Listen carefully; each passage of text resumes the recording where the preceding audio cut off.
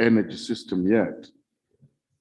So I was wondering whether we could come up with something in the interim that will help our region to ensure that we don't lose out our people along the way because we want to cope or to run with the West.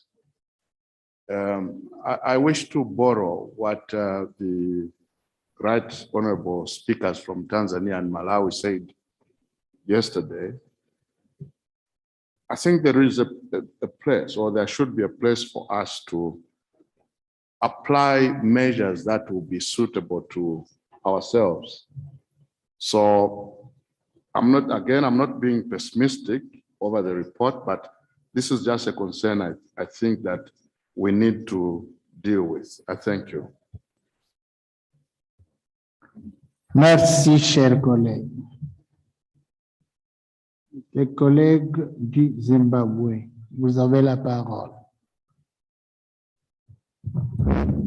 Thank you, Honorable Chair. My name is Porina Mpariwa from Zimbabwe. Let me congratulate the presenter of this particular important motion. I would want to believe that the delegation did its best in terms of representing the SADC Parliamentary Forum, and I pay tribute and tend to support this particular report. Let me touch slightly on the presentation, Honorable President, on the ICT issue.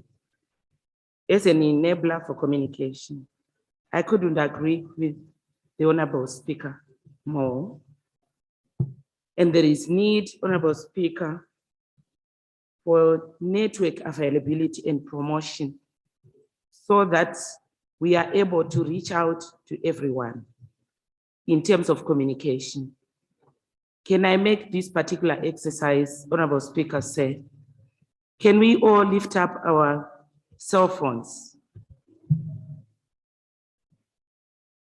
in the room? These are for communication, Honorable Speaker. Thank you, Honorable members, for lifting up your cell phones. But they are expensive in some other countries. The data is unaffordable in most countries. You saw the connectivity in terms of the Honorable from Seychelles. I think since yesterday, she could not actually communicate with us. So I think there is need also for promotion in terms of connectivity, Wi-Fi, so that we reach out to each other. Let me join Honorable Ndebele in thanking our Secretariat, Honorable Speaker, through this particular report in terms of ICT connectivity, the meetings that have been taking place, the patience that they have shown in terms of actually getting us to meet through the gadgets, through Zoom platforms. We pay tribute because if we don't thank them, then I think we are not encouraging performance in our own staff. Number two is on my comment is the issue of transparency, accountability, and openness, and the whistleblowers protection issue.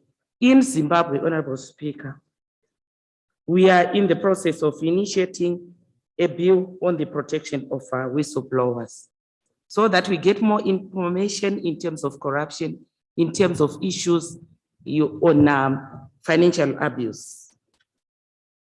This promotes confidence and transparency in all the processes of, e.g., procurement in all sectors of government, parastatals, and other departments. And a reflection where you have been shown the abuse of public funds through the Auditor General's reports, you'll be able to deal with the issues because the informers, the whistleblowers, will be protected. And in conclusion, let me thank the presenter of this particular report. And I want to associate myself with this report, and thank you very much for the opportunity. Merci, cher collègue. Le collègue de la Mozambique.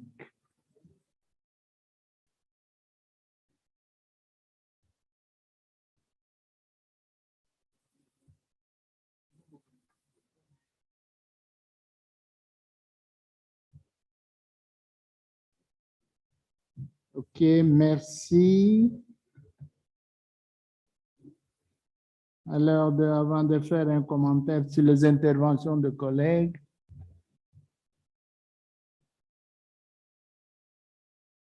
je tiens d'abord à remercier le président Moudenda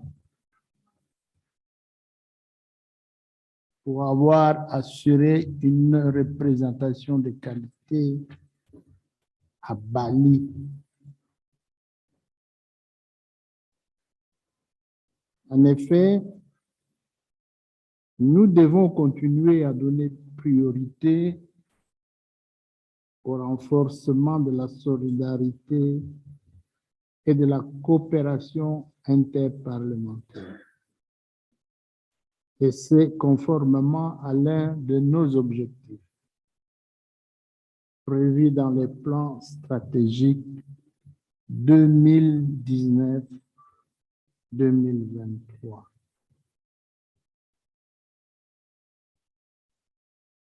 Il est important que la SADC puisse se manifester pour témoigner de son existence auprès des autres institutions interparlementaires.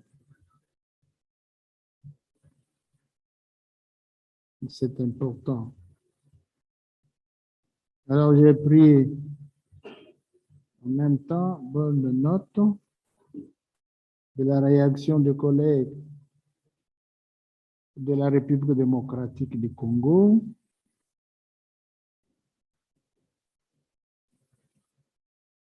et pourtant, plusieurs années, il y avait de très bonnes relations entre la République démocratique du Congo et le Rwanda.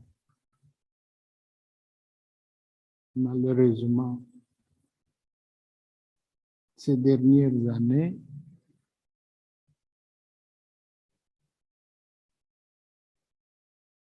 tout tourne mal. Donc, les amis de la RDC demandent la solidarité des autres États membres de la SADC.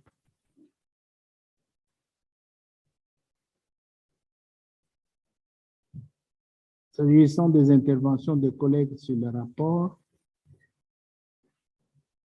ils sont d'accord, ils apprécient le rapport, ils l'approuvent même. Il est vrai qu'un des collègues de Mozambique, de la Zambie, il a insisté, il a attiré notre attention. Il a attiré notre attention sur des mesures ou des politiques que nous devons prendre pour atteindre un niveau de développement acceptable comme l'est l'Europe avec lequel nous traitons. Je m'arrête là, jusque je vais venir après. Il y a un collègue qui demande la parole, la Namibie. Collègue, vous avez la parole.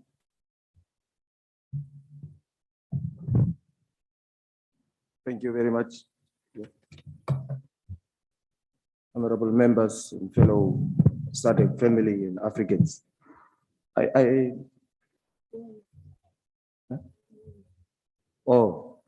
I'm Philippus Vido Katamelo from Namibia. But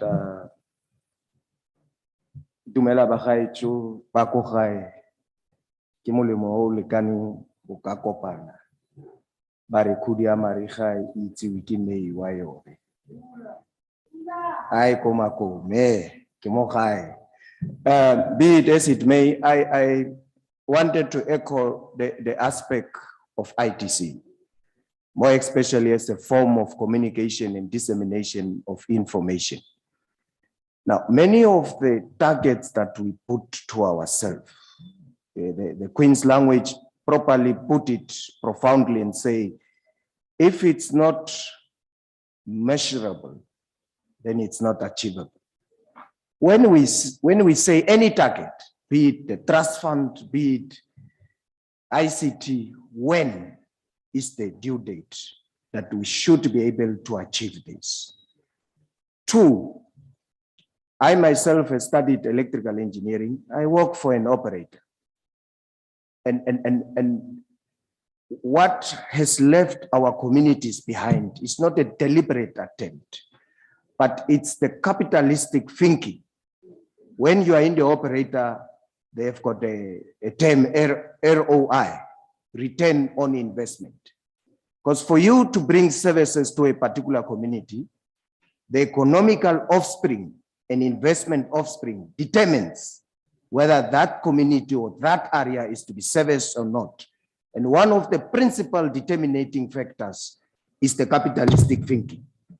Now, many of our inhabitants are left behind in many of these much needed social services because of either location, but the operators are not guided.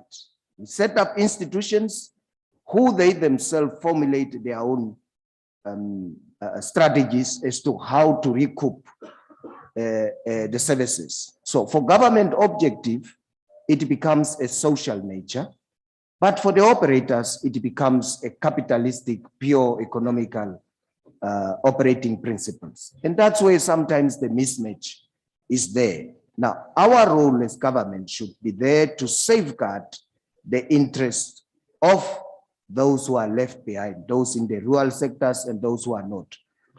One way of solving this is to say, as I said, we need to have a target to say, if we say we need to accelerate and incorporate ICT, when and how are we going to achieve that?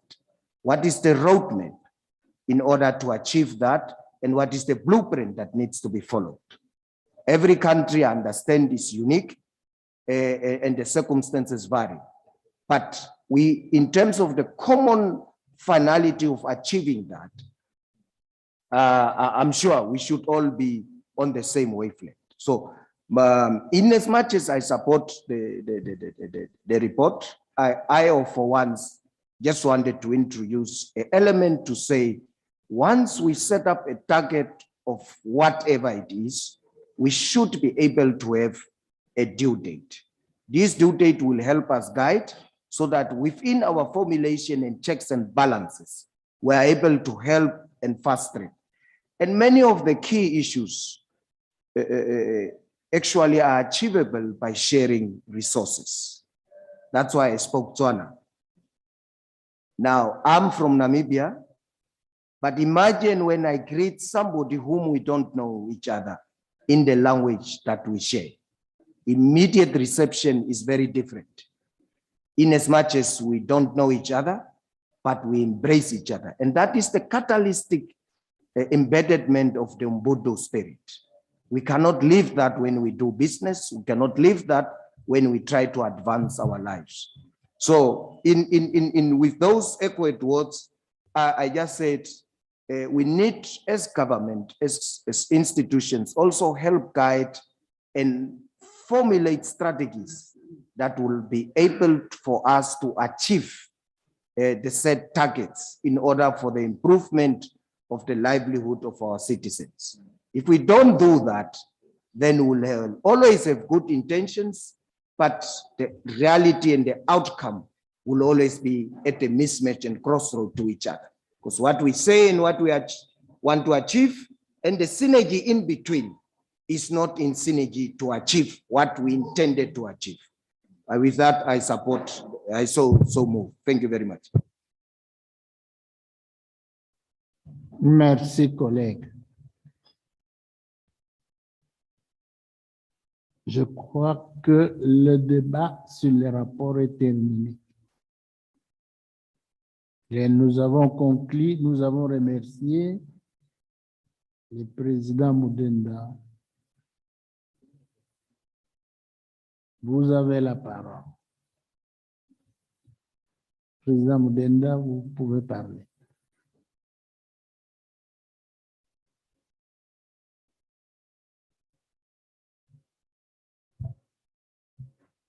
Thank you, Mr. President. I would like to tender my gratitude to the comments made by colleagues from DRC, Zambia, Zimbabwe, and Namibia. Mr. President, I thought first before the adoption of this report, it would be amiss that we do not exercise our minds, particularly on the issue raised by Zambia, where our colleague says we cannot compete with the advanced European countries in terms of our development pace. I think it is important that we disabuse ourselves of this victim mentality. When the European countries divided Africa at the Berlin Conference and parceled Africa into their, what they call colonies, at that time in 1885, we did not have a say as Africans. But years later, because we believed in ourselves, and in some instances, to such an extent that we had to fight after negotiations had failed to gain our independence from the colonialists, in spite of the fact that these colonialists, imperialists, had the advantage of better equipment to fight against us. We stood up and fought for our independence unapologetically, and we won and became independent African states. That is the spirit we must rediscover in all areas of our development and disabuse the victim mentality. And therefore, Mr. President, it is important that as we meet in such a forum, we must activate that spirit of Pan-Africanism, where we believed in ourselves, that we could liberate ourselves. Indeed, the current struggle is economic struggle. That's the phase where we are. And I believe that if we rekindle that spirit of Pan-Africanism, working together, we should be able to conquer and become a very thriving continent in the world. That is possible, in as much as it was possible to defeat the imperialists. On the issue of the DRC, Mr. President, you rightly called a meeting of speakers colloquium on the 23rd of June, 2022. And one major item apart from the presidential elections was the situation in the DRC. And we speakers then promised that we would engage our executives, our governments, in order to come up with solutions to have peace in the eastern part of the DRC. Now, we have a conundrum, Mr. President. We have a problem of the bandits in northern Mozambique. Together, as SADC, we put their brigade to fight the bandits so that the people of Mozambique can exploit the resources that they had started to exploit in northern Mozambique for the economic benefit of the people of Mozambique. And it's ironic, Mr. President, that apart from the brigade from the SADC, Rwanda is there assisting us. This is the irony that we are facing.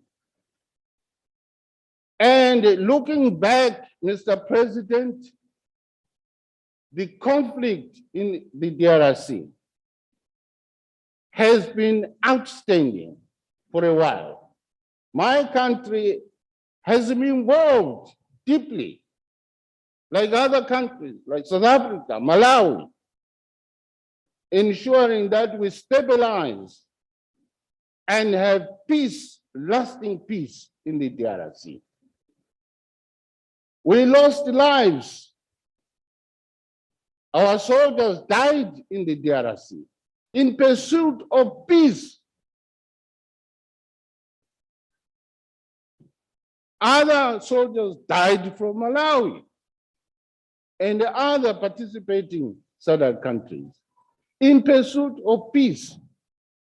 But, Mr. President, we said in the end, let us have dialogue. And that is why on the 2nd of July, 2002, the Pretoria Agreement was signed in order to manage the conflict there in the DRC. Equally, the Sunset Agreement was signed in April 2003 in order to find lasting peace in the DRC. Furthermore, we had the Luanda Agreement signed again in order to have lasting peace in the DRC, so that the contending parties should not proceed to create disharmony, insecurity in the DRC. Now, we are going to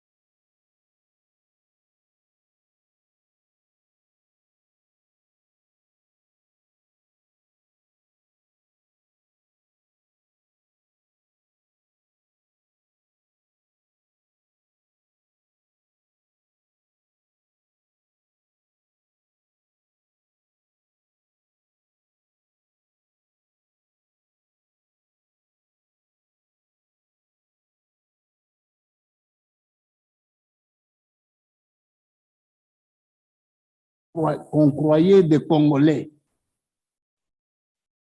Quelques années après, ils sont devenus Rwandais. Président Modenda, par votre expérience, vous connaissez ce genre de situation. Un général d'armée, considéré comme Congolais, quelques années après, il est au Rwanda. Vous connaissez le cas de Tanganda?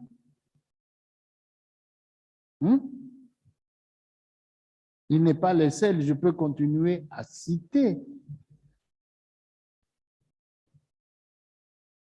Le problème de FDL,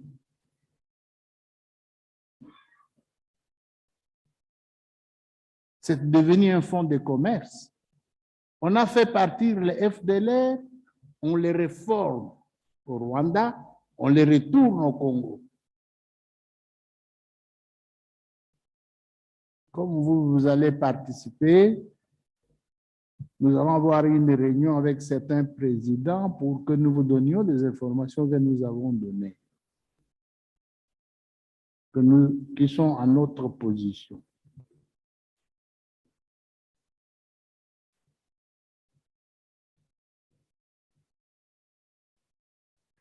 Le Rwanda n'a aucun respect pour les droits de l'homme. Il n'en a pas. Ni pour ses propres citoyens, ni pour les autres, pour les citoyens d'autres pays.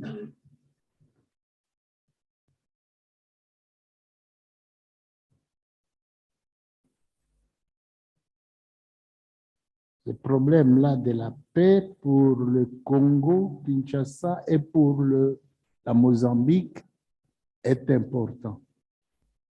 Si nous pouvons nous concerter pour avoir un débat sur ça, pour que les pays de la SADC soient suffisamment éclairés. Parce qu'effectivement,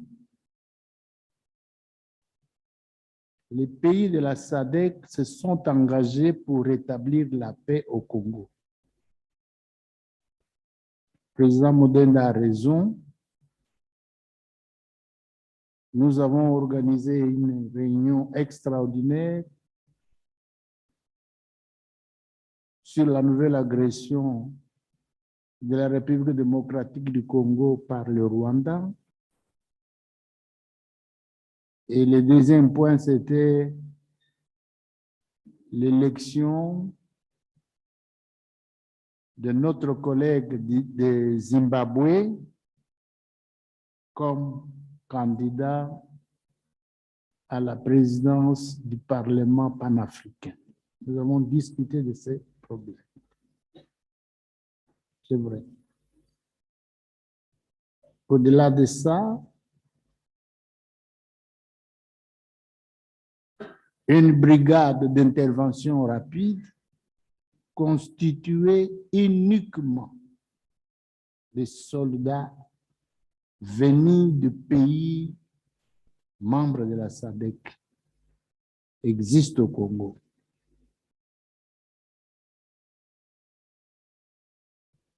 Il s'agit de l'Afrique du Sud, de Malawi, Tanzanie, de Zimbabwe. Voilà. On a cette force-là. Ils sont encore là. Et nous remercions les pays qui ont consenti ce sacrifice. Car les sangs de leurs fils ont été versés pour la paix au Congo. Et nous en sommes vraiment reconnaissants pour cela.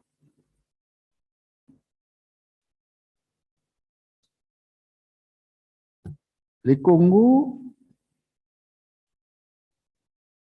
par sa position géographique et par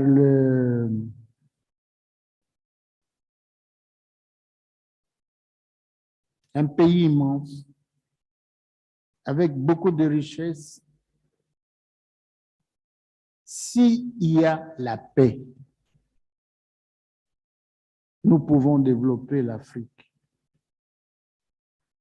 avec les ressources de chaque État et la mise en commun de certaines ressources pour développer notre pays.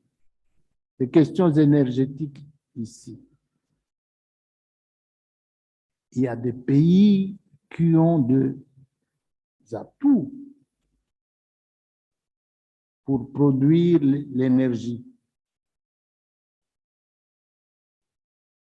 En Afrique, il y en a beaucoup. Mais ces atouts-là n'existent pas en Europe. Mais l'Europe a trouvé d'autres ressources pour avoir de l'énergie.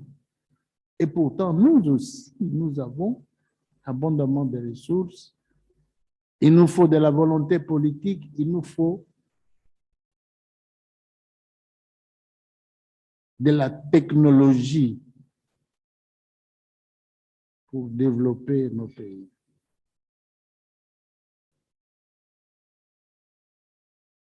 Nous tiendrons compte des remarques faites par des collègues et des explications fournies par le président Mudenda, qui nous a rappelé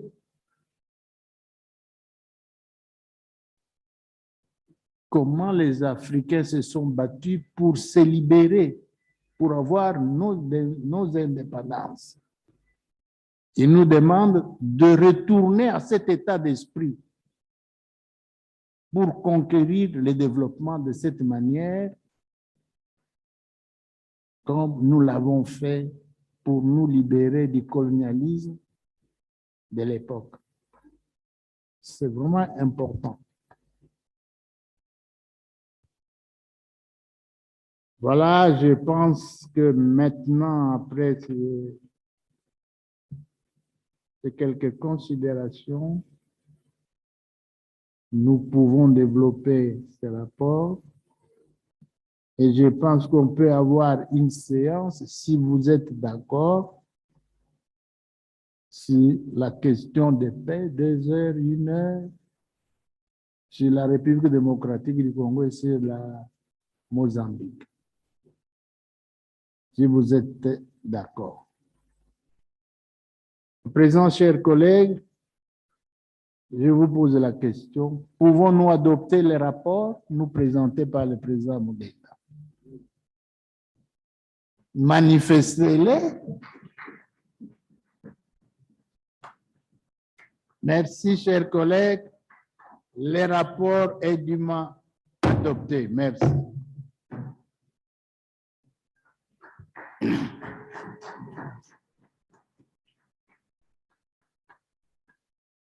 Merci. Nous passons au deuxième point de l'ordre du jour.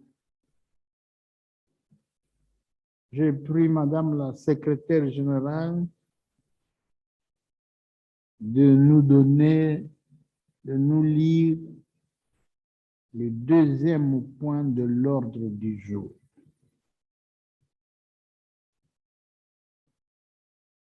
Motion for the adoption of the reports of the Standing Committee on Trade, Industry, Finance and Investment. Merci, Madame. Oui, effectivement, il s'agit de la motion portant adoption du rapport du Comité permanent du commerce, de l'industrie, des finances et des investissements. Il sera présenté par l'honorable Doumalang Saleh Chando, vice-président.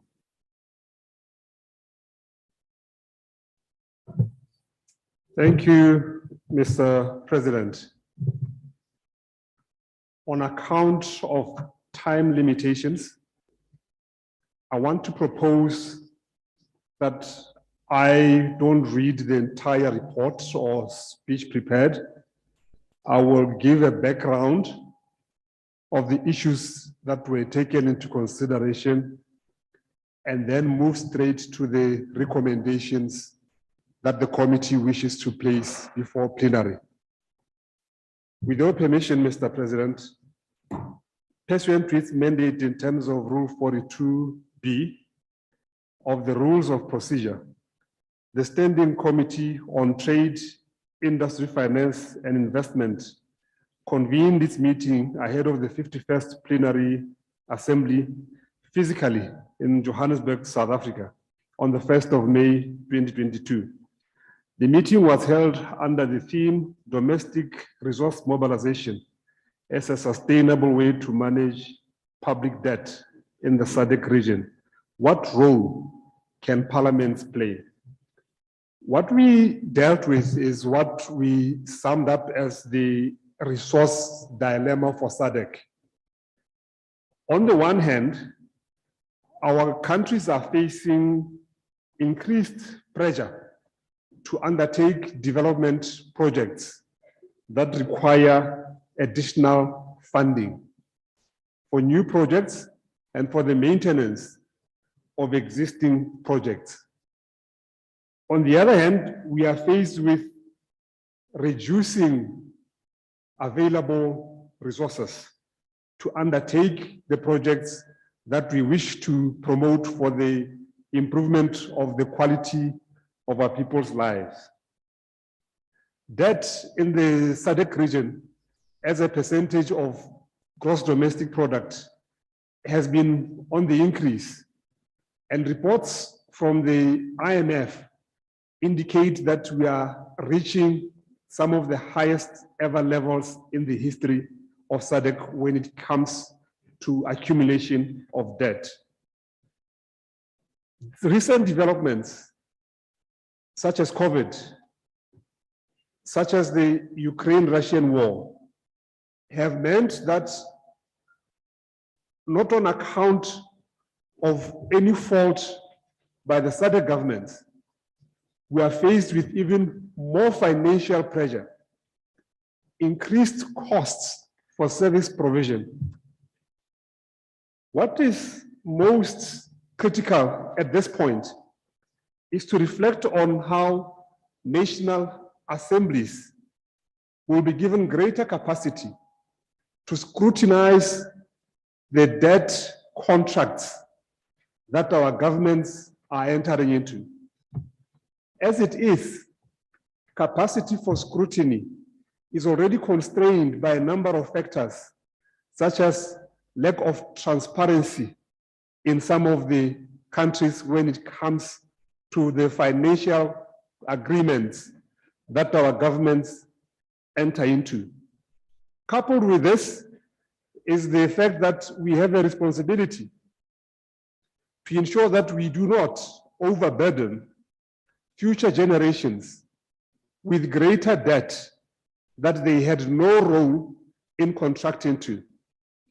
We therefore, Mr. President, wish to make the following recommendations.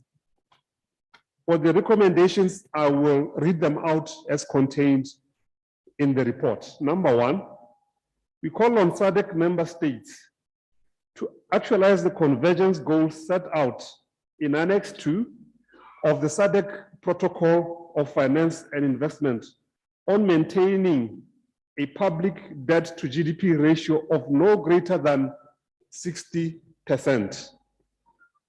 Number two, we urge national parliaments to be fully involved in debt contraction and ensure that the approved borrowing plan is consistently being followed and debt servicing is undertaken as per the loan agreements.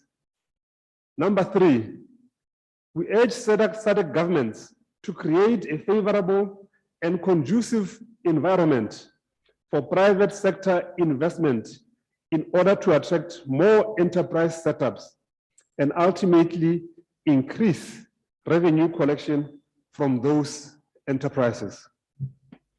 Number four, we implore national parliaments and SADC governments to demonstrate the political will in curbing corruption, plugging the resource leakages and capital flight through establishing stronger legal frameworks that allow tracking, stopping, and recovering of illicit financial resources flows.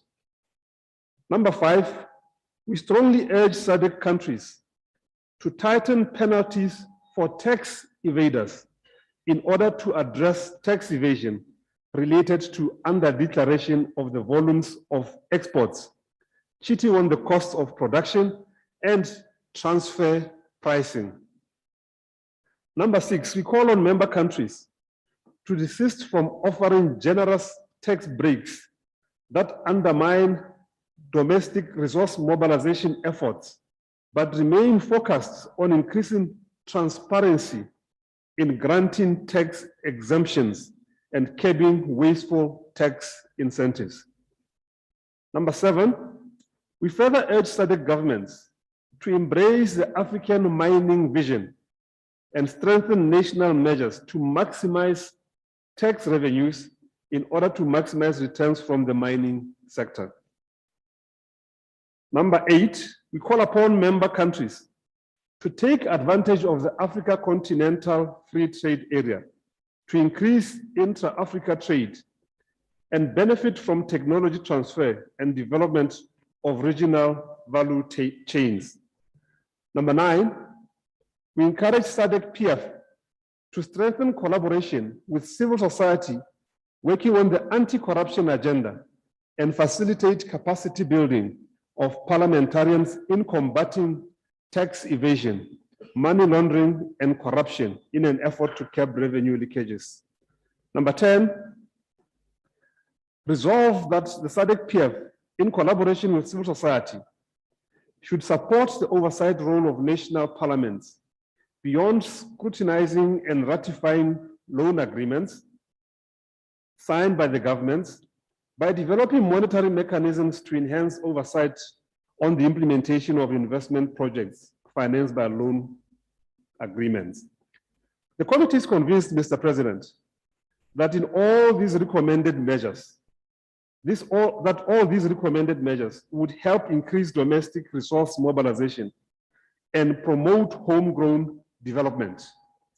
Allow me to end by paying tribute to our resource persons for sharing their experience with the committee through very engageful presentations. I further wish to place on record the committee's thanks for the support rendered to the committee by the Secretary General and her staff throughout its deliberations. With these remarks, I call upon the Plenary Assembly to favorably consider this report. Mr. President, I beg to move. Thank you.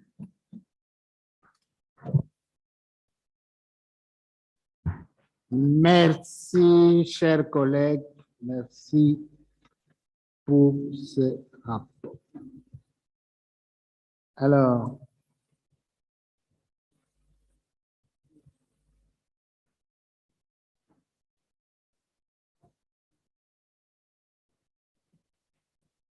y a-t-il un collègue qui soutient la motion? Yes. Le collègue Kalawe. Loué. Vous avez la parole, cher collègue.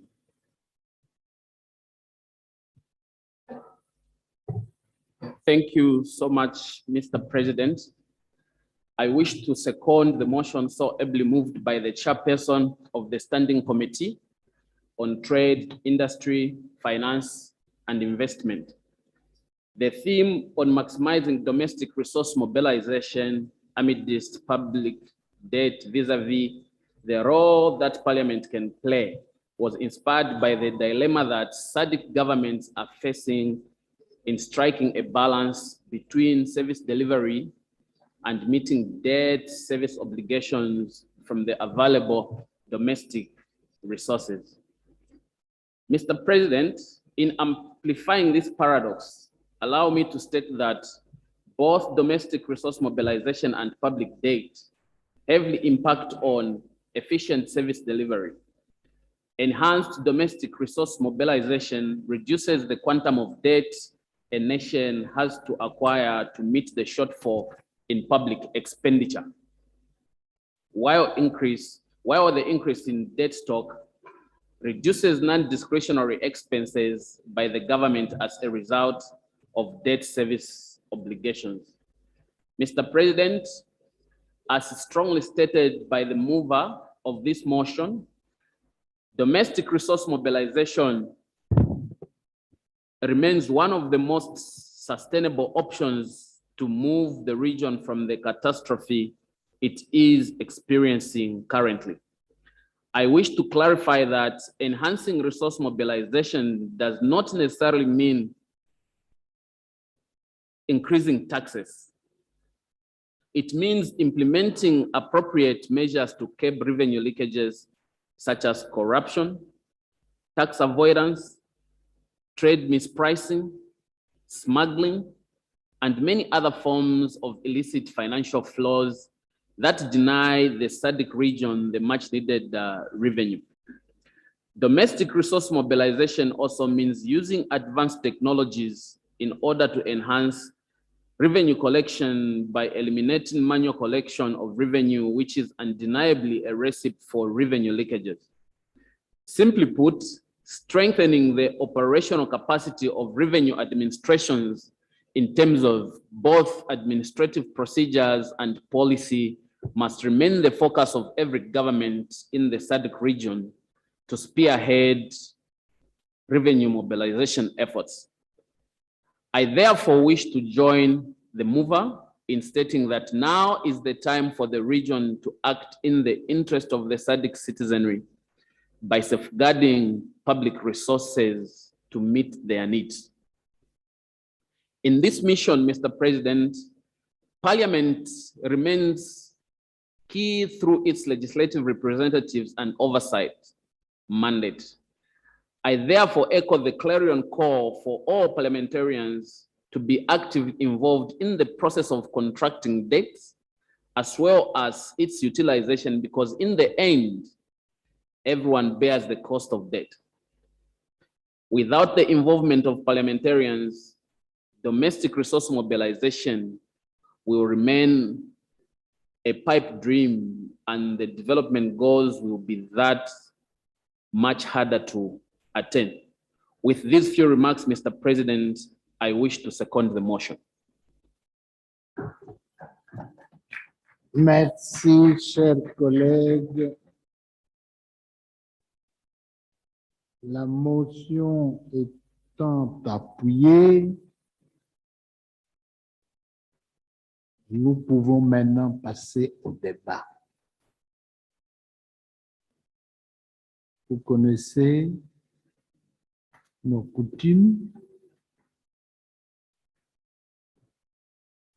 Les collègues qui voudront bien prendre la parole, il faudra lever la main pour vous faire enregistrer, comme d'habitude. Et quand vous allez prendre la parole, il faut décliner les noms et les pays également, le nom du pays aussi. Et vous avez 5 minutes.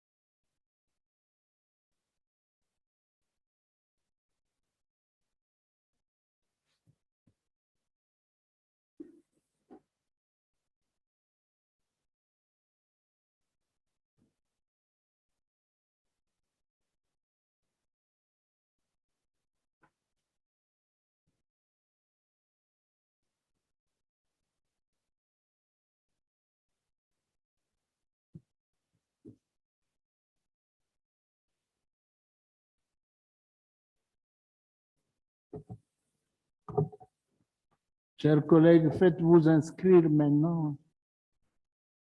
Quand nous allons entrer dans la conclusion, c'est toujours gênant d'arrêter la conclusion et de retourner au débat.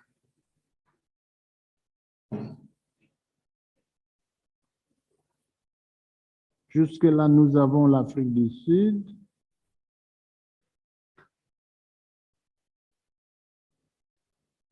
Les Malawi, les Botswana, la Tanzanie et la Namibie.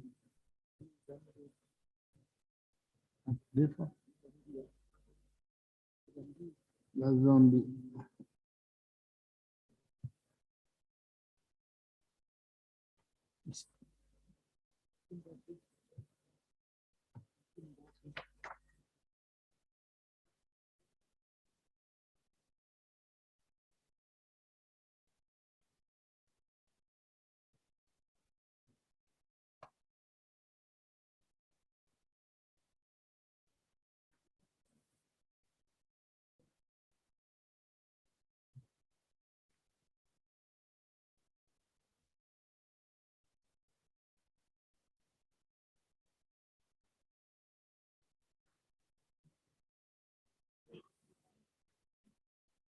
Chairman, Mr. President, thank you very much. Once again, just to congratulate the presenter on a very well presented report and a very thorough report. In SADC, there's quite a few options for loans, but I think SADC usually goes for the IMF. And with the IMF, of course, there's conditions that are usually imposed upon the SADC countries. And as Advocate Mudenda said, you know, that often we have this problem where we come across with a slave mentality that I think we need to break those shackles, that Africa is not a place for aid anymore. I keep on saying that Africa is a place for trade. And part of the problem with Africa is that our intra-Africa trade is very low. It's 1.7% of the intra-Africa GDP. And the problem with our lending is that if we actually borrowed from institutions that were pro-Africa, and South Africa, for instance, in its involvement with BRICS or in its involvement with IPSA, has developed some good money lending projects, comes up with some very good pro-project responsibilities. And it's not that I'm against us having conditions, but I think the conditions mustn't be prescriptive. I think the conditions have to be enabling. So the conditions should be more for trying to get trade up, or to get us to be able to enable ourselves. You know, we've made mention of energy. You know, it's no good trying to get to green energy if we can't empower ourselves to actually have energy. And now, while we're busy trying to energize, whilst the world, all the countries in the world are actually having an energy crisis, the world is going back to coal. Where are they going to get that coal? They're going to come to Africa for that coal. So where's that emission going to come from? You know, they're going to judge Africa for that emission. So as my colleague, I think it was from Zambia, said, again, you know, Africa has to look after itself first. And as we saw in COVID, the same thing, you know, all the countries across the world, they didn't come look after Africa first and then look after themselves. They first looked after themselves and then maybe came and looked after Africa, but it's Africa that has to look after Africa first. So when it comes to looking at loans or looking at trade and investments, what we need to do is we need to make sure that the infrastructure in Africa enables us to ensure that when we're bringing in loans or we're bringing in borrowing from anywhere in the world, it's enabling trade inside Africa. And the best place to start, they say charity begins at home, and SADC has to start looking at ways in which we can intra-trade with ourselves first, that we can look at our borders, that we can start making our borders easier to trade with. And during COVID, it was not an easy sight to see that trucks were stuck outside borders between South Africa, Zimbabwe, Mozambique, Lesotho, Swaziland. Some of those truck drivers had to sit up in trucks for 5 to 10 days, or 5 days on the borders, because there's 2 border posts for 2 different countries, and we could be sharing the same border posts. We could be sharing the costs of those borders. The single-headed household farmers, the poor ladies that have to carry their wares and tears to come sell them across the borders in the new free trade agreements, they should be able to cross those borders quickly. And they shouldn't have to cross 2 borders. They should only have to cross 1 border. And the people that should lead that are the leaders in SADC.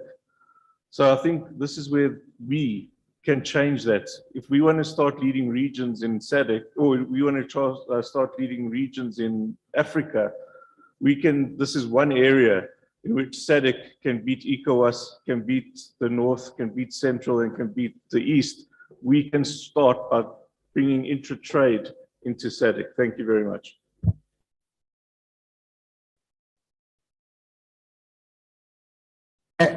Merci, cher collègue. Les collègues de Malawi. Thank you very much, Catherine Botani Hara, Speaker of National Assembly of Malawi. First, let me congratulate the presenter of the report for bringing something that I think is very, very important, looking at the situation that most of our countries are going through. And for me, I'm speaking for my country, Malawi, in terms of the economic hardships that we're going through. When I was listening to the report and going through it, I was asking myself questions to say, why are we borrowing? I think the first question that we need to ask ourselves, why are we borrowing from other people? Usually, if it's a family, you borrow because you don't have enough in your house. And if you're borrowing from your neighbor because you want to go and buy meal, then you know you're in big trouble. Because you're borrowing for consumption. You're borrowing not because you're going to make more money. You're borrowing just because you want to satisfy your today's needs. And after you finished eating that food, you're still going to need more money for you to eat. And I think that's where part of our problem is. Most of the money that we're borrowing, or indeed the aid that we're getting, is for consumption and not for productivity. If we had been getting most of the aid and the loans for productivity and improving, or indeed value adding what we produce as SADC countries, by now, I'm sure our debt levels could have been controlled. But we have the resources as a region. We are only getting out that resource as raw materials. We are not taking out our resource as a finished product, and therefore we are not making the money. And that's why we are every day borrowing from our colleagues. And it's getting worse by the day, be it international borrowing as well as local borrowing like ourselves, our debts. The international loans are massive. The local borrowing is massive. You're getting to a point you can actually see the countries are getting choked. But as a region, for example, the other day, I gave an example of tobacco. All that raw material is produced from us. But we literally exporting raw tobacco. And all these years, we've never sat there and said, from now onwards, we are not taking our tobacco anywhere. We shall produce our tobacco here and export finished product. Up to now, we're not there yet. We're expecting somebody to come and build that factory for us and to make the money. Why can't we as SADC, if it is borrowing, borrow enough money for us to have that factory, be it in Zambia, be it in Mozambique, where we can all pull our resources and sell a finished cigarette from SADC region. We have so much resource minerals. DRC, for example, may the soul of President Robert Mugabe rest in peace. We had gone for a summit in Dubai with the heads of state. He actually gave out statistics of how much resource, for example, DRC has in terms of diamonds, gold, and so many other countries. We have more resource than most of these regions put together, but we have people coming from other parts of the world coming to get our diamond, our gold, our everything, including our own here in Malawi. They're actually getting animals, small animals called pangolins, to export somewhere else, not even exported by ourselves. Our people will get maybe $1 or $2 from it. They're exporting it at $3,000 for that little small animal. Now, we are sitting here, our resources are going out. We are not closing our borders. There are times they were, for example, coming from our colleagues in China, they would come and get very, I don't know what that tree is called, from Zambia. It will pass through Malawi, going to Mozambique. We're even aiding through our own regions, because it will come from Zambia, pass through Malawi, go to Mozambique, off it goes to China. So why are we not looking at where the money is? We are not just looking at reducing debt. We will not stop borrowing if we don't have money in the house. We have to produce the money. Then the borrowing will stop automatically. But we're not creating a wealth for ourselves. All we are doing is looking for consumption. Same thing, if we had agreed in terms of the aid that we get, development partners are very willing to buy medicines for us, to buy food when in crisis.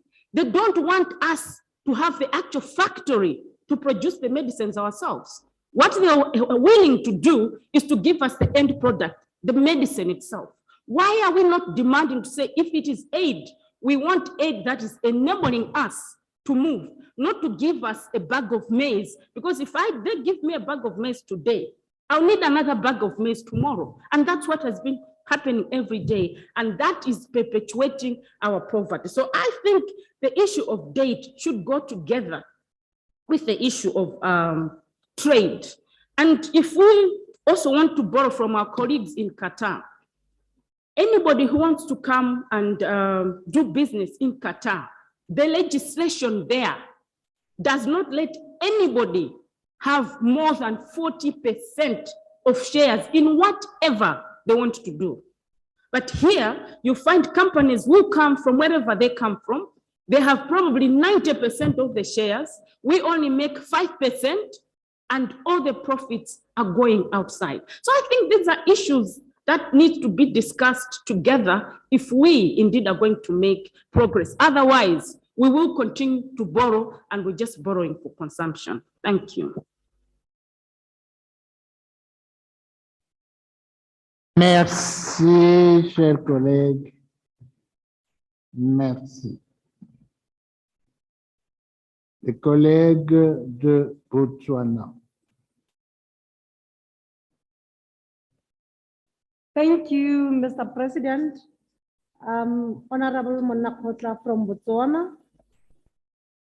I support the report. That was very good. Congratulations, my colleague, Honorable Salishando. It was very good.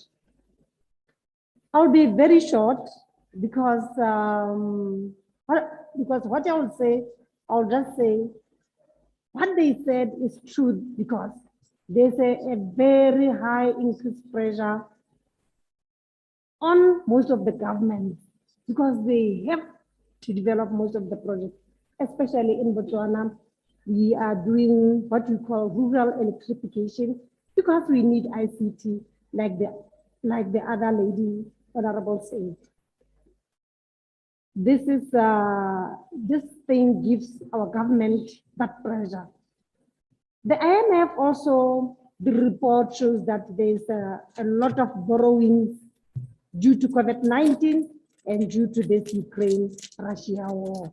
Of course, yes, it's true. In our country, we have got policies. What we want is that we want clean business. We want investors, but we want clean business because we want to collect tax from those businesses so that we can improve the lives of the community. What we want to do as the government is that we want national parliaments, most of the parliaments, especially to approve their budget. We want them especially to look at the borrowings. And we want the oversight committees like PAC to really check and monitor, especially the government businesses, because that's where the corruption is. That's where there's a leakage of money. Because as member of parliament, we are going to approve the budget, but you should really, really check whether that budget is it according to. And also what I want to really say is that, of course, yes, the tax revenue collection we want, especially from the mines. In Botswana, we want, because we have got lots of diamonds, we want to export lots of diamonds. But the problem is we export rough diamonds. We want to do the end product ourselves. But that makes, it will be better for us because we'll do a lot of labor which will collect the tax from those labor. And really, export is very, very important in each and every country, especially like in Botswana, we are doing diamonds and we are doing meat. So with that, I will encourage lots of SADC countries to look at that we have to increase our export. Just like the Speaker of Malawi said, because nowadays we have to do lots of end products ourselves. We should not buy the end product from other countries, especially overseas. Let other countries especially do the end of the product. Lastly, what you say, I want the parliament also to rectify loans. I want really, we have to check that so that at long last, we don't want broke government. Thank you, Mr. President.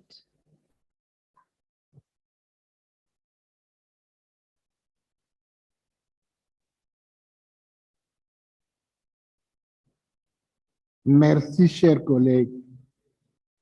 Les collègues de la Tanzanie, vous avez la parole.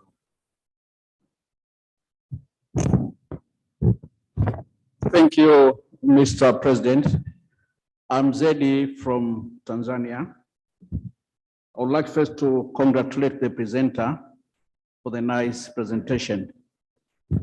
Mr. President, one of the benefits that we expect to have as a SADC community is sharing of best practice and the best experiences among ourselves. Mr. President, the presenter has outlined a number of challenges that we are facing across the SADC member countries.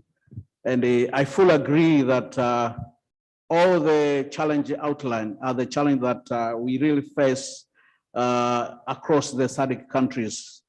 So the challenge outlined like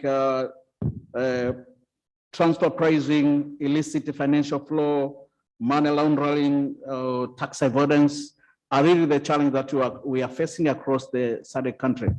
But what I would suggest now is that we should now start hearing the best practices and the best experiences among ourselves, among the SADC member country. What I suggest that it's a high time now we do a thorough analysis among ourselves and identify the country, say among ourselves, which country is doing fine in terms of fighting transfer pricing, which country among ourselves is doing fine in fighting illicit financial flow, and which country among SADC country which is doing fine in money laundering and even in tax avoidance. And then we start hearing the best practices and the best experiences. If there's a country which is doing fine in transfer pricing, then let's know what that country is doing so that we share the best experiences. Because we do admit that across SADC country, we all face this problem, these challenges. But I'm sure among ourselves, there are some countries that are doing good than other in terms of these challenges. So it's high time now we should start hearing the best practices, the best experiences. What within ourselves, countries are doing in terms of transfer pricing, rather than just listing the challenges, we should also hear what are we doing, which country is doing best, and then we share from that best experience or best practices. That's my suggestion, Mr. President. Thank you.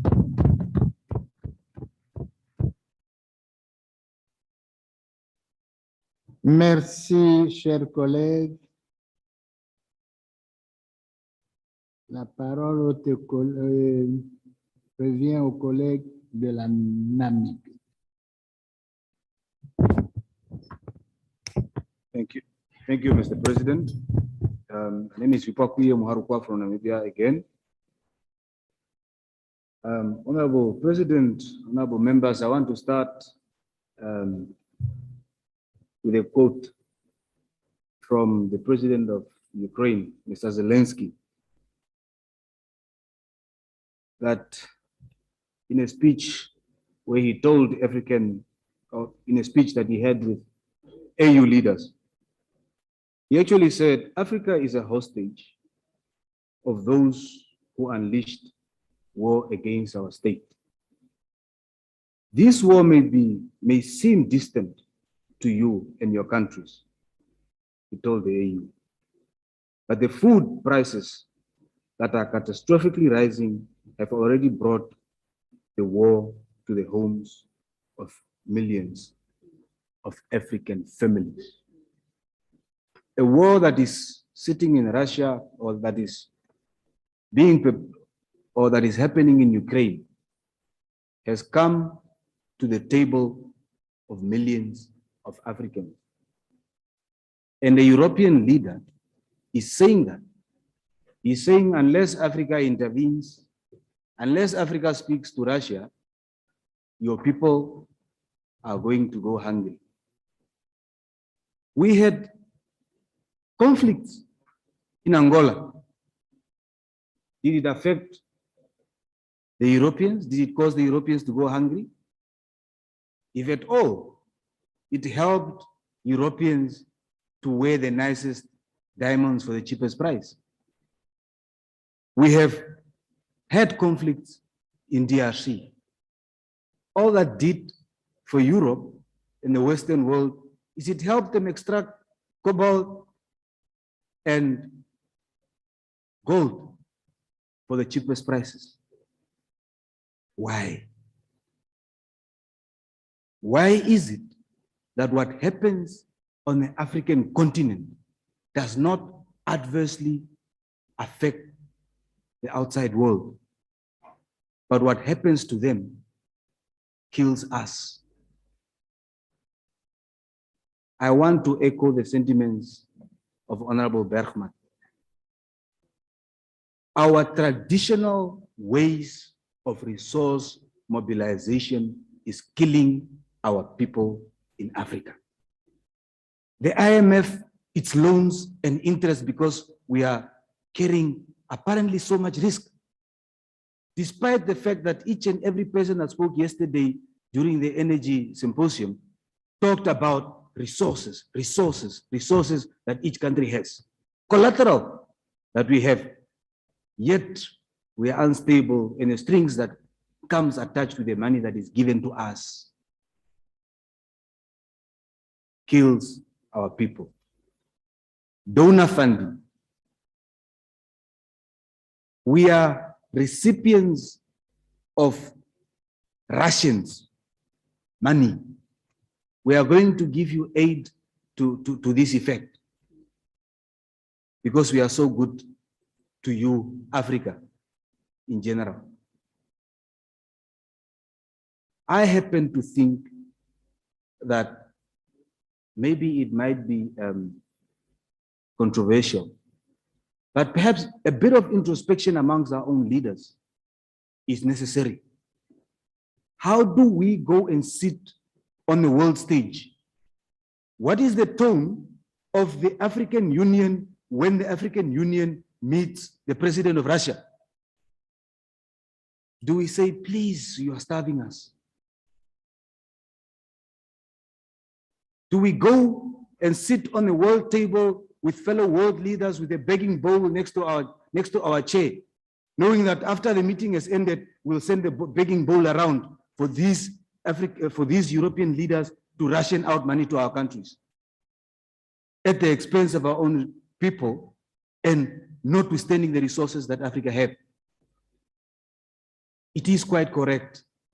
It is quite true that perhaps it is time that African leaders and African countries must start mixing wisdom with imagination, mixing wisdom with energy. Start combining hindsight and imagination. Sorry to mention, but the Right Honorable Speaker who is walking out of Tanzania is a young lady that speaks the right tone, the tone that Africa needs to speak.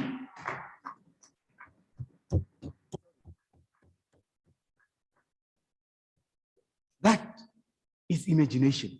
Of course, the young need the wisdom and hindsight of those who have been in leadership for years. But it's about time that if we want these new ways of resource mobilization, that we bring young people to the fore. And case in point and evidence is, I look no further than the Speaker, Right Honorable Speaker of Malawi. And I say these things because Honorable Bergman, if I look at my notes, have said something that I wanted to say. The Right Honorable Speaker of Malawi said something that I have jotted down to say. And in example of what she's saying and amplifying what she said is Mozambique produces sugar. Zambia produces sugar. Malawi produces sugar. How is it not that these countries cannot combine forces, bring together a number of young people, form a consortium of sugar producing SADC countries and bargain with the world for the best prices in terms of sugar from SADC?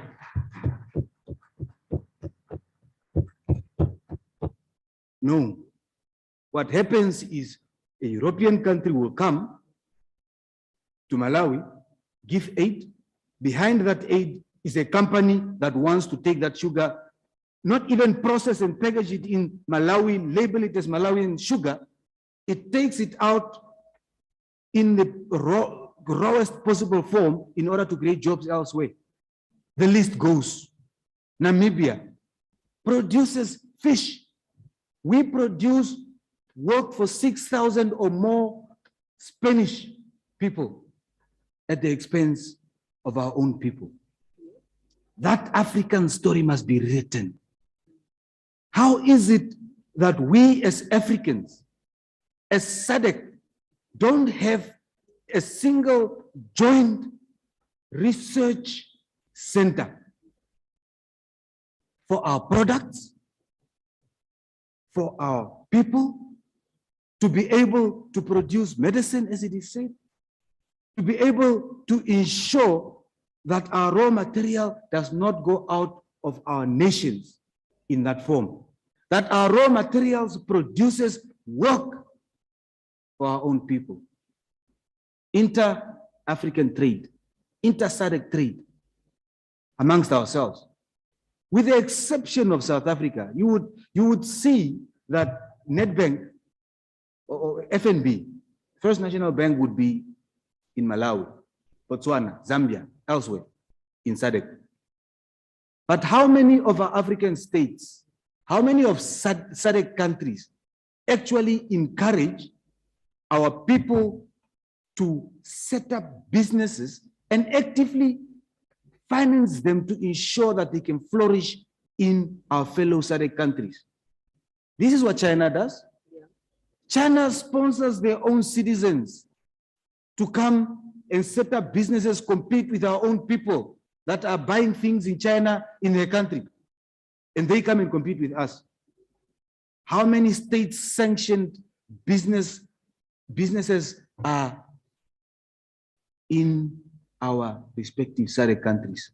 How many Namibians are given favorable loans to ensure that we are trading in Malawi? How many Malawians are given loans in Malawi at favorable terms to ensure they can trade in South Africa and compete? I think, in a nutshell, we need to move away from the conventional means of seeking resources. We need to be innovative. And for that, I regret to say, or I am actually glad to say, that hindsight is needed, but an experience is needed, but the imagination and the energy of the young must be harnessed. Thank you very much.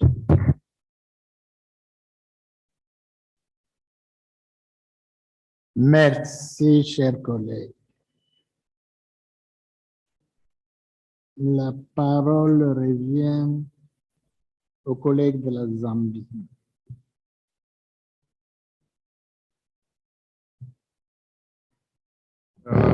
Thank you very much again, Your Excellence, for giving me this opportunity to submit my humble opinion.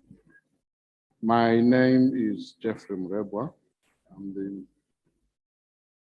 Member of Parliament in the constituency on the Copper Belt in Zambia. Your Excellency, I wish to support the report that has been presented to us. I believe that the report was excellent and deserves support from every well-meaning member in the House. I'm quite gratified to hear some of the arguments that came up. I won't say exactly when, but I'm glad that we are almost saying Africa, or rather our region, needs to identify itself. I think this is something that I mentioned yesterday, and it has come up again today. When I look at the essence for having SADC, it is obvious that what we want to achieve is to better the lives of our people. We want to make it easier for our people to trade. There must be free movement of people. But it looks like we, despite having all these good guidelines, we are failing to exercise political will. For example, I've traveled between South Africa and Zambia. I'll go to South Africa and do some shopping. When I come back to Zambia, I'll find the customs officer waiting for me to pay duty on the goods that I've bought in South Africa when we belong to the same region. And I'm finding this to be quite contradictory.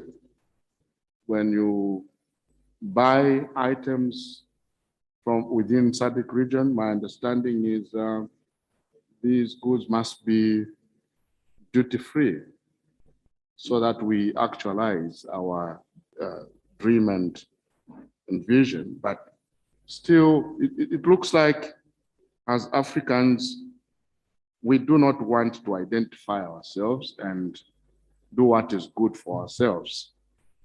So I think that the report that has been presented to us this morning is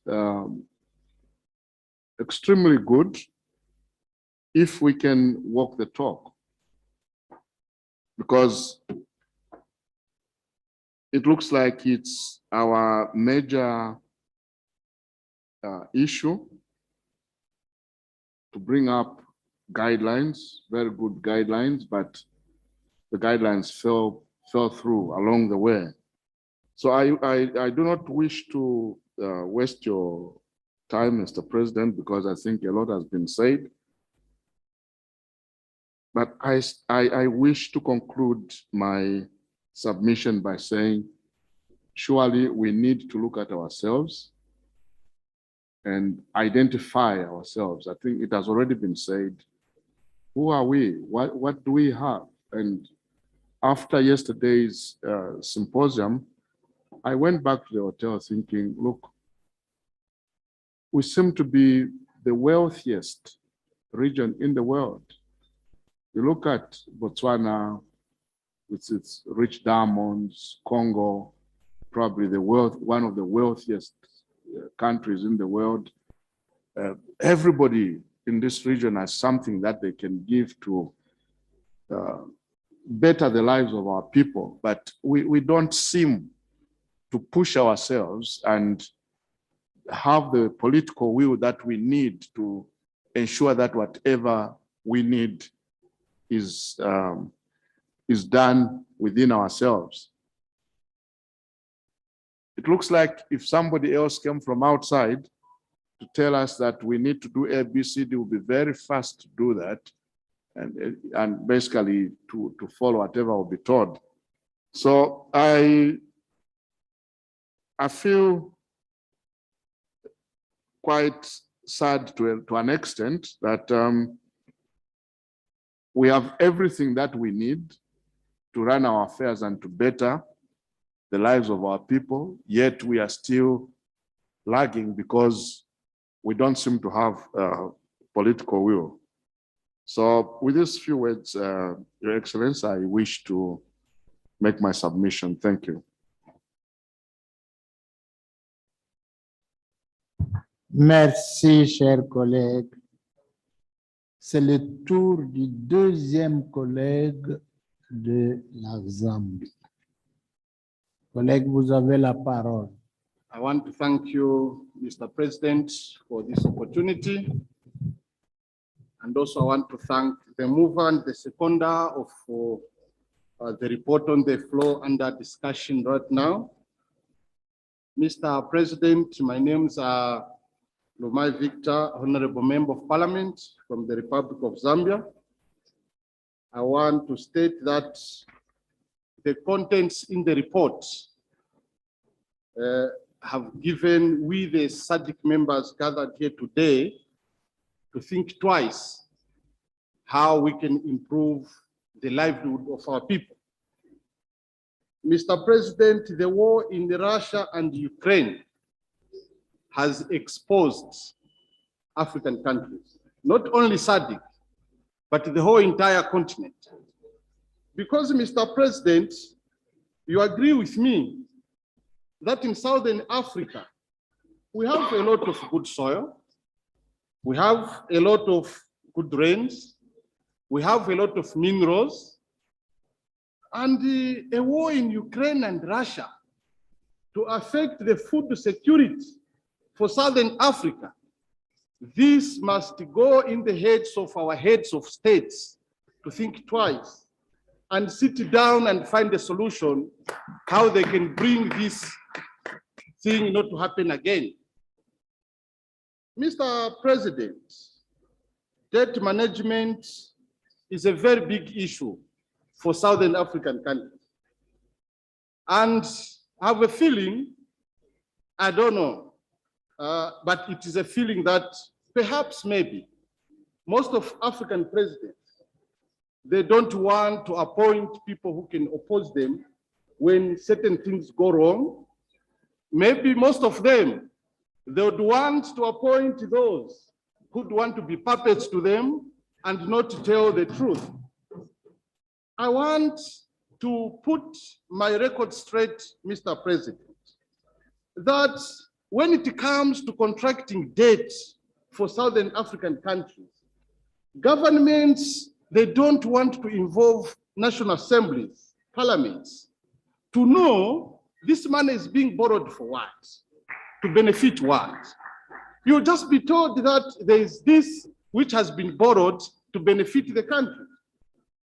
Today, as we speak, in every country in Southern Africa, the biggest problem we have is debt to do with roads and infrastructure.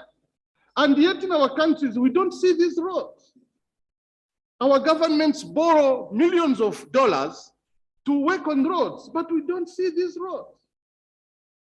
Mr. President, when I was in America and Europe, one white man tells me to say, young honorable, do you know that most of your African countries, they don't know where their copper goes to? They don't know the price of their copper. They don't know the amount of copper they're producing. And I was shocked. And this is the reality, because if we had put in control some measures to ensure that we are able to take stock of what we are taking out of our countries, we are not going to have an issue to do with debt. Africa is richer than Europe. We have good soils. We produce our food. How can rice be affected by the war in Ukraine and Russia? How? It's unbelievable. In every angle of business African countries want to do, there's too much corruption. We are even good and happy to smuggle our own minerals. We are producing our own copper and our own gold, but instead of that gold and the copper to benefit ourselves, we are happy to smuggle what we are producing. Therefore, it is very much important, Mr. President, that we as SADC, we need to sit on the round table and speak one voice. And that voice must be a voice to bring food on the table for Southern African countries. It is high time that Southern Africa stopped depending on the European world. We need to stand on our own as Africans and protect what belongs to Africans. Because the report on the table, Mr. President, was such a wonderful one, I thought it would not do me justice to sit here to listen to the wonderful messages and keep what is in my heart. I thought to bring out before this conference what was in my chest. I want to submit, Mr. President. I thank you.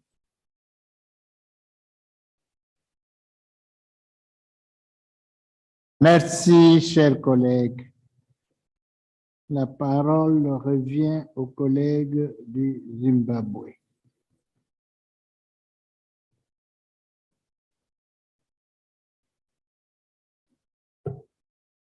Thank you, Mr. President. I too would like to associate myself with the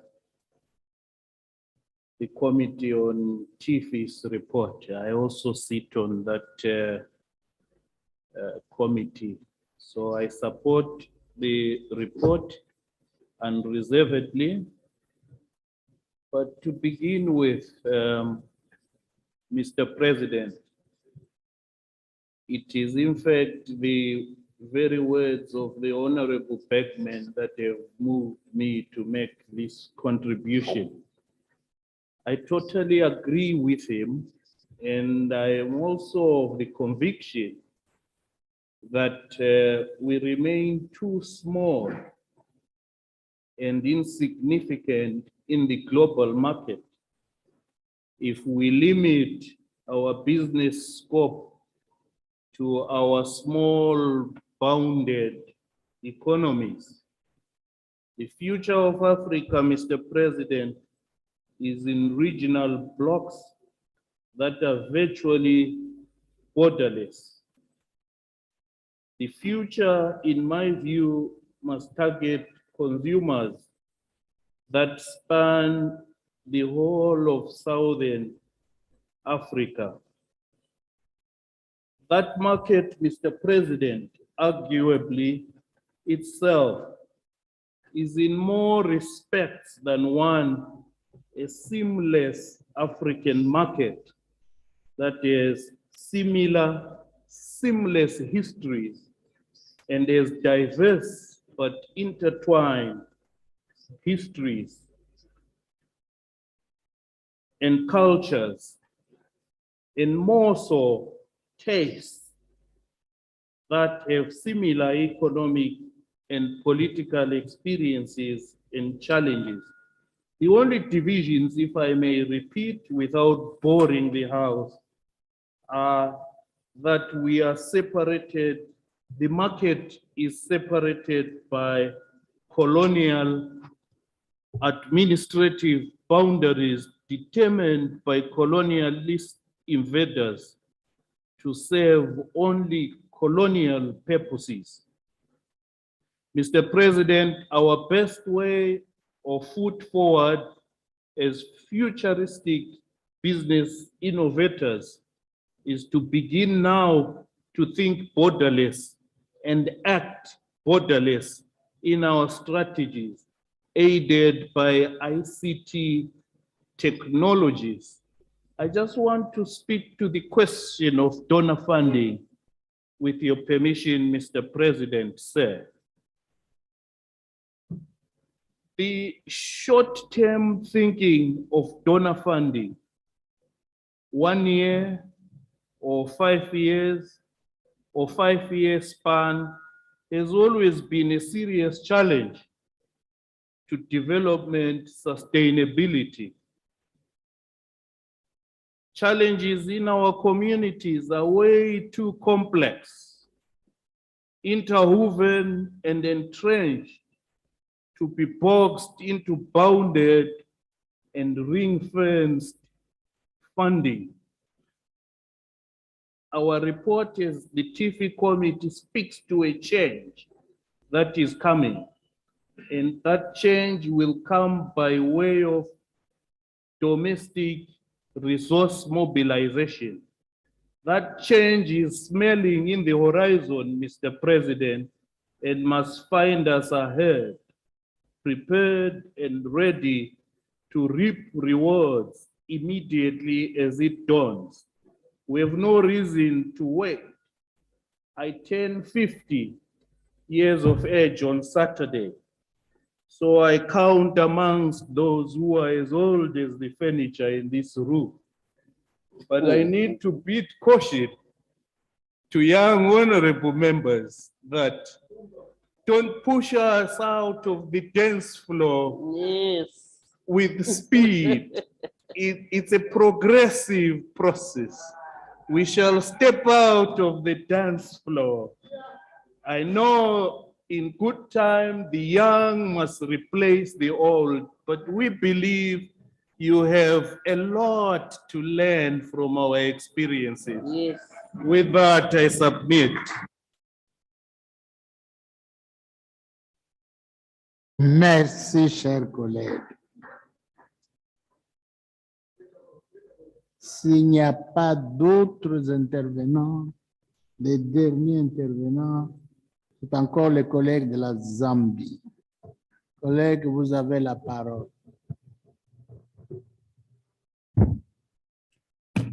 Thank you, Mr. President. My name is Mutinta Masoka, Member of Parliament from Zambia.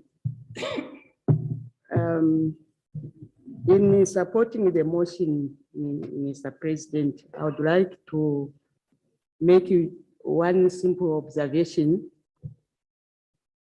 It looks like we've become a club of lamentations without putting any effort,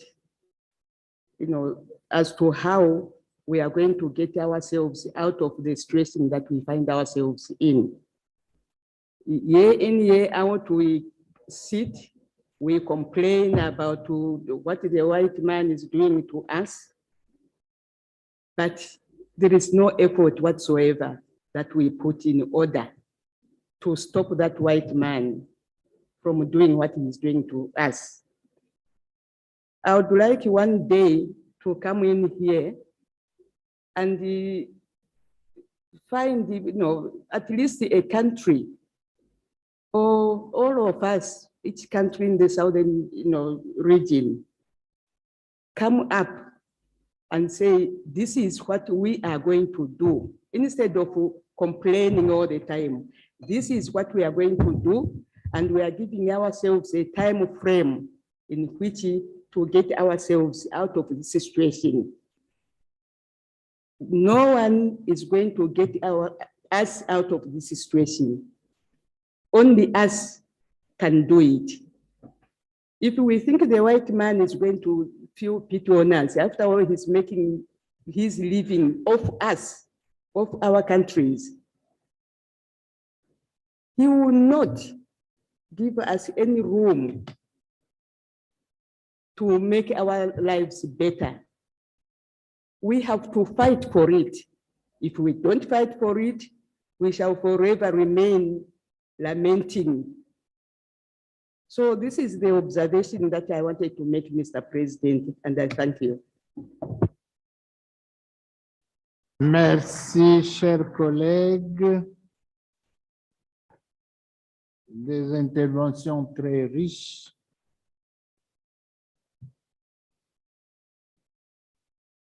J'accorde la parole à l'honorable Dumelang.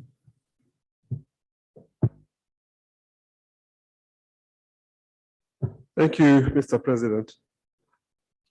I think you'll agree with me that it made perfect sense for me to summarize, because I was preaching to the converted who have demonstrated that they actually have a more in-depth understanding of the issues than I could ever try to master.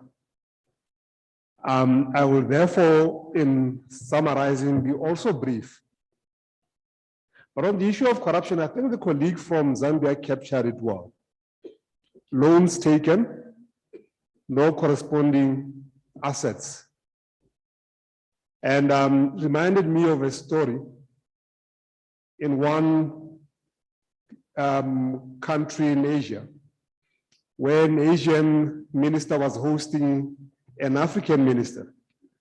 And the African minister was impressed by the palace that this Asian minister had built for himself. And he asked the question, how were you able to afford this? Are politicians that well paid in your country?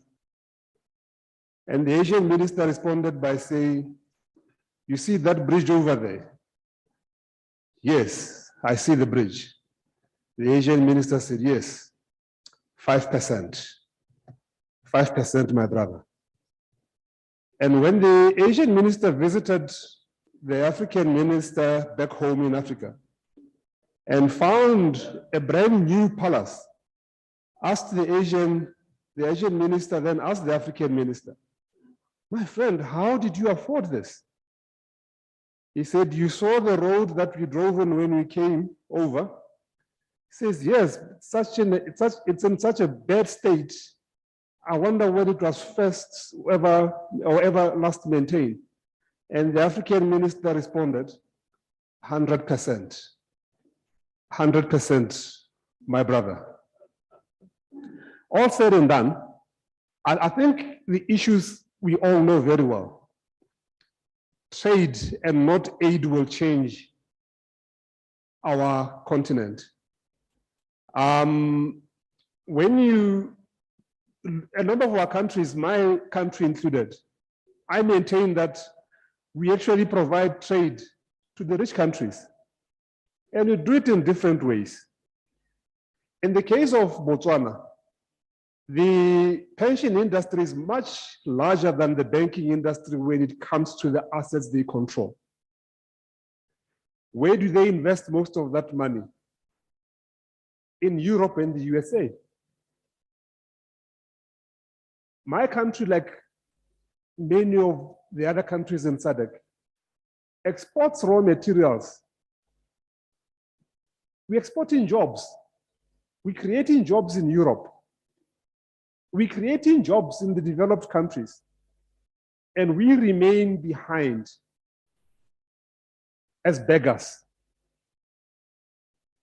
Best practices need to be developed and we need to learn from each other. Fully agree with that. Whenever you borrow, it must not be for consumption as it appears to be. Every loan must have a corresponding long-term income generating asset.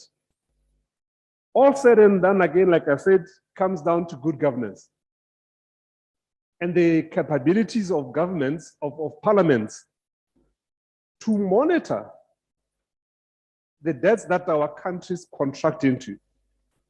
In some of the countries, not even the executive is competent enough to determine a good deal from a bad deal.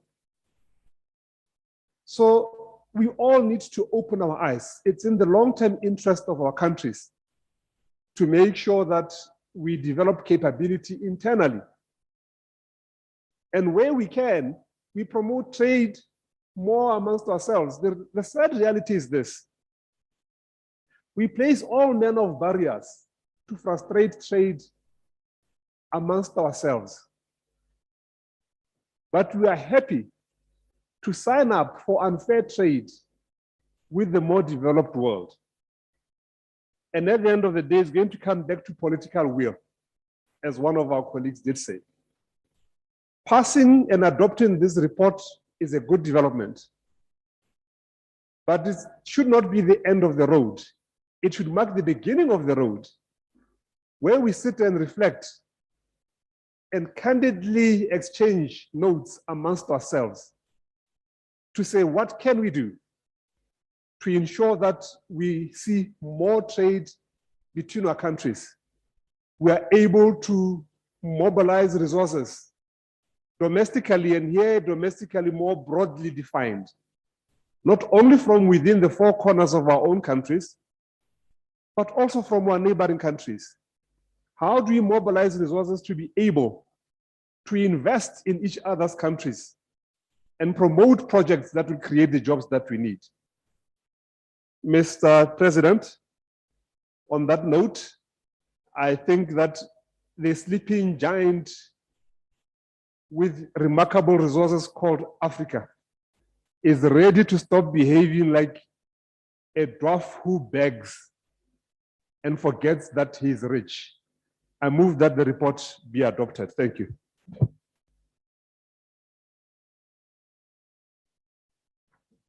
Merci, chers collègues.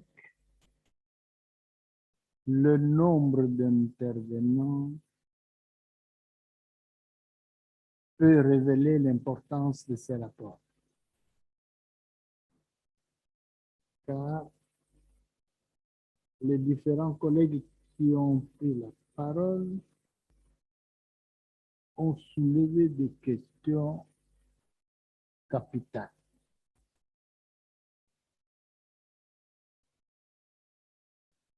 Notamment la prise de conscience des responsables africains à développer leurs économies, à créer des richesses pour le bien-être de nos populations. Et cela pourra nous éviter des endettements. On a posé la question, pourquoi on s'endette? Pourquoi des dettes? La réponse, je crois, prenons conscience, développons nos économies avec ce que nous avons comme ressources. Nous en avons beaucoup. Et coopérons. Mutualisons nos efforts de développement économique. Nous avons créé la SADC. Il faut maintenant qu'on commence à penser au développement économique, comment les pays de la SADC peuvent se mettre ensemble, conjuguer des efforts ensemble pour la production de telle matière. On a parlé de la RDC. À un moment donné, la RDC avait demandé aux États africains, il y en a qui devaient mettre de moyens financiers ensemble pour exploiter Inga.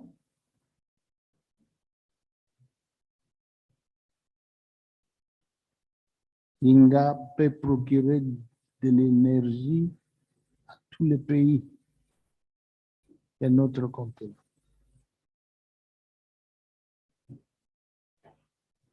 On a donné l'exemple de trois pays qui produisent du sucre pour minimiser le coût de la production afin que le produit, le sucre, soit vendu à un prix abordable par nos populations et le surplus exporté.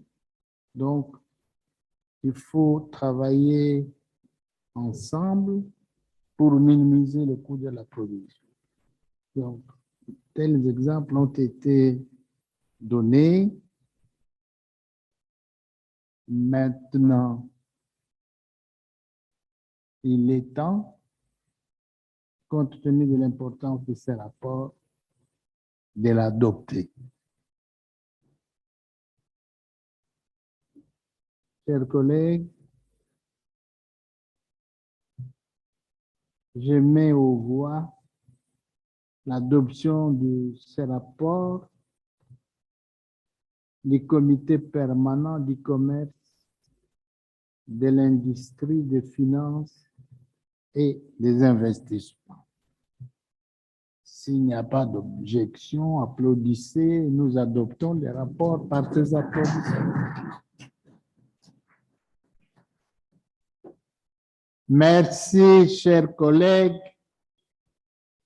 Par ces applaudissements, les rapports du comité permanent du commerce, de l'industrie, des finances et des investissements est dûment adopté. Merci beaucoup.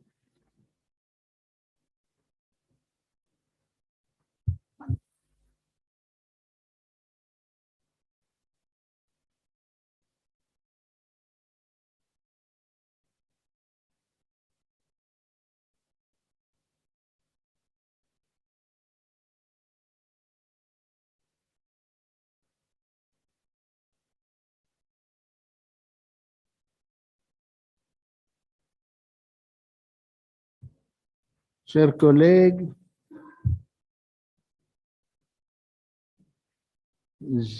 prenons une pause de 10 minutes. 10 minutes seulement. Merci.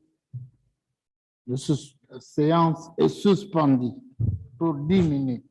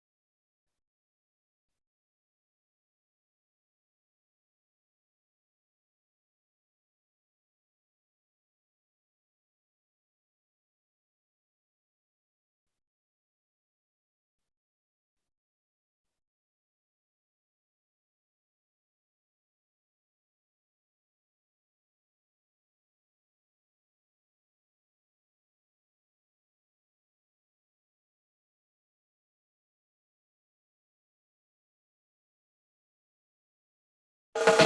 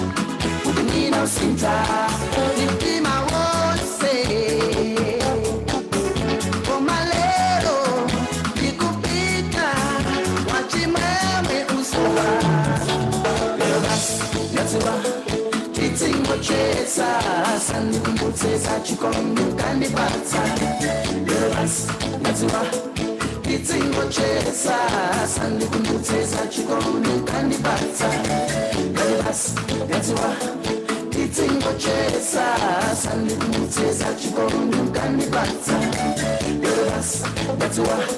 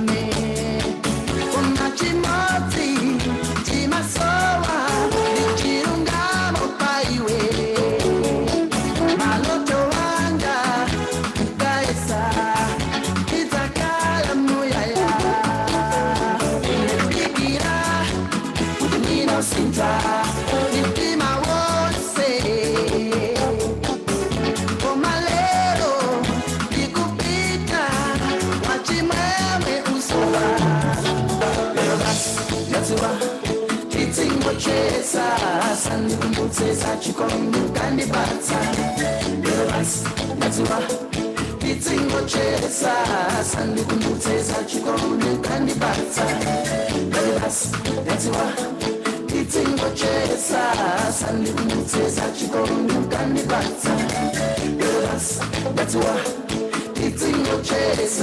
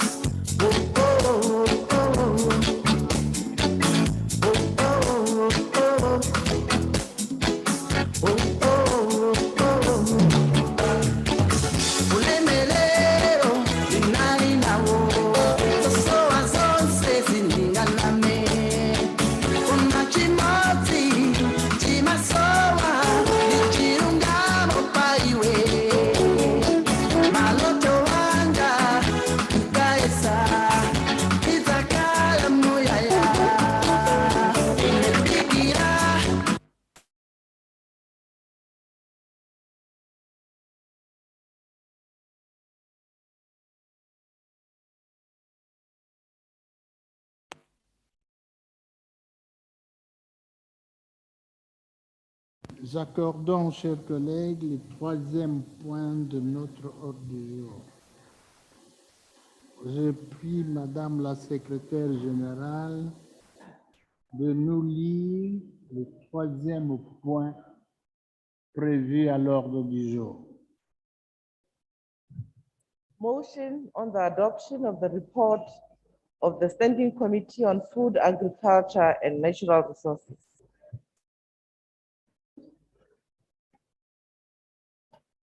Merci, Madame la secrétaire générale. Effectivement, il s'agit de la motion portant adoption du rapport du comité permanent de l'alimentation, de l'agriculture et des ressources naturelles, qui sera présenté par l'honorable Ismaël Ndaila Onani.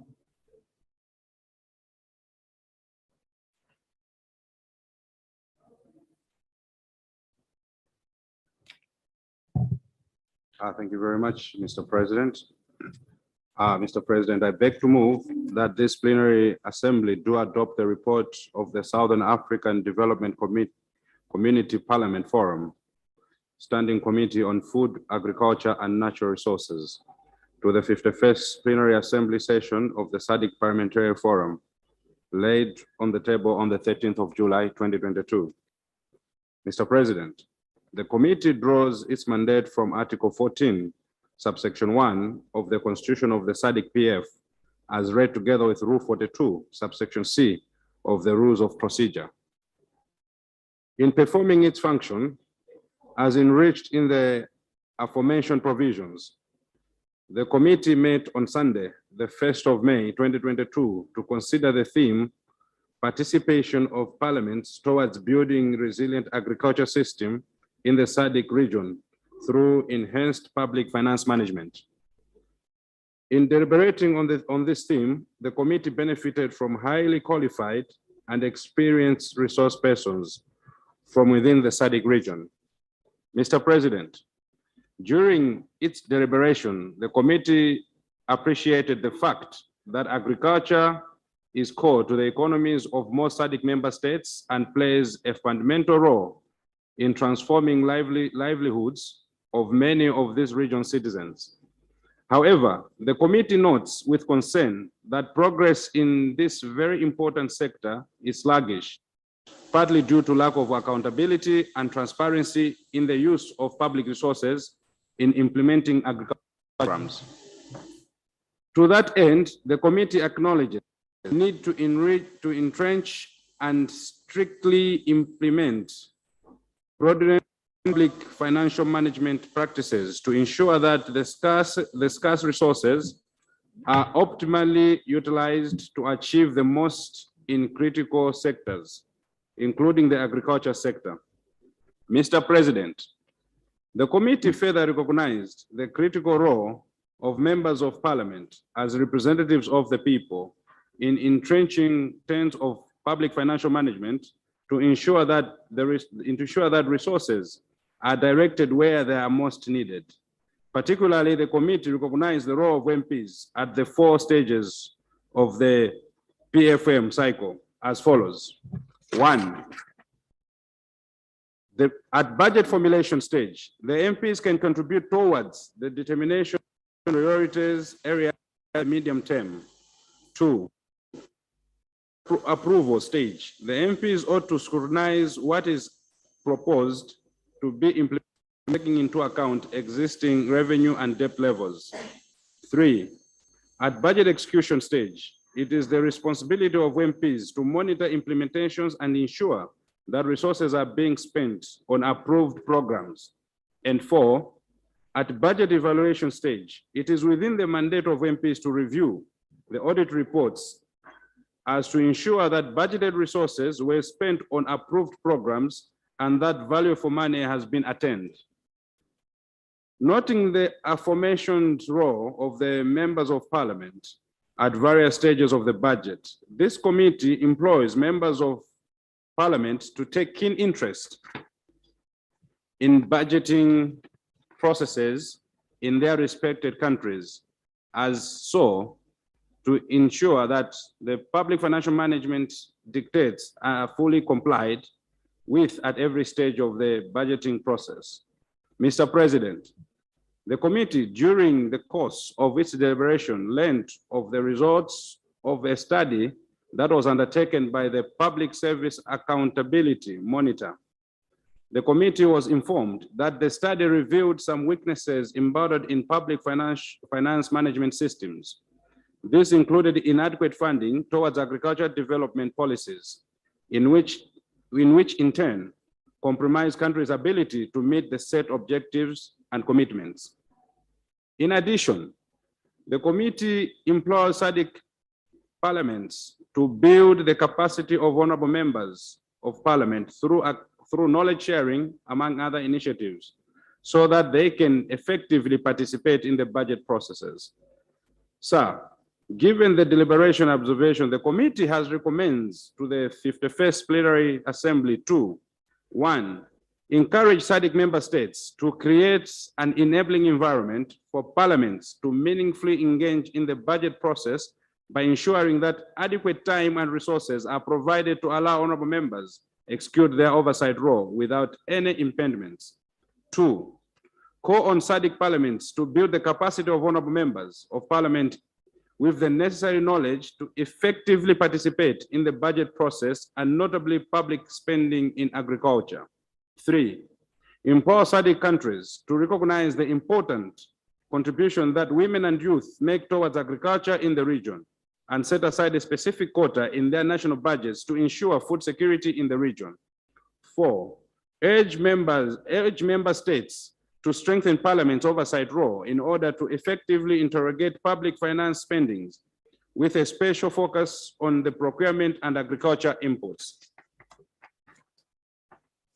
5, encourage member states to sensitize their citizens to enable them identify fraudulent public spending in the agriculture value chain. 6, further encourage member states to provide citizens with platforms that they can utilize to report indecency of financial malpractices in the agriculture sector, noting that smallholder farmers are the most affected in illicit financial flows in the agriculture sector.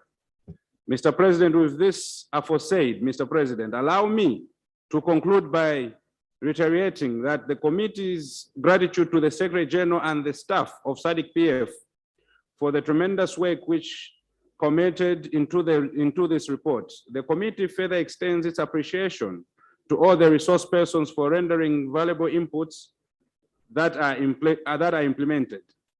Will contribute towards building resilient agriculture systems in the region. Mr. President, I beg to move.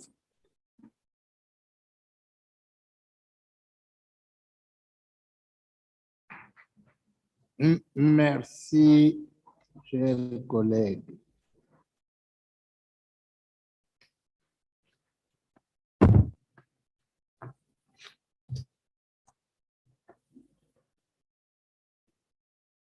Merci.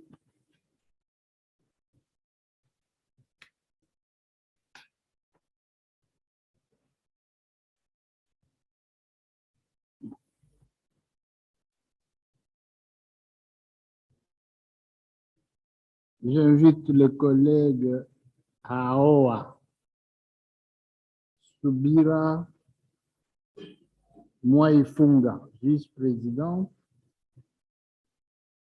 à présenter sa motion de soutien de ces rapports. Thank you very much, Mr. President. My name is Hawa Subira Mwaifunga from Tanzania. Mr. President, I rise to support the motion on the report of the Standing Committee on Food, Agriculture and Natural Resources, which has been so ably moved by the chairperson, Honorable Ishmael Ndaila Onani, MP. From the onset, I would like to agree with the mover of the motion that indeed agriculture is very important to the region as it provides a pathway for sustainable economic growth, job creation, as well as poverty reduction. The importance of this sector has particularly been seen during the COVID-19 pandemic, which disrupted food supply chains. The war in Ukraine, which has resulted in escalation of food prices, has further highlighted the need to develop an agricultural sector within the region that is resilient. In view of the foregoing, the region has prioritized the growth of the agriculture sector through the implementation of the Comprehensive African Agriculture Development Program, CAADP, among other principles and value that inform the implementation of the CAADP, transparency and accountability, which are key tenets of a sound public financial management PFM system, are prominent. This, therefore, justifies the need for members of parliament to ensure that sound public financial management is effectively implemented, to that scarce resources are applied prudently and the illicit financial flows minimized. In this way, the agriculture sector will receive better budgetary support and have a better chance to grow and contribute meaningful to development. Given the above, sir, it is important for parliaments to actively play their role in heightened oversight on the executive to contribute towards building the strength and resilience of agricultural systems. Particularly, parliaments ought to interrogate government measures relating to agriculture in the budget and demand explanations on the fulfillment of the commitment that countries have made at both regional and global level. In view of the foregoing, let me reiterate the recommendation that the capacity of members of parliament should be enhanced so as to enable them effectively discharge their important functions. In addition, SADC member states should create platforms for citizens to participate in growing the agricultural sector. Specifically, there is need to create an enabling environment where citizens, small-scale farmers in particular, who are the most affected by illicit financial flows, can seek redress for malpractices. Finally, Mr. President, I support the proposal that SADC member countries must recognize the important role that women and youth play in their indispensable contribution towards agriculture in the region. Mr. President, let me emphasize that we, the political leaders of our region, must work very deliberately and conscientiously towards food security, if not food self-sufficiency. In this vein, SADC member states must consider setting aside a specific quota in their national budgets to ensure food security in the region. Needless to say, such quotas must have specific allocations reserved for women and youth farmers so as to enhance their productivity. Mr. President, I second for the motion. Asante sana. Merci, chers collègues. Après le soutien de la motion, le débat est ouvert. Chers collègues, comme d'habitude, levez la main pour vous faire inscrire. Quand vous prendrez la parole, déclinez le nom et celui du pays. Vous avez droit à 5 minutes de prise de parole.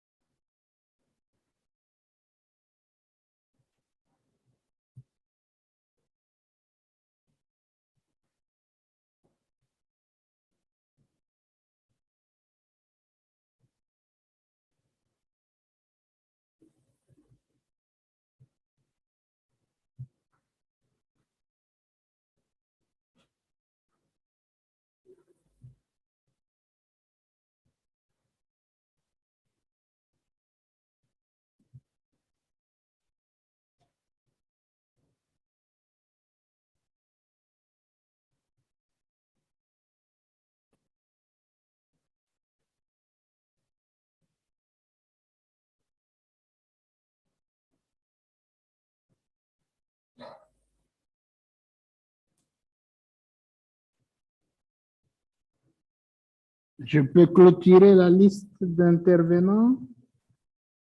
J'ai la Zambie, le Botswana, la Zambie, Zimbabwe, Namibie 2 fois et la Tanzanie.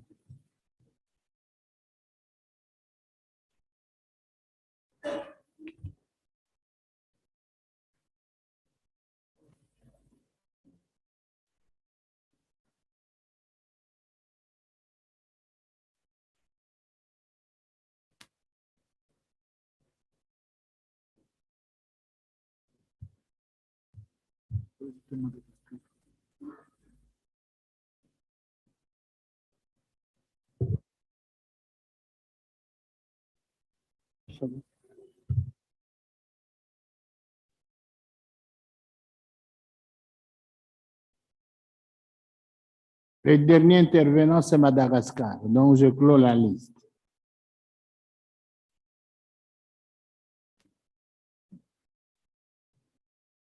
Collègues de la Zambie, vous avez la parole. Thank you very much, Your Excellence, for the opportunity to share a few thoughts again. My name is Jeff Murebwa. I'm a member of Parliament from Zambia. The report presented before us, Your Excellence and fellow honorable members, is very, very important to us as a region. During the 10 minutes break, I had the opportunity to have a pep talk with my speaker, the Right Honorable Madam Nelly Moti, and I think that I drew quite a lot of wisdom from the few minutes that we had. Among the things that I picked much as agriculture is very important in our region, the cost of farming inputs still remain very, very high. Sometimes just to access the farming inputs themselves, it's almost impossible. And in the case where the farmer successfully plants and has a good yield, we have a huge mountain to climb just to have that farmer sell their produce. Markets are not easily available. And when they are available, it becomes a farmer's problem to ensure that the produce is taken to any nearest marketing board. I think that this is something that we need to look at seriously, so that when farming products are ready to be marketed, we must make it easy for the farmer to sell their products on the market, whichever way, but the farmer mustn't be seen to struggle with their produce after harvesting. Sometimes we've heard that a neighboring country has drought and so on.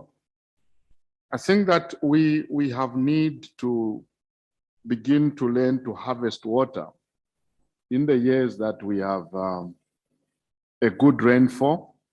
We need to harvest water so that in the case of drought, we are not stranded. We can fall back on the water that we would have harvested. I come back to my earlier point where I lamented about the implementation of the policies that we make. I think if we implemented what is in this report, our region will never be the same again. And we can never quote the war that is between Russia and Ukraine if we can stand together as a region to ensure that, we promote agriculture and we ensure that we encourage farmers to produce as much as they can. If we have a bumper harvest, we should find a way to deal with our harvest so that the farmers that produce these products are not left stranded. I heard about the MPs being involved in budgeting. I think that this is another commendable thing that we have brought to the House. As MPs, we must definitely be involved in the budgeting and so on. But I think that budgeting does not start in the House when the budget is brought to the House. There is a point where I think as MPs, we are left behind. We are presented with the figures, but we don't understand the origin of those figures, how these figures are arrived at. I think that if we're going to play an effective role as members of Parliament to ensure that we are fully involved in the budgeting, we must be involved right from the beginning. When those preliminary figures are being put together, we need to have a good understanding of how we have arrived at such figures. With those few words, Your Excellency, I wish to make my submission. I thank you. Merci, chers collègues. Les collègues de Botswana, vous avez la parole. Thank you, Mr. President. I support this report. And this is a very, very important report, especially when we talk of agriculture, which reduces poverty and unemployment. What I can start saying is that Africa, we have got land to farm. That's our advantage number one. And we shouldn't be all the time talking about poverty because we have got land. And what I can say about agriculture is that agriculture is a good business. When you do agriculture,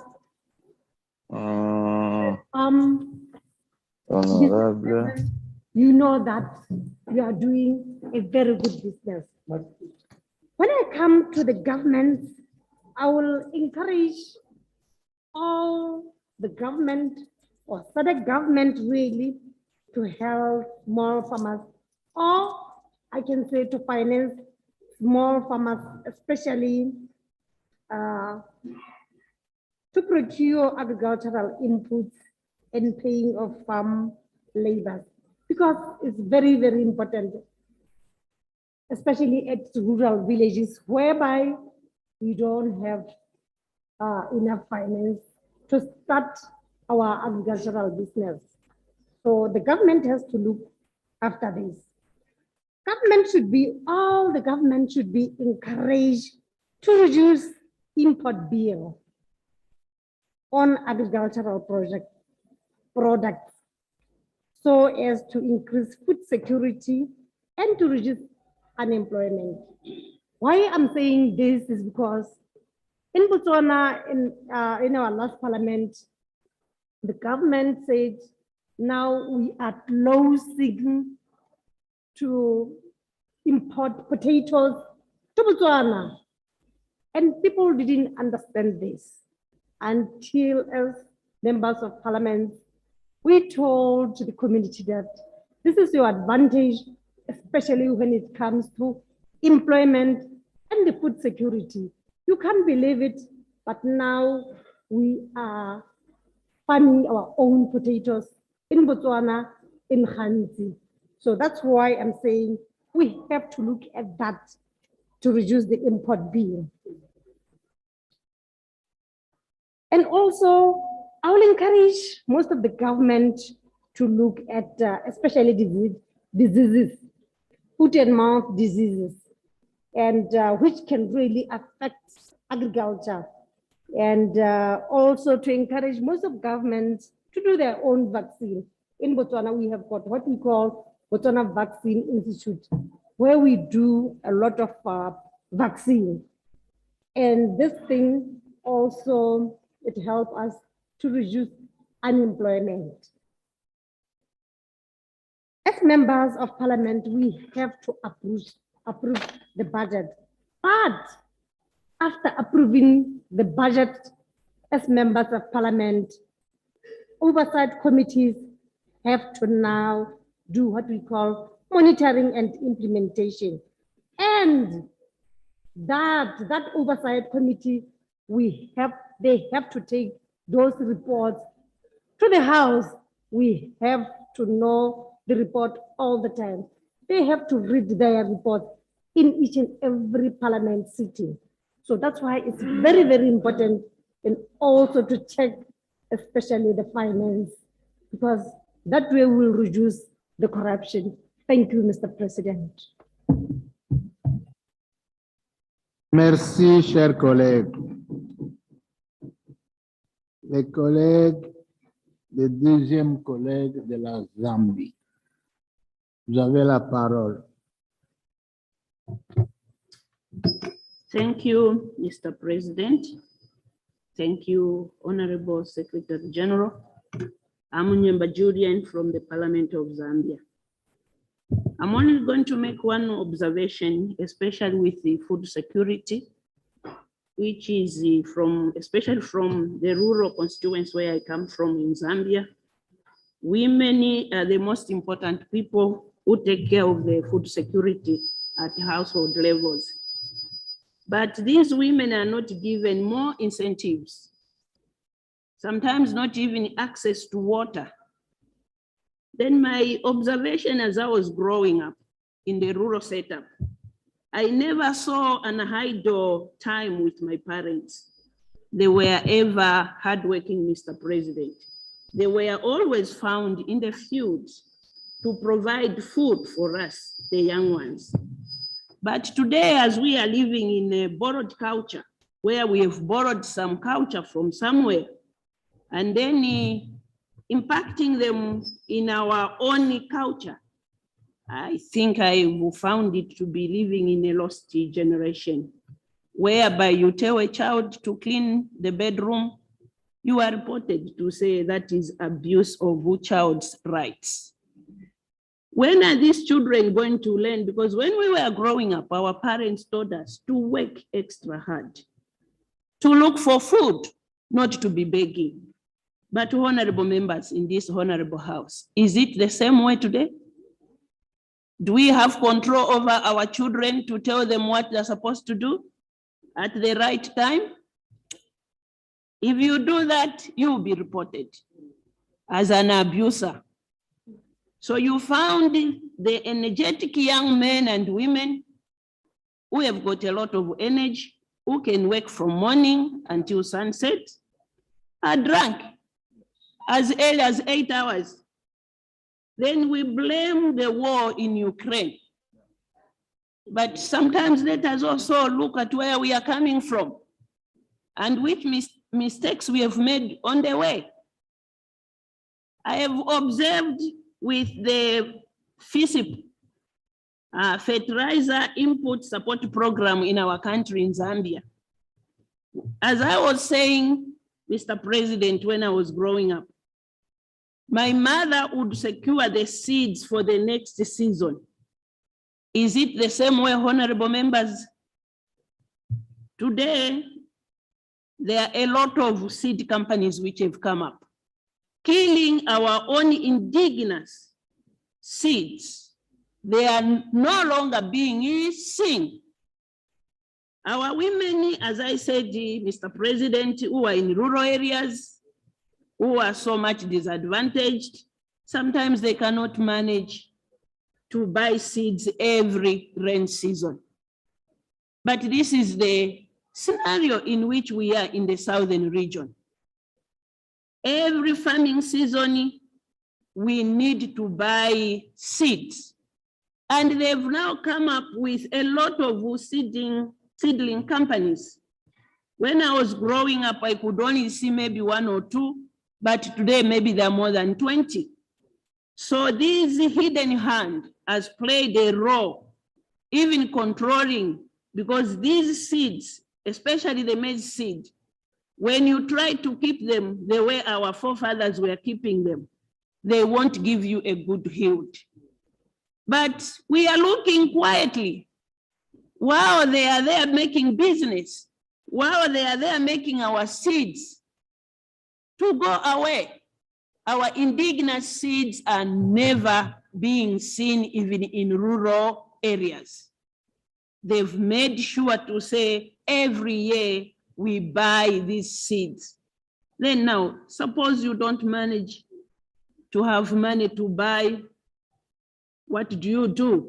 So you find these are some of the problems that we are facing as Africans, especially in the southern region, for food insecurity, because even our own cassava stems or tubes, I don't know how I can call it, honorable members, it is also being manufactured. I don't know whether it is in factories, whereby if you don't harvest within 6 months, it will start getting rotten.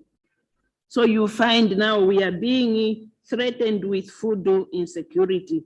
So I don't know what we are going to do, honorable members, because we had our own indigenous seeds, which we were even proud of, which our parents used to store until to the next season.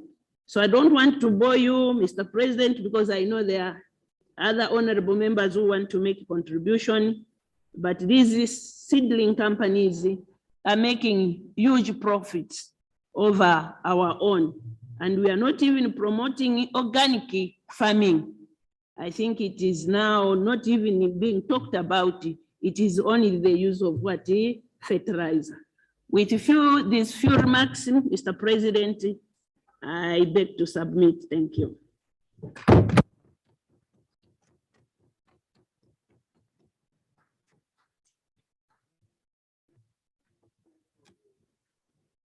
Merci, chers collègues. C'est le tour du collègue de Zimbabwe. Collègue, vous avez la parole.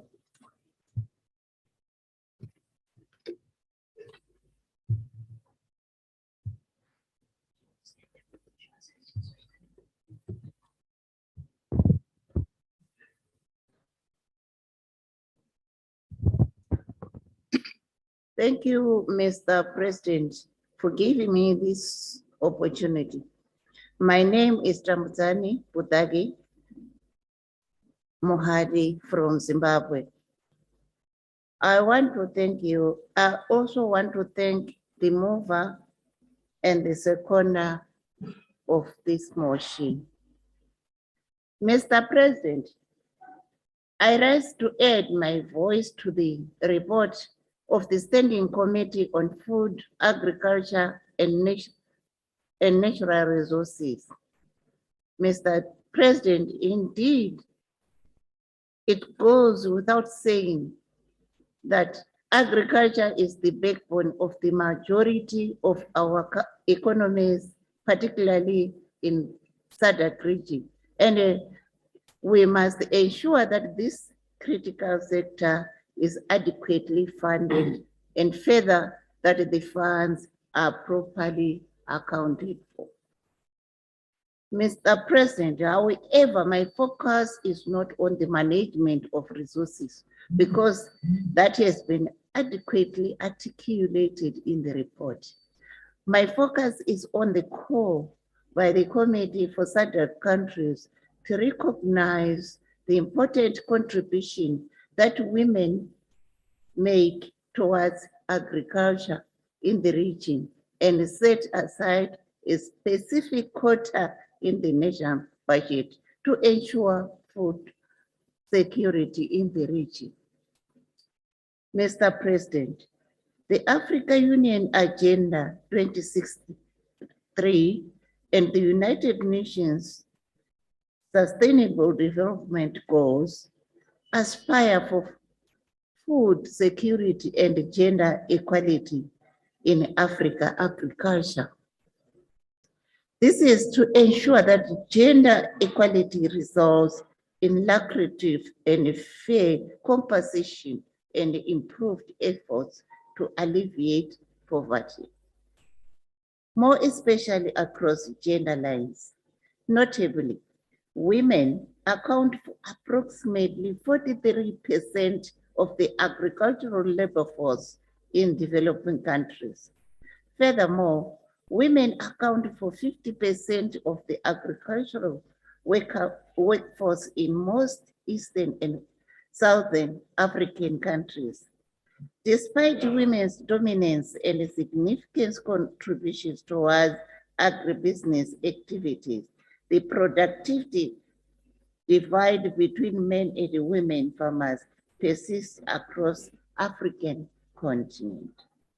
African women farmers have been reported to receive meager harvest and compensation from agricultural activities. This is not only occurring because of incremental climate change, unpredictable weather conditions, and poor soil quality, but gender inequality. For example, some women in Africa are challenged because of their inability to live legally and customarily own land. Some of the countries, in some of cultures, African women farmers cannot own land due to patriarchal inclining policy, legislative and regulatory frameworks on African land ownership. Such women struggle to persuade willing landowners to sell them land and accompanying resources, and as a result, can only lease the land. Secondly, Mr. President, Africa's women, more especially rural smallholder farmers, have limited access to reliable financial and banking facilities. These have been reports that some African financial and banking institutions are not women-friendly and hardly afford women with loan instruments and facilities. For example, the financial access of women remains low worldwide, with a 9% gap between women's and men's access to financial instruments.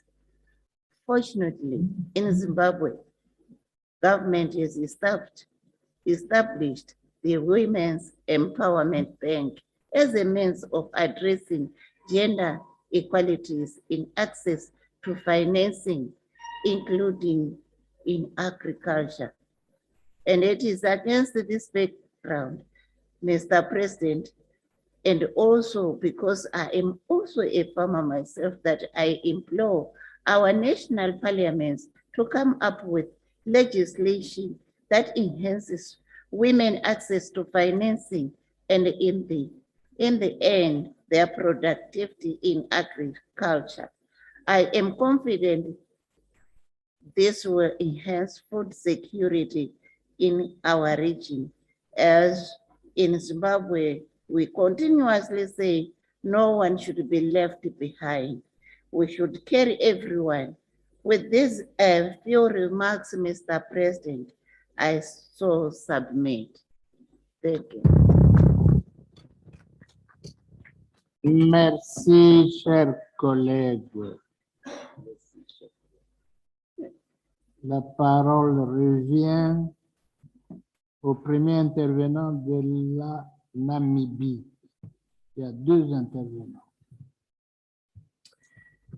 Thank you very much, Mr. President. I am Udara Motu from Namibia, and I would like to contribute to this very important report. Now, I believe it's high time as African leaders, particularly SADC leaders, that we start focusing on the importance of agriculture. We have over the years, but not with the emphasis that it requires. Now, we have quoted in the conference and over the times that COVID-19 has affected food security, that war that we cannot even feel, and some of us can only see it digitally, has now affected the ability of specific households to afford commodities in our countries. We have been talking about this, and it only just goes back to the importance of agriculture. Now, I wanted to look at the issue of how do we ensure that our government policies advocate for the agricultural agrarian reform to ensure that we answer the classical agricultural question on capital and labor. Now, they say that history is the greatest teacher. So when we look at this, we look at models such as one that was used in China in 1958, when they transformed and went through various agricultural reforms to ensure that they start producing higher on grains and rice and other commodities, products. And when what that happened, it was so successful to the point where they were able to increase agricultural produce outputs as well, ensure that their smallholder farmers become commercialized efficiently, and also that their markets are open to international markets to ensure that the food shortages that China had in 1950, they were able to overcome some of it. Now we are in the same predicament given that what COVID-19 has done. In fact, in some of our countries, just because of the lockdown that we faced, if there was a specific time that lockdown would have been increased for a specific period, some of our countries would have gone completely hungry. It was just a matter of a ticking time bomb. Now we need to look into budgetary allocations, especially budgetary allocations to land resettlement programs. We don't effectively put input in land reform programs, particularly also for countries such as myself, South Africa, that have also gone through colonial past where most of our people have lost their land. We do not have effective land reform programs that ensure that land goes back to the people, that it is also youth friendly, because the youth have not also gone or do not have programs that advocate for youth participation in agriculture, especially in land redistribution, and as women, as well as alluded by my fellow speaker, who so eloquently spoke on it from Zambia. And when we look at these issues, we get to understand the importance of the small-scale farmers, smallholder farmers in society. Now, global debates stipulate between large versus small, because most governments tend to centralize large agriculture farmers to be the ones that hold down the economy. Of course, we can debate, and there is some facts in that. But the people who hold the country, the ones that feed the population, are that of the small-scale farmer. I myself am a daughter of a farmer who took me and my 5 sisters to school just by small-scale farming. So we know the importance of small-scale farming in development.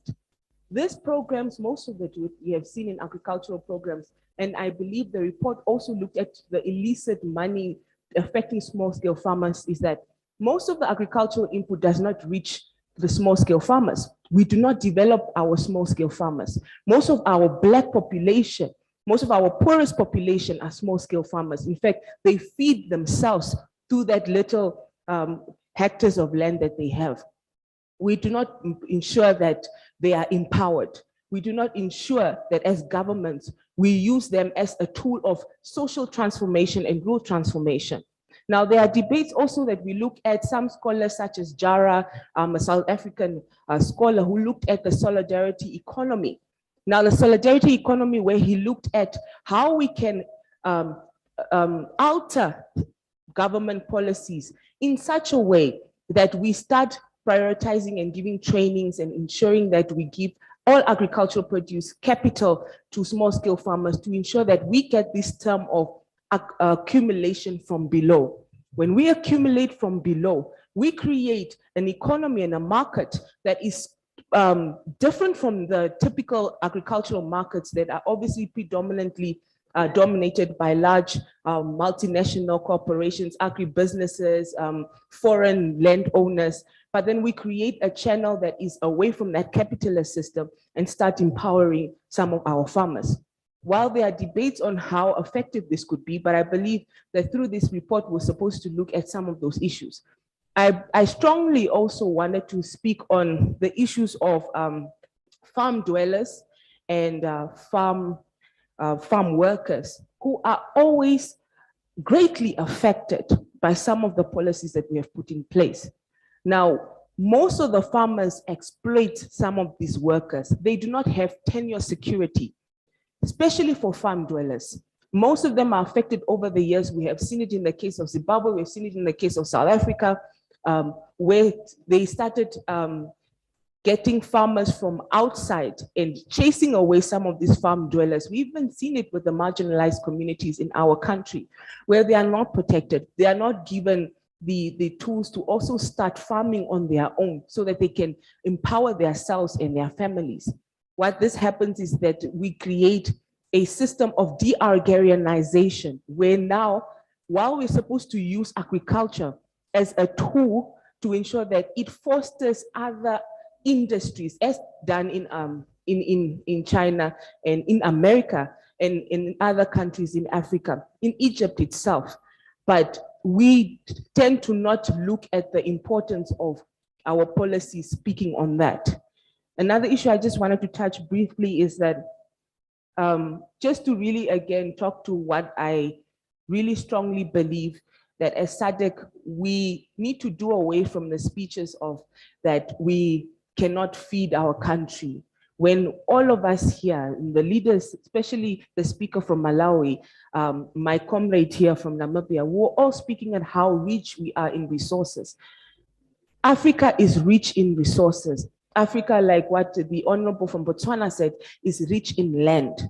The usage and the ensuring that we capitalize that land is what is the problem. We need to ensure that our policies speak to that. We need to ensure that our economies that are primarily dominated by agriculture are now going to fast track the growth of agriculture, which can contribute greatly to the GDP, which increases unemployment, particularly targets youth unemployment, which many of our countries are finding it difficult, and ensures that we do not have that same issue of in 2019, COVID hits, and we cannot feed our families and our nations. I so submit, Mr. President. Merci, chers collègues. Retour du deuxième collègue de Zimbabwe. Vous avez la parole, chers collègues.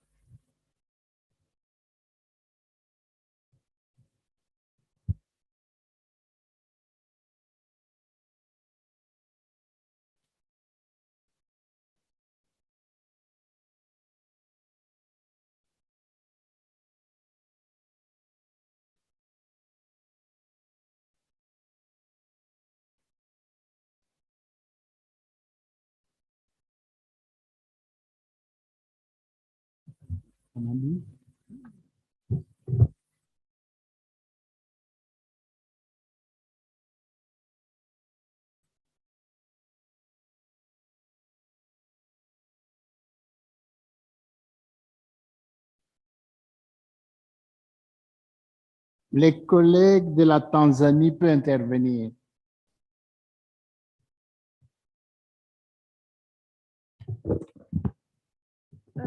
Thank you so much, Mr. President. Again, I'll start with a light note. I appreciate the fact that you're giving us more time than the 5 minutes, so thank you very much.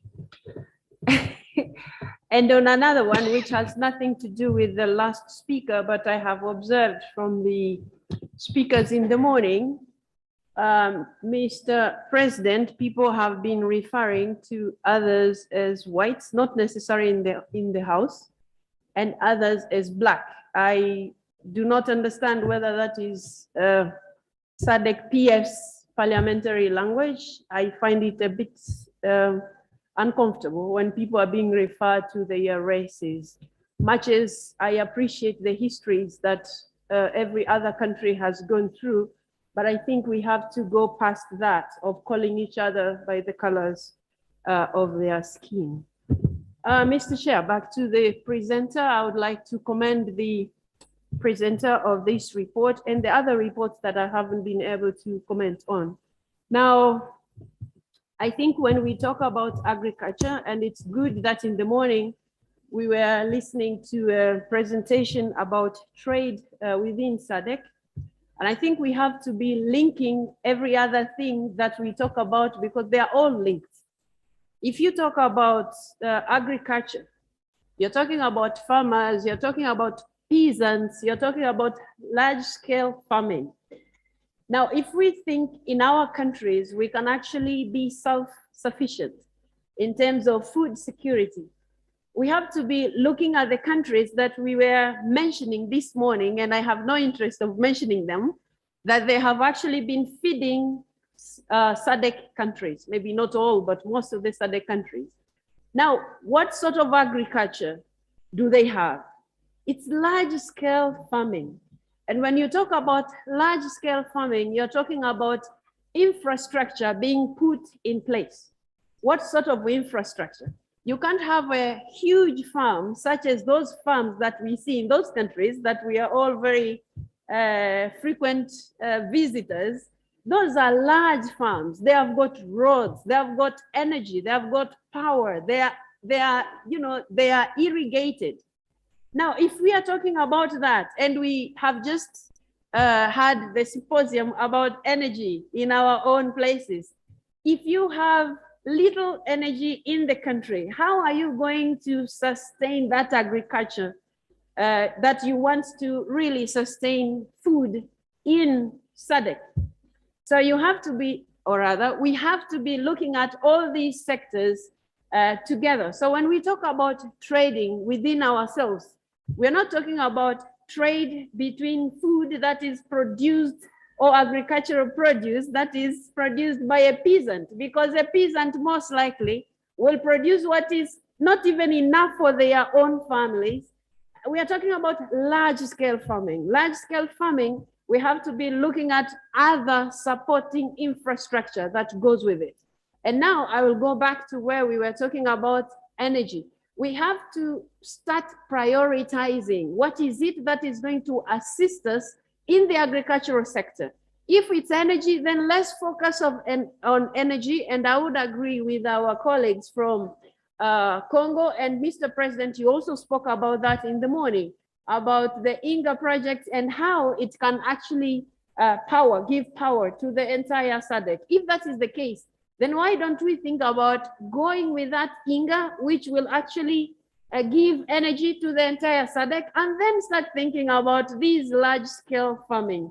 I agree that most of us grew up with our fathers and mothers being peasants, but that's not sustainable anymore. We are not peasants anymore. We have to start thinking in a bigger way to develop our region. How do we develop it? We have to look at all these sectors. If we have barriers in our own countries on trade, and we're talking about agriculture, if one country produces in excess a particular type of product, why wouldn't SADC countries buy from this particular country instead of going to look for similar products very far away? Why don't we like our own products? In the same way we talk about buying our own products in our own countries, why don't we look at the region that way? And I would mention only one predicament that some of the SADC countries have gone through. You find we are in the same region.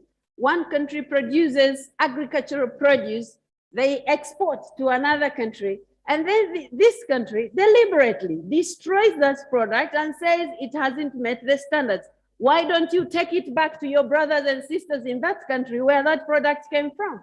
Why are you destroying it? You're making the other peasants or other farmers in that country poor for no reason. If we are talking about coming together as a bloc, as a trading bloc, as a bloc where we can say this country produces better maize, this other country produces better beans, this other country has better, whatever, you name it. Why don't we agree and then get moving? Because otherwise we will, we will be here talking today, next year we will have again, because this topic, this committee is there and it will produce the report. So I think we have to prioritize and then concentrate on our priorities. Now one would say, what are you doing in your own country? Because you're talking about prioritizing and stuff. I won't have time to talk about everything, but in SADC, we are open. People might come to learn a few things or two. And maybe I think because most of the information is on the internet, people can do that. But maybe I'll talk about, when we talked about energy there on the symposium, I talked about our plan to ensure every village gets power, gets energy, gets electricity. That is part of Her Excellency Samia Suluhu Hassan, to ensure that we move from the current way, other ways of handling this particular sector. And this year, she has increased even the budget that was just approved by Parliament, just to show that, we have to move from this normal way of doing things in agriculture so that our farmers can actually develop. And we also have to ensure that the peasants now become farmers and later they become owners maybe of these large scale farming. Thank you so much, Mr. President.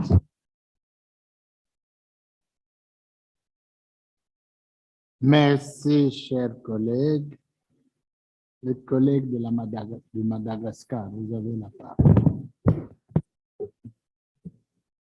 Merci, Monsieur le Président, de m'avoir accordé la parole. Je suis docteur Radzobel Louva de Madagascar. Tout d'abord, je tiens à remercier honorable président de la Commission permanente sur l'alimentation, agriculture et ressources naturelles d'avoir apporté tout à l'heure devant notre assemblée plénière le rapport. Comme vous savez très bien que l'alimentation de base de Madagascar, c'est le riz, et que 80% de la population consacre leur activité quotidienne à l'agriculture. Donc, ça fait partie de nos principales activités. Malheureusement que cette filière a été très touchée par la pandémie du Covid-19, qui engendre un impact catastrophique aussi sur notre économie et qu'on devrait être relancé en finançant les agriculteurs et les paysans, en leur dotant des semences, des engrais, des matériels agricoles et aussi des infrastructures agricoles telles que la construction des barrages hydro-agricoles. Ceci dans le but d'atteindre l'objectif du développement durable sur l'autosuffisance alimentaire et aussi pour réduire la pauvreté. Donc, je soumets. Merci, Monsieur le Président. Merci, chers collègues.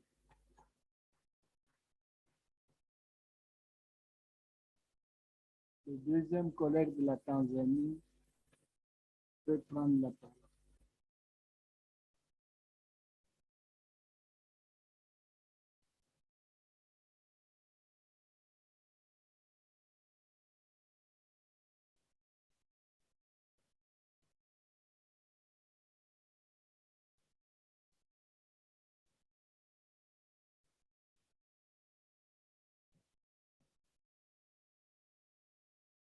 Thank you very much, Mr. President. I really appreciate for this chance given to discuss a bit about today's committee, which is tabled by our chairperson of this committee of food, agriculture, natural resource, food, agriculture, and natural resource. It is such a good report. And therefore, I congratulate Honorable Ismail J. Ndaila Onhai and Honorable Hawa Mwifunga for their good presentation. Mr. President, when we wake up in the morning, we Christians always, we pray and ask God to give us our daily bread. We don't ask for clothes, we don't ask for houses, we don't ask for anything else more than give us our daily bread. And this committee has presented here something to talk about food, agriculture, and natural resource, which all comprises the daily bread. Now, why do I start like that? Leaders should make sure, leaders including we, parliamentarians, none of our people starve. Because wherever you go, whatever you do, you just want to earn your daily bread and survive. And when it's not enough, then it's where we meet this challenge of struggle for existence, survival for the fittest. But we in SADC region, we are so lucky. We don't experience this weather, problem of weather periods. I mean, we only have summer most of the time. We don't have winter. We do not have autumn, we do not have spring, mention the fourth. Then why is it not easy for us to provide enough for our people? Maybe it's our own way of doing things. I was thinking myself, and remember those old days when they started coming to our land and invade or started those big farms, block farms of coffee. I come from an area where they grow coffee, plenty of coffee, and this is the Arabica coffee, which is used worldwide to blend the other coffee. Because if you have Robusta without Arabica, then the aroma is not enough. But that is not enough. I was also thinking of farms in Zimbabwe, big farms. I've heard of it, I've never been in Zimbabwe. But once they go or live, well, in my country, it was difficult to maintain that state of those settlers. Now this is our time. We have seen it, we've passed those era. Let us not look back and complain. Things have happened where we did not survive, but then we are here to discuss and see how best we can do to make sure that those big farms are brought back. Our people, even our children, the newly born children, until when they're in primary school, secondary school, they are able to love farming and they are able to enjoy to see that food comes from farming. Mr. President, it's so sad to see that people in the SADC don't love their products. When we talk of our minerals or our, when we talk of our natural resources, forest is also included. But as we are seated here, when you look at the table, it's an imported table from China, if I'm not mistaken. Why? We have good wood, hardwood, we can make our own chairs, we can make our own tables, but we export those and then we buy the low quality things from China. Why don't we make it a reverse? Make good things for ourselves from our own products and export those which are weak. But when we talk of livestock, we export the good meat from our, or whatever, we export the good fish, and then we eat the less, which are not in very good status. Why? We have to see that those people who come here share their experience with the locals. Let us have big farms owned by the local people, and that is how the majority of our people will feel the trickle-down effect of what is being produced in our country. Mr. President, it's obvious that in many places we have the perennial crops and the annual crops. Maize is one of the annual crop. It's done annually, but then we feel that sometimes it's not enough. Then let us share whatsoever is not in one's country, then we share with the other country. But then let us share when it's always, when it has undergone the process, the first process, rather than exporting the bulky things. Mr. President, in this committee is a cross-cutting one. We can continue discussing about it, but the bottom line is we should now, all of us, insist that our governments see that we can produce enough for ourselves. Because as we are seated here, since yesterday we are saying this Ukraine episode is bringing hunger in our areas. But how much did we produce within ourselves? This, I leave it for everybody to see, to him or herself. I submit. Thank you. Merci, chers collègues.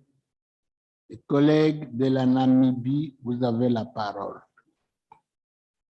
C'est le dernier intervenant, je crois.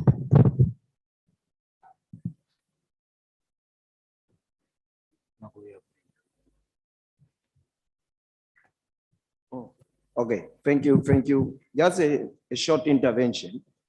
In as much as I take pursuit of the time, SK and your kindness and the president, I just wanted to as a footnote tie in where the speaker, Honorable Speaker of Tanzania alluded to, about the penguin, the small scale farmer and the industrial farmer. That did not happen overnight. It's a dedicated plan that is forged by government to achieve that. Every one of us seated here can read and write and interpret and understand because of the education that was subjected to us from grade 1 sub A up to high school finishing up to university. There was a dedicated plan that prepared for us. Even an athlete, Ocean Bolt, whoever it might be, had the talent, but that talent needs to be developed and there must be assistance throughout for him to reach his fullest potential. So is it with the farmer. Those industrial farmers or big scale farmers, we might call them, were assisted and were made and assisted along the process in order to be able to reach their fullest potential. If we don't have that fallback position, and I like what the speaker said from Tanzania, all of us claim to have an agricultural background, one way or another by default. But it's true, there is a huge difference between the commercial setup and the communal farmer. It is just like that.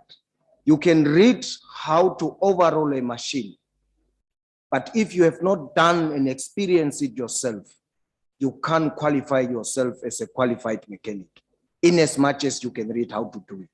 So there are certain skills that can only be transferable by on-the-job training.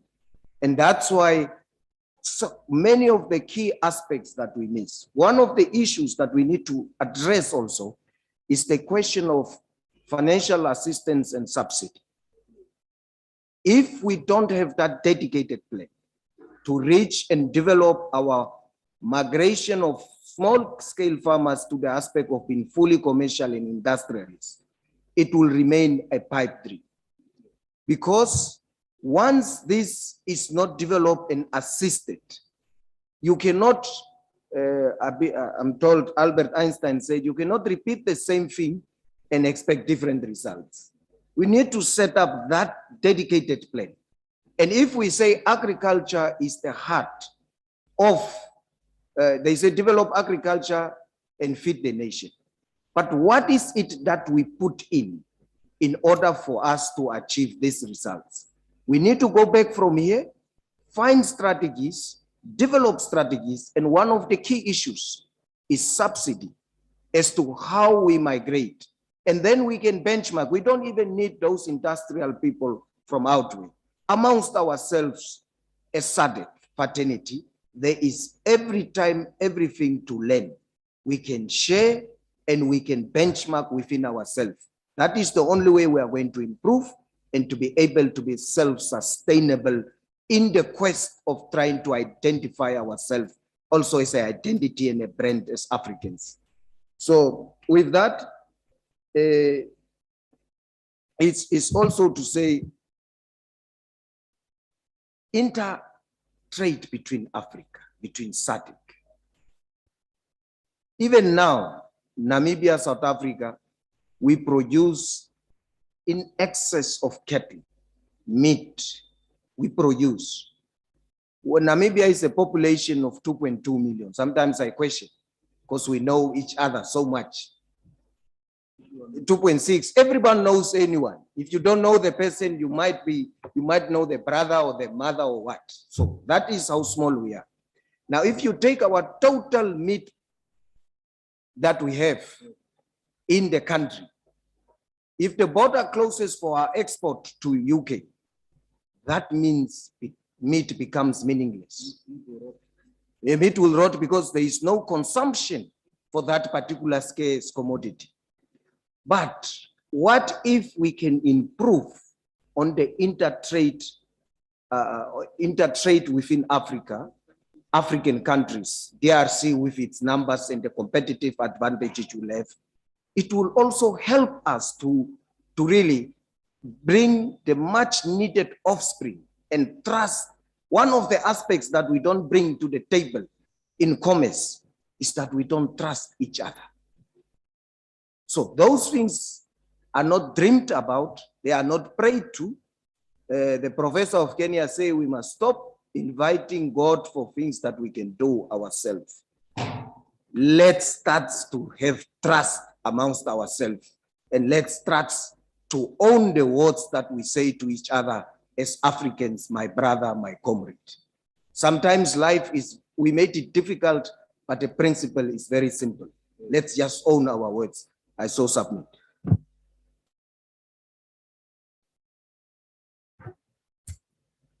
Merci, cher collègue. Point of order, Mr. President.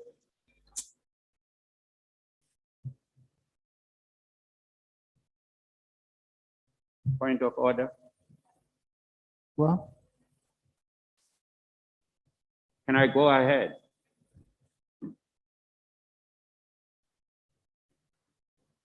C'est qui ça? Vous vous êtes inscrit? Vous voulez intervenir comme ça? Vous vous êtes inscrit ou quoi? Point of order, Mr. President.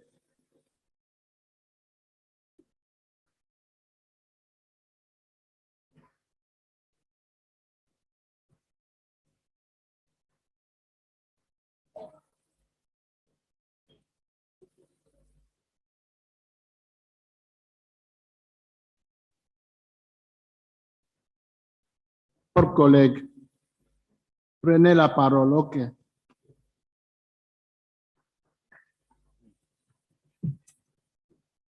Thank you very much, Mr. President. With all due respect, I did enjoy the presentation from the honorable member from Namibia, but I need to correct a few facts.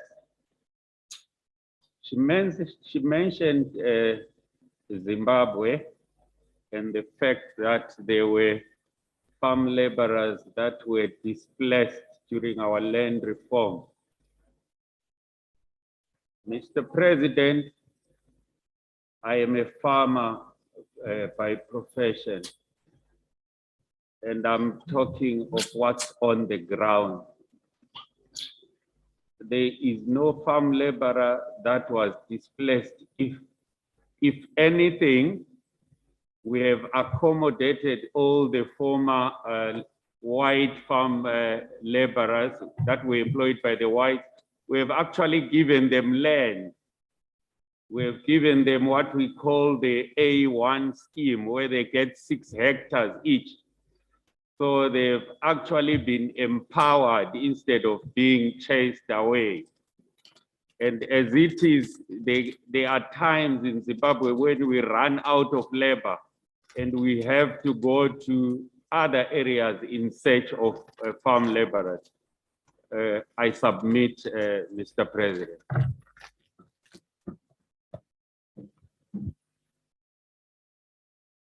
Merci, cher collègue. Mr. President, do I have a right to reply, just for correction?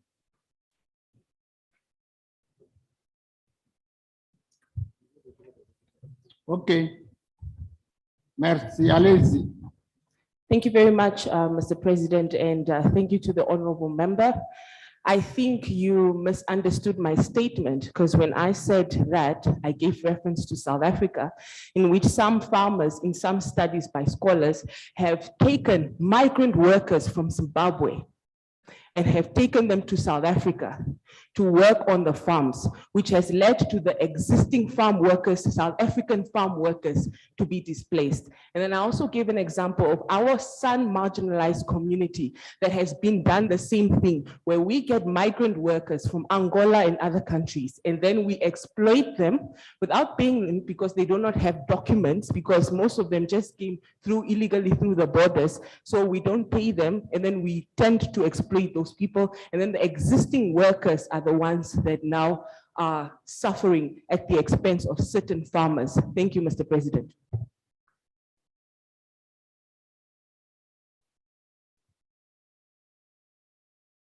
Merci, chers collègues.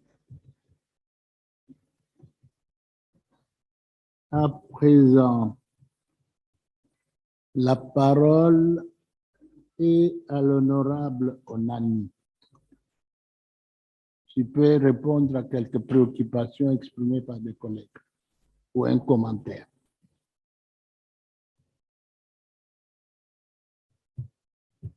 Thank you very much, Mr. President. And I would not going to labor much as to look at the time constraints, but I should also thank the House that they have also commented positively. And this just shows how critical the issue is at hand to do with agriculture. Our colleague from Zambia has also stipulated so much on the need that the MPs have to be brought in earlier than the time that the budget is being taken to Parliament, because at that point in time, there's very little that the MP can do to change the figures in terms of directing the needed quota to the Agriculture Ministry. And also he had also spoken much on markets, which is very, very important, because it doesn't make sense for us to produce something when we don't even have a market. And when the farmers, they have got some extra farm outputs, they have got difficulties in finding the market. And that is very crucial as within the SADC region, that we can support each other and be there for one another in terms of providing markets for the farm produce. My dear colleague from Botswana, she has also mentioned much on land, that indeed the SADC region were privileged with so much land. But now when you also come to talk about the solar, that we're also trying to bring energy through solar to have some solar farms, one would also question, where do we get that land? Because it is the same land that we're going to be using for farming that I'm sure they would also want to use on the solar. So when we're talking of energy of solar, we should also consider the farming land that we already have. And we've got so much water resources that I'm sure we can make use of.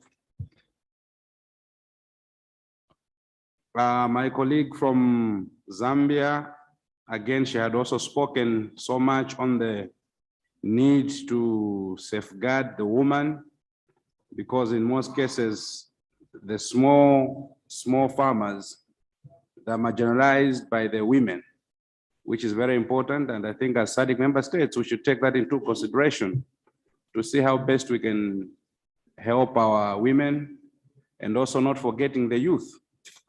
Because as we speak in the SADC region, it's the women and the youth that make up much of the majority of the population that we represent. Mr. President, there was also a mention of importation of furniture. Indeed, sometimes one would wonder and laugh to say, why should we import furniture from China when we have got so much wood, and actually we've got the best wood? And one would even wonder, why should we import tiles from China when we've got one of the best stones that we can make tiles? And also one of us in the SADC member states would even wonder, why should we import a mere toothpick from China when we can cultivate bamboo trees? We can have these toothpick plants in the SADC region, and we can safeguard our forex within the SADC region. We can also empower neighboring countries within the SADC region. And also we're looking at the natural resources that we have within the region, the agriculture that we have within the region. I think it is high time that we should stop speaking more, and we need to start doing more action. Because in SADC, we have got a food basket. I was laughing the other day watching the news, and we say we are suffering of food because of the war in Ukraine.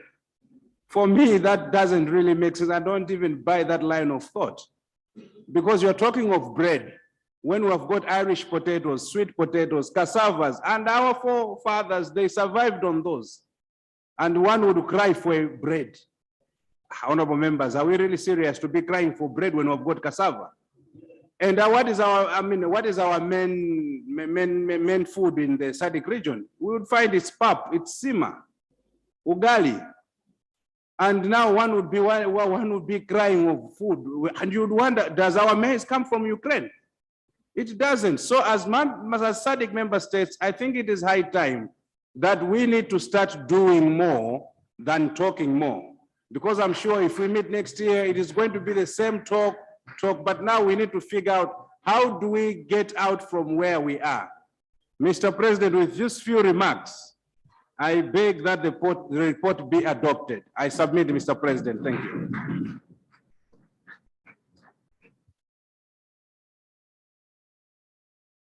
Merci, chers collègues. Voilà, quand il s'agit de l'agriculture, c'est pratiquement la vie de nous tous. Donc, c'est un rapport important. Nous devons l'exploiter au niveau de chaque Parlement et au niveau de chaque gouvernement. Il est très important, si nos gouvernements, nos chefs d'État peuvent se mettre tous ensemble pour prendre des mesures appropriées afin de faciliter l'obtention des intrants agricoles, des semences, des vaccins, créer des banques agricoles pour accorder des crédits aux paysans, instituer aussi d'autres mesures incitatives pour encourager les agriculteurs, développer les infrastructures routières, organiser un marché économique et agricole de la SADC, où on peut s'échanger des produits, où même les chefs d'État peuvent décider d'exploiter entre les États de grands étendues qui se trouvent dans tel ou tel autre pays.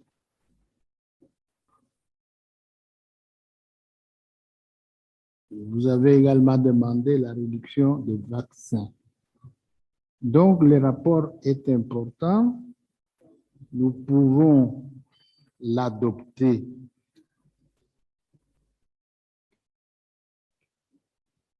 Je mets donc aux voix l'adoption du rapport du comité permanent de l'alimentation, de l'agriculture et des ressources naturelles. J'attends vos applaudissements.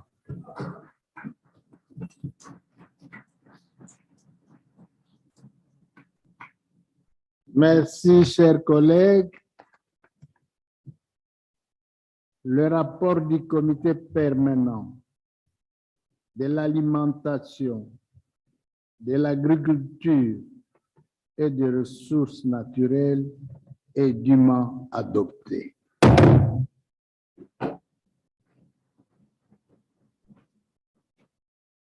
Nous passons au 4e point.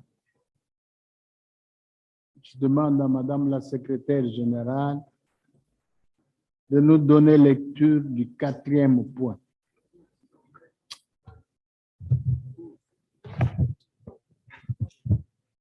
Motion for the adoption of the report of the Standing Committee on Democratization, Governance and Human Rights. Point of order. Point of order. We have to take care of our health. Yeah, that's important. Ils veulent manger? Vous voulez aller manger? D'accord, ok. Allez vous ressourcer et puis vous revenez à à 15h15. Bon appétit. Merci.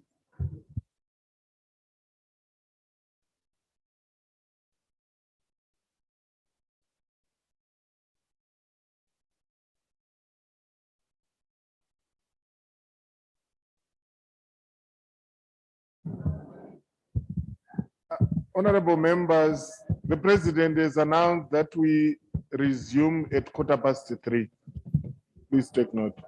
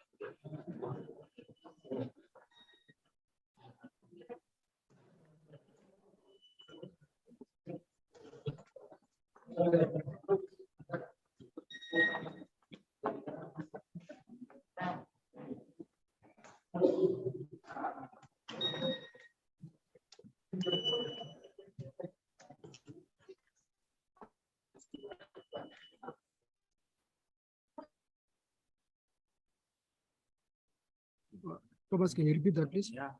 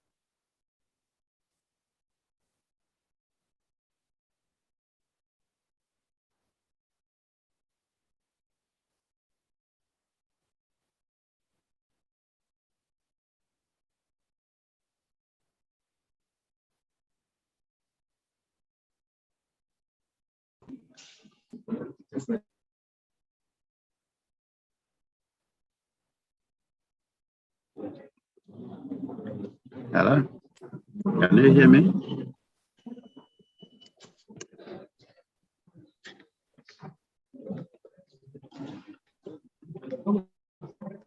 Yes, we can hear you.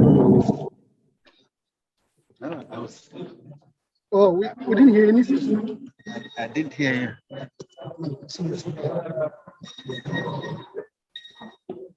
Hello?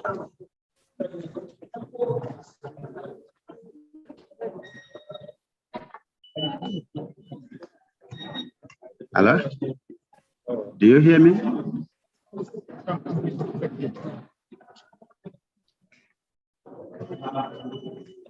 Sorry? Okay.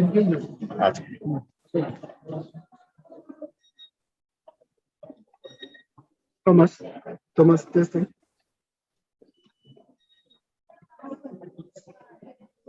Testing.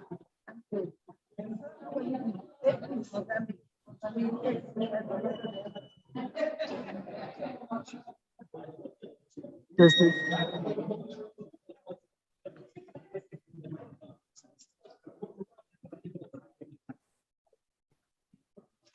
Hello.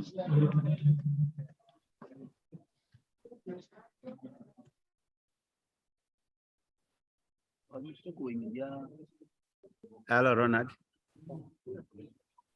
Okay.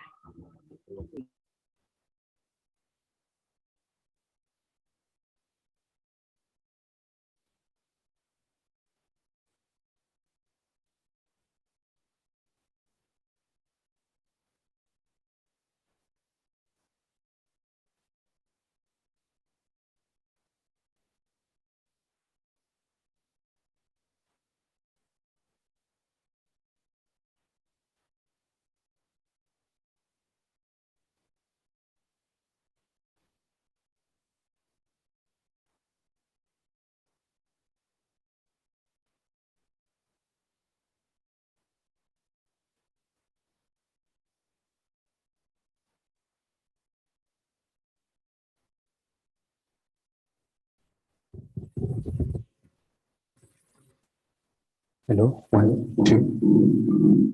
1, 2, 1, 2. Hello, test 1, 2.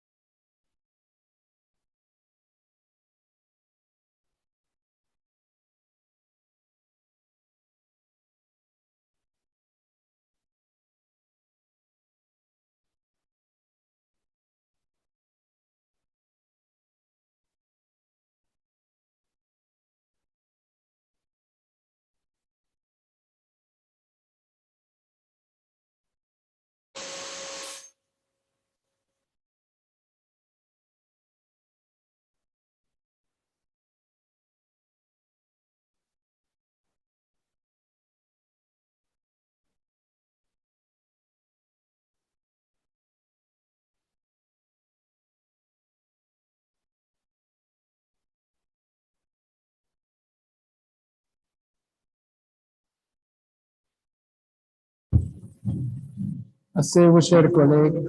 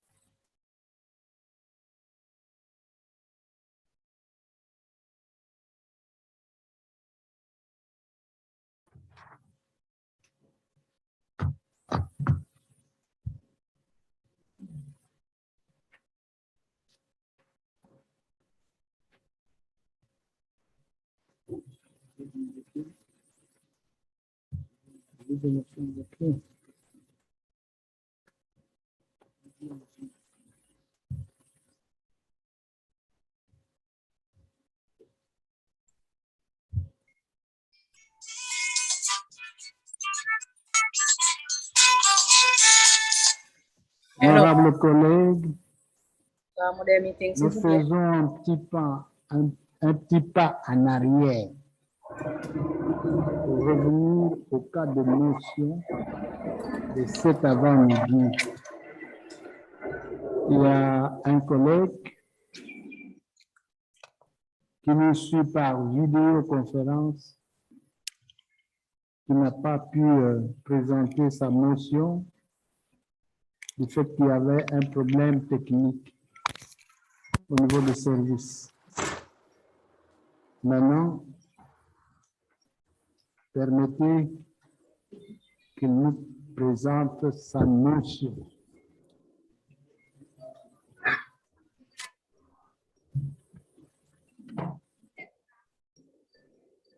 Honorable Rossi, Listocké, vous pouvez présenter votre motion qui est en rapport avec le comité permanent du développement humain, social et programmes spéciaux. Vous avez la parole. Thank you, Mr. President. Good afternoon, Mr. President and colleagues. I rise to give notice that today, Wednesday, the 13th July 2022, I shall move that the 51st Plenary Assembly to adopt the report of the Standing Committee on Human and Social Development and Special Program. I submit. Merci, honorable.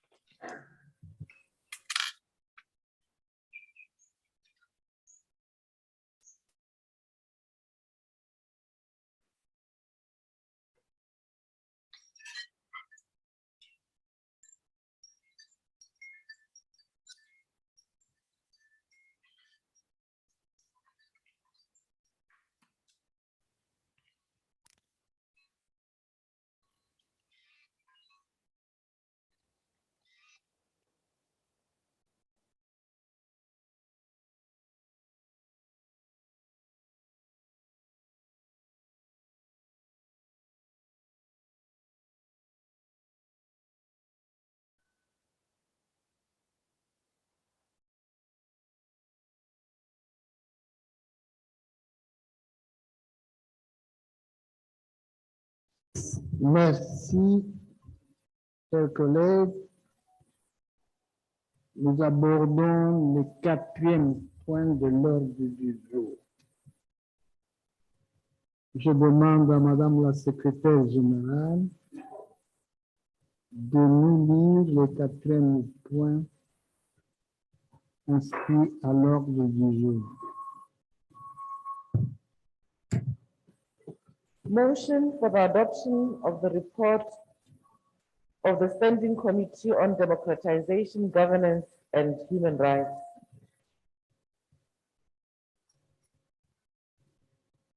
Merci, Madame la Secrétaire générale. La motion porte sur l'adoption du rapport du comité permanent de la démocratisation, de la gouvernance et des droits de l'homme. Il sera présenté par l'honorable Bouti Guillemot.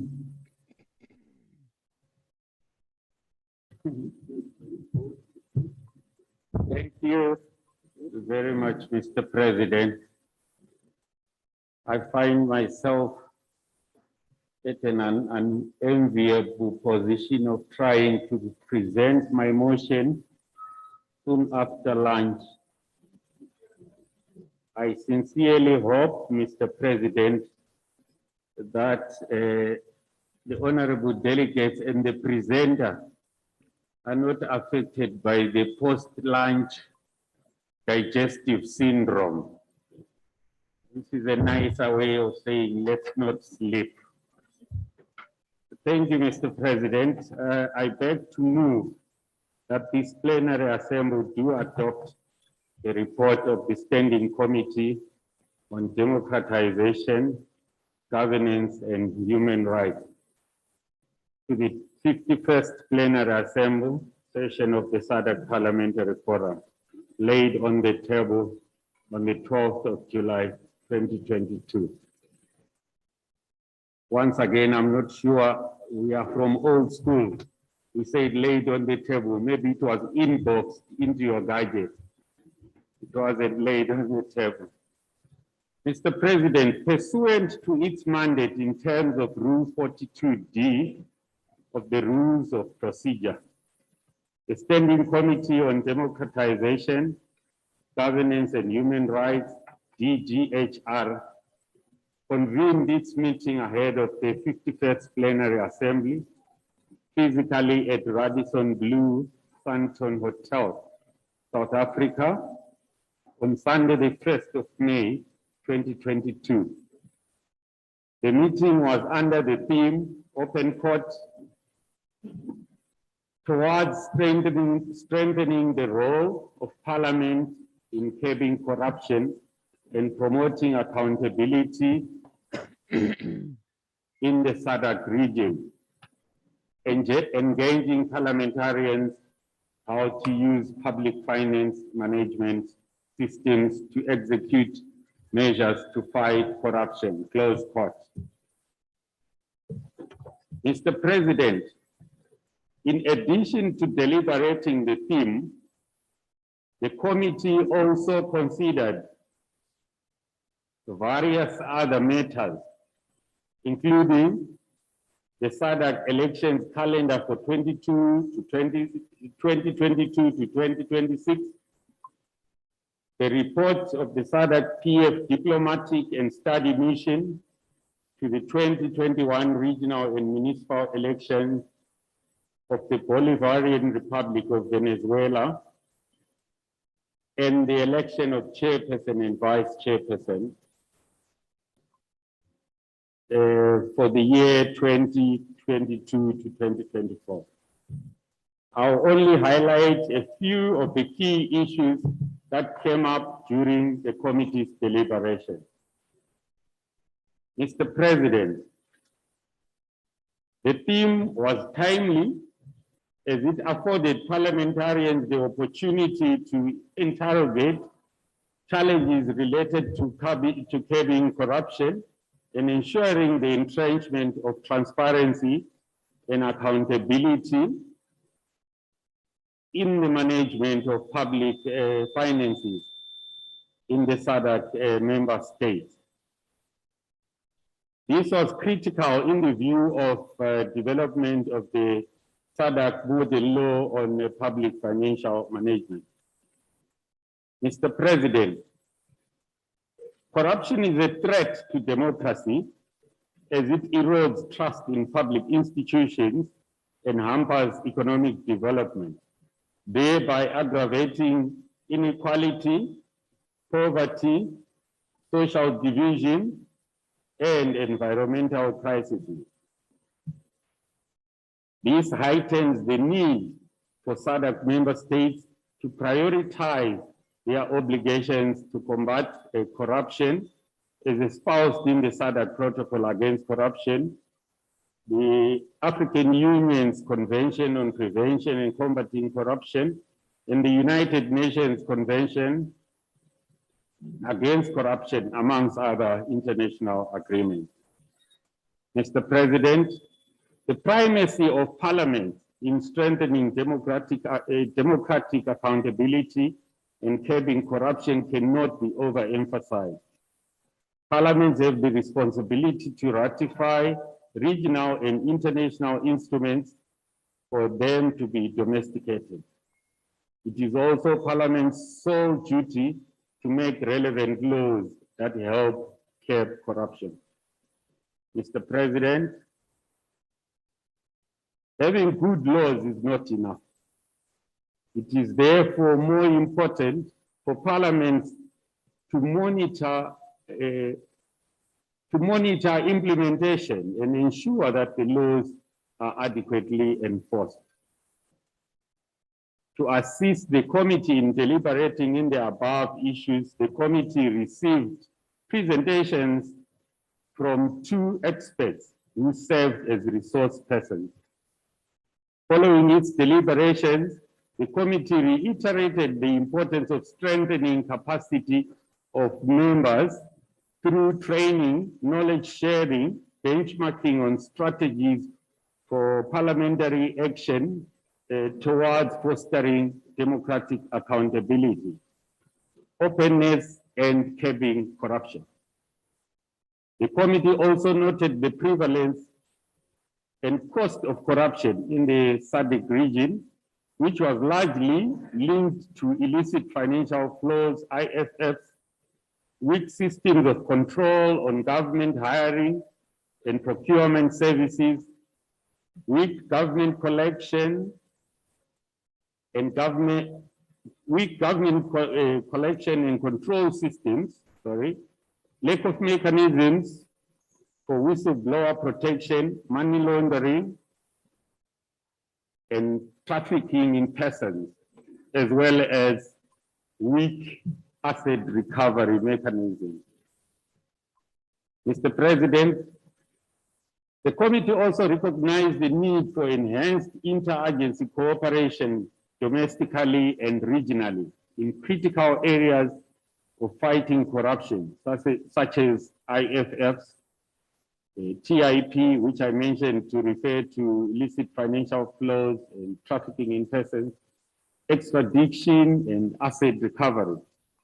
The committee further observed that the rule of law and constitutionalism were central pillars in curbing corruption by, among other things, ensuring separation of powers and the attendant transparency and accountability between and among organs of the state. Mr. President, the committee further expressed alarm at the rise in political corruption in the region. The committee I'll take that again. Sorry, Mr. President. The committee further expressed alarm at the rise in political corruption in the region, manifesting inter alia in state capture by private interests, which undermined law and policy, making through illicit payments and ultimately eroded public trust in public institutions. Mr. President, given the foregoing, the committee therefore called upon state institutions, including Parliament, to resist capture by being transparent and accountable and setting an example of incorruptibility to society as a whole through implementing and enforcing their own codes of conduct, so as to be able to withstand corruption and permit rapid exposure of corruption. In the same vein, Mr. President, the committee urged parliaments to ensure the development of a robust, clear, and fair legal framework to promote transparency and accountability, deter corruption, prevent undue influence of money in politics, which is state capture, and curb the misuse of public resources. Mr. President, the committee also reiterated the need for the forum to continue entrenching gender equality as part of its election observation methodology in order to ensure promotion of inclusive electoral processes and outcomes in the region. Following its deliberations on the SADC PF diplomatic and study mission to the 2021 regional and municipal elections of the Bolivarian Republic of Venezuela, the committee noted that there were a number of good practices observed, which the SADC region could learn from. These included the use of advanced technology, which made voter counting and verification more efficient and enhanced the acceptability of results. The committee also called for increased engagement between the forum and the ALBA TCP, a regional organization at the of the Latin American states, and the Bolivarian Republic of Venezuela within the context of promoting South-South cooperation.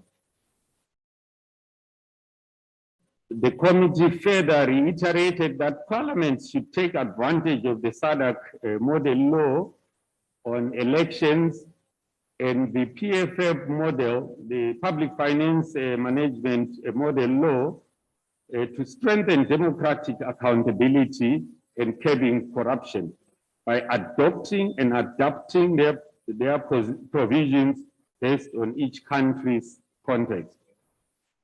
Mr. President, as I conclude, I urge all members to take time to peruse the committee's report for full details regarding the deliberations of the committee and its recommendations thereof.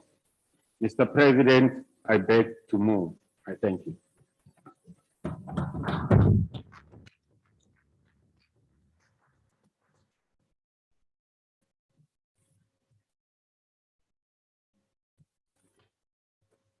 Merci, chers collègues. Je voudrais maintenant inviter le collègue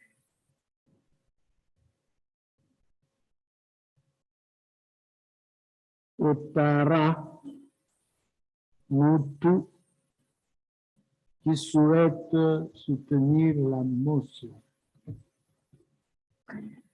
Thank you very much, Mr. President.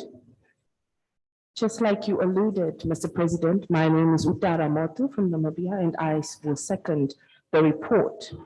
Mr. President, I rise to second the report of the DGHR Committee to this 51st Plenary Assembly so eloquently moved by the chairperson. In seconding the report, I wish to associate myself with the view advanced by the mover regarding the centrality of Parliament in promoting democratic accountability and curbing corruption. When I reflect on the critical role of Parliament that it can play in combating corruption as a watchdog institution, I am reminded of the wisdom of the gospel according to the same Luke chapter 4, verse 23, and it reads, unquote, "And he said unto them, Physician, heal thyself," unquote. The fundamental question here and above the quotation is that basic truth that before attempting to correct others, make sure you are not guilty of the same faults yourself. Mr. President, the fight against corruption has rendered all the more difficult, if not outrightly a lost battle, when parliaments, which must be vanguards and strongholds against corruption, are themselves the perpetrators, accessories, and facilitators of it. In any democracy, Mr. President, Parliament is indeed the central institution in serving the primary expression and embodiment of people's will. It is therefore, and goes without saying, that Parliament has the principal responsibility to combat corruption in all its forms and to advance socio-economic progress for the benefit of society. Mr. President, it is therefore important for Parliament to embody integrity, transparency as part of its cultural and fundamental values. Parliament must resist the capture and hold sacred its mandate to make laws for peace, order, and good governance for society, exercising the oversight on government and representing citizens and their all interests at all times. To be effective in combating corruption, there is a need to instill in Parliament's own ranks the notion that parliamentarians have the duty not only to obey the letter of law, but to set an example of incorruptibility to society as a whole through implementing and enforcing their own codes of conduct. Mr. President, I therefore join the mover in calling the parliaments to ensure that there are legal measures and safeguards in place for enhancing the role and functions of the watchdog institutions and the interagency collaboration in view of ensuring effective enforcement of laws on corruption. As I quote the Nobel Prize laureate, Rigoberta Menchú, correctly observed, unquote, without strong watchdog institution, impunity becomes the very foundation upon which the systems of corruption are built. And if impunity is not demolished, all efforts to bring an end to corruption are in vain, unquote. Mr. President, Parliament must be deliberate and genuine in engaging citizens so they actively participate in government issues, including demanding accountability from public office bearers. Often, apathy, indifference among citizens serve as the best breeding grounds for corruption to thrive. Ultimately, Parliament must bear in mind that corruption is paid by the very vulnerable, who are the poor of society, in particular women, children, and those with disabilities. Further, Honorable President, this includes young people whose development and futures are destroyed because of corrupt deeds. It is in most incidents that in some cases, employment is entangled with nepotism. It is not about the skills that you have as a young person to bring to a government or an institution, but it's about who you know. And that's the basis of our employment system through corruption in some countries. Mr. President, there is therefore the need for legislators to take decisive action in combating and curbing corruption through enhanced democratic accountability. And with those few words, Mr. President, I second the motion. I thank you.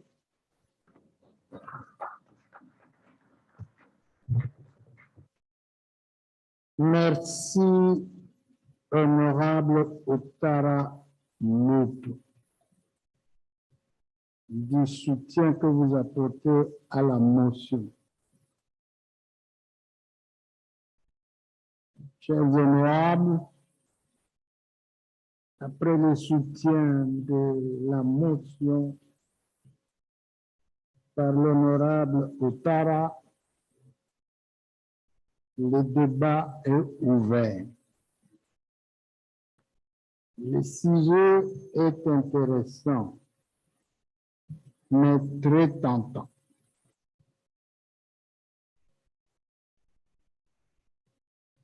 Chers collègues, je vous prie de rester dans les rapports. Restez dans les rapports. Ne parlez pas ici des problèmes de chez vous.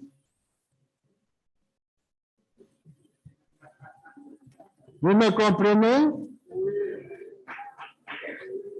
Ne parlez pas des problèmes de chez vous. Chaque pays a sa discipline, ses institutions, sa constitution, et chaque Assemblée nationale, chaque Sénat, pour ceux qui en ont aussi le règlement intérieur. Si vous allez en dehors du rapport, je vous retire la parole. Nous sommes compris, chers collègues. Restez dans le rapport. Merci.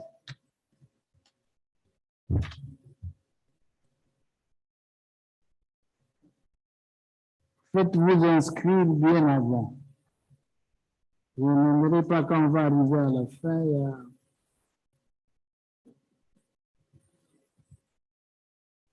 Nous avons jusque-là la Zambie,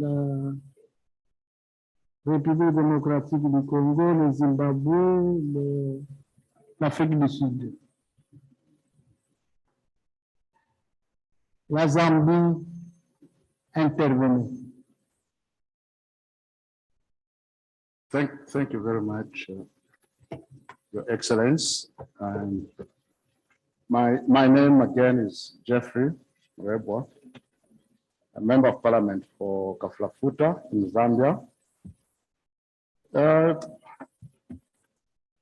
Your Excellence and fellow honorable members, I find this topic to be quite interesting sometimes and sometimes quite annoying when I look at most of the governance systems we have. By definition, what I learned when I was in school, there used to be a subject we called civics. They say the democracy is a government of the people, for the people, and by the people.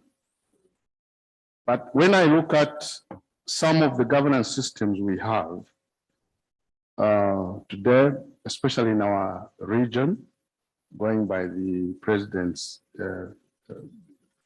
guidance, I'm left but lamenting when I see this word so-called democracy being violated most of the times when it comes to election times. People's will is violated. First of all, when we maybe start by the way we conduct ourselves to the election date, people are beaten up so that they can align themselves to a certain school of thought. People are threatened and all these things happen. Thereafter, when we go to the election time, it has been common knowledge within SADC region how that some parties have been robbed of their right to vote. What I mean is, sometimes people have cried foul that the results of the election does not reflect what the electorate chose. I find this to be a serious violation of democracy. It's a violation of human rights, because when we go to elections, we basically ask people to express their right of choice. But we find that despite being in this region of SADC, when SADC is called upon where some quarters will not be happy with the outcome of the election, SADC has not really shown that commitment and that stamina to show that they can actually stand for democracy and defend democracy. Sometimes SADC itself actually has led the way to, rather they've poured on fuel on the fight that would be going on in a certain part of SADC. I find this to be a mockery of the word democracy. We might say we are democratic countries when we actually still living in dictatorship. And this is not right. It's a violation of human rights. it should start, rather it should stop immediately. If we are going to make progress in democracy, this has to come to an end immediately. When elections are not free and fair, we would like to see our region nullify the results of the elections. And it's really what we should be doing as a region. We need to learn to stand and support one another. That's what this is all about.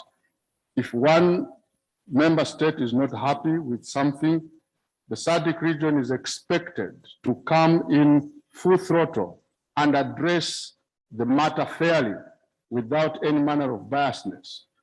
But we see this repeating itself over and over again. We are yet to get to a point where we are going to pay solidarity to one another as we ought to. I do not know if you regard this as a digression, Your Excellence. This morning, we had a prayer from DRC for solidarity.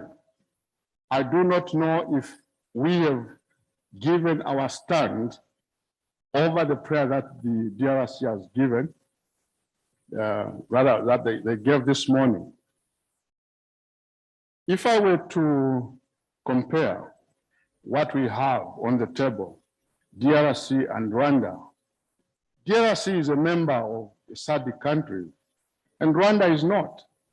I do not understand, Mr. President, why we should even waste a minute to think whether we should side with Rwanda or not, because Rwanda is not part of the SADC countries. So I would be expecting this House to come out with something. We cannot bury our heads in the sand after one of our member states has made a request to have solidarity given to them, then we behave and pretend like nothing has been said. So if we are going to be people that are going to live by what we are saying, this should be followed up, and before this session closes, Your Excellency, we need to make our stand known, whether we are going to pay our solidarity to the DRC or we are going to pay our loyalty to Rwanda, maybe because they have financial muscle or what, I don't know. I won't go into that. But I think that we need to make a clear decision over the request that has been made by our fellow member state. I thank you.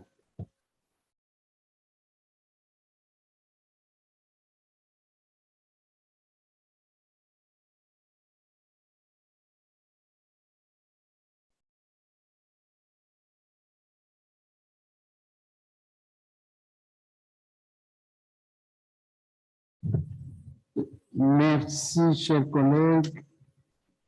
J'espère que nous avons bien noté l'intervention du collègue de Zimbabwe, de la Zambie, pardon, de Zambie. Alors, j'ai bien noté, nous allons y revenir parce que le collègue a demandé qu'on consacre ne fût-ce que même une minute, c'est ça, hein, à cette question pour que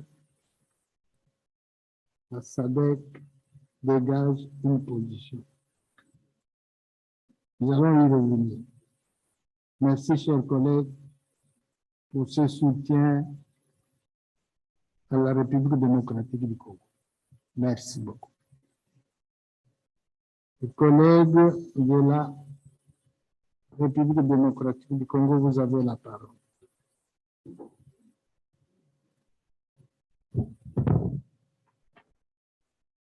Honorable Président, distingués membres, c'est encore le révérend Dr Sangouma Temongon Moussaï, le deuxième vice-président du Sénat, membre de cette délégation. Je vais aborder dans le sens de la lutte contre la corruption.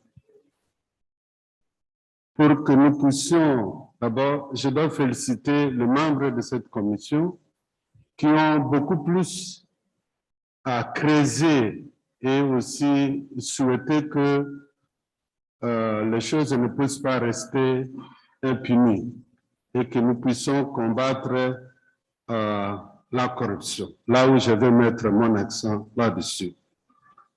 Je souhaiterais beaucoup plus que SADC puisse encourager toutes les confessions religieuses de pouvoir encore de plus en plus prêcher l'éthique pour toute la population. Parce que dans un pays où des fois on voit le nombre élevé de confessions religieuses et on voit aussi que le taux de la corruption est grandement augmenté, ça sous-entend quand même que la religion n'a pas eu son sens ou sa raison d'être dans ce pays.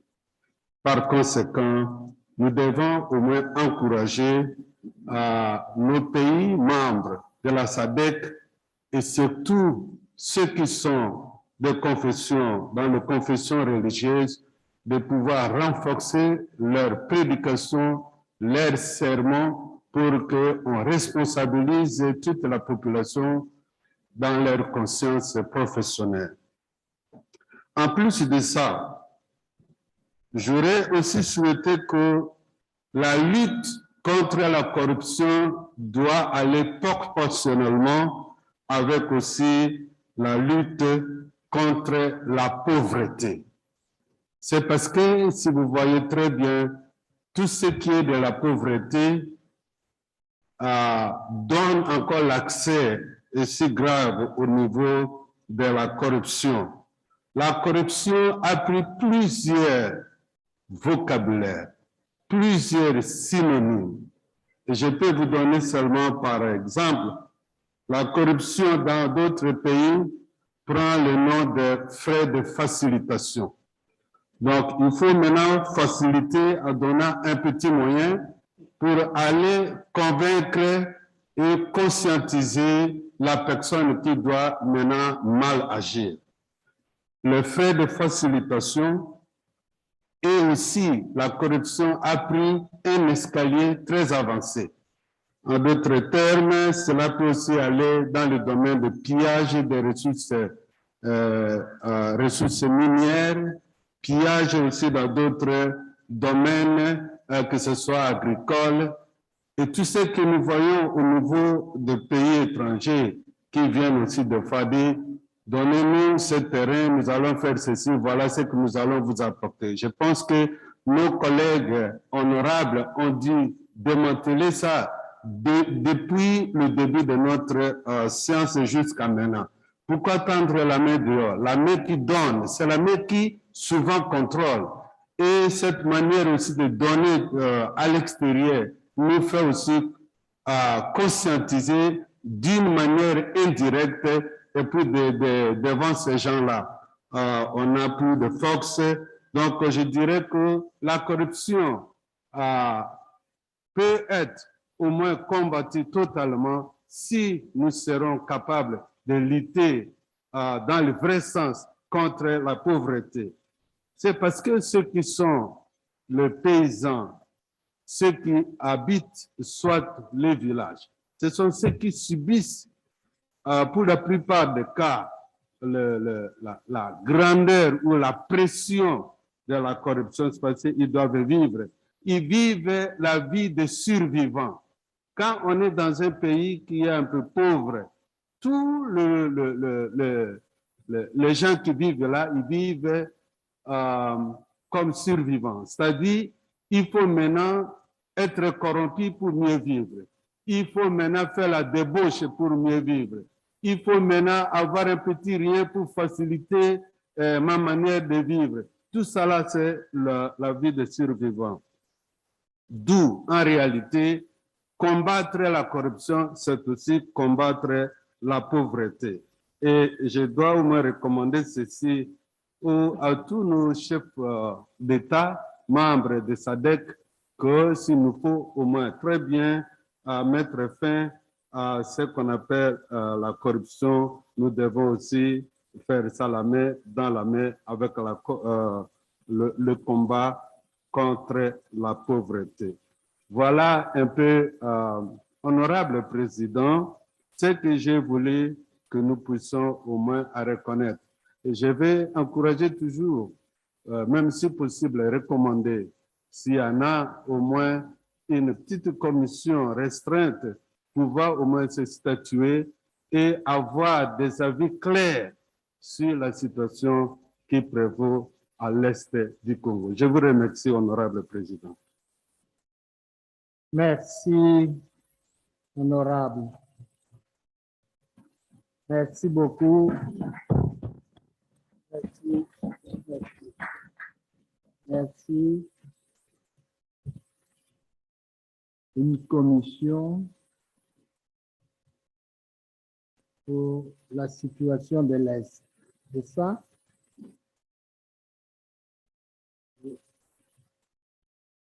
Pour nos services notent.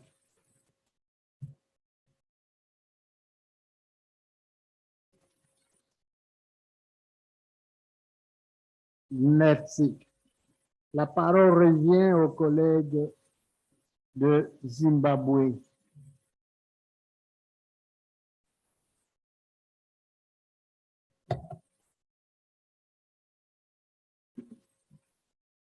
Thank you, Mr. President, for giving me this opportunity. My name is Samsani Kutati Mohadi from Zimbabwe. I want to thank the mover and the seconder of this very important motion. Let me add my voice to the ongoing debate arising from the report of the Standing Committee on Democratization, Governance and Human Rights.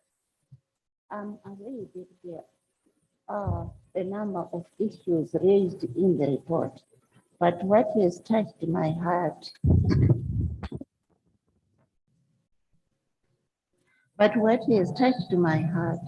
is the report on the SADC diplomatic and study missions for the 2021 report to the 2021 regional and municipal elections of the Bolivarian Republic of Venezuela. Honestly, while we are happy to be part of such missions, we should sit down and reflect on our own situation as a region. The report captures very well a number of significant points concerning the electoral processes up to the announcement of the results. Mr. President, I have been with the forum for a long period and can testify on the flagship election observation missions that have been embarked upon in past. The SADC has been known.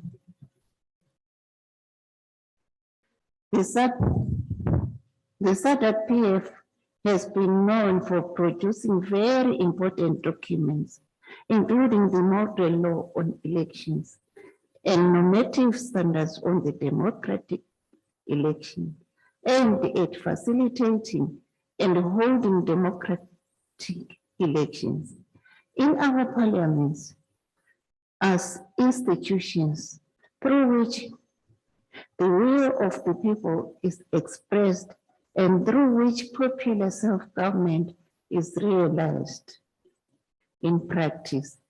Then, Mr. President, we are failing our mandate to share and compare notes amongst ourselves on elections as a region.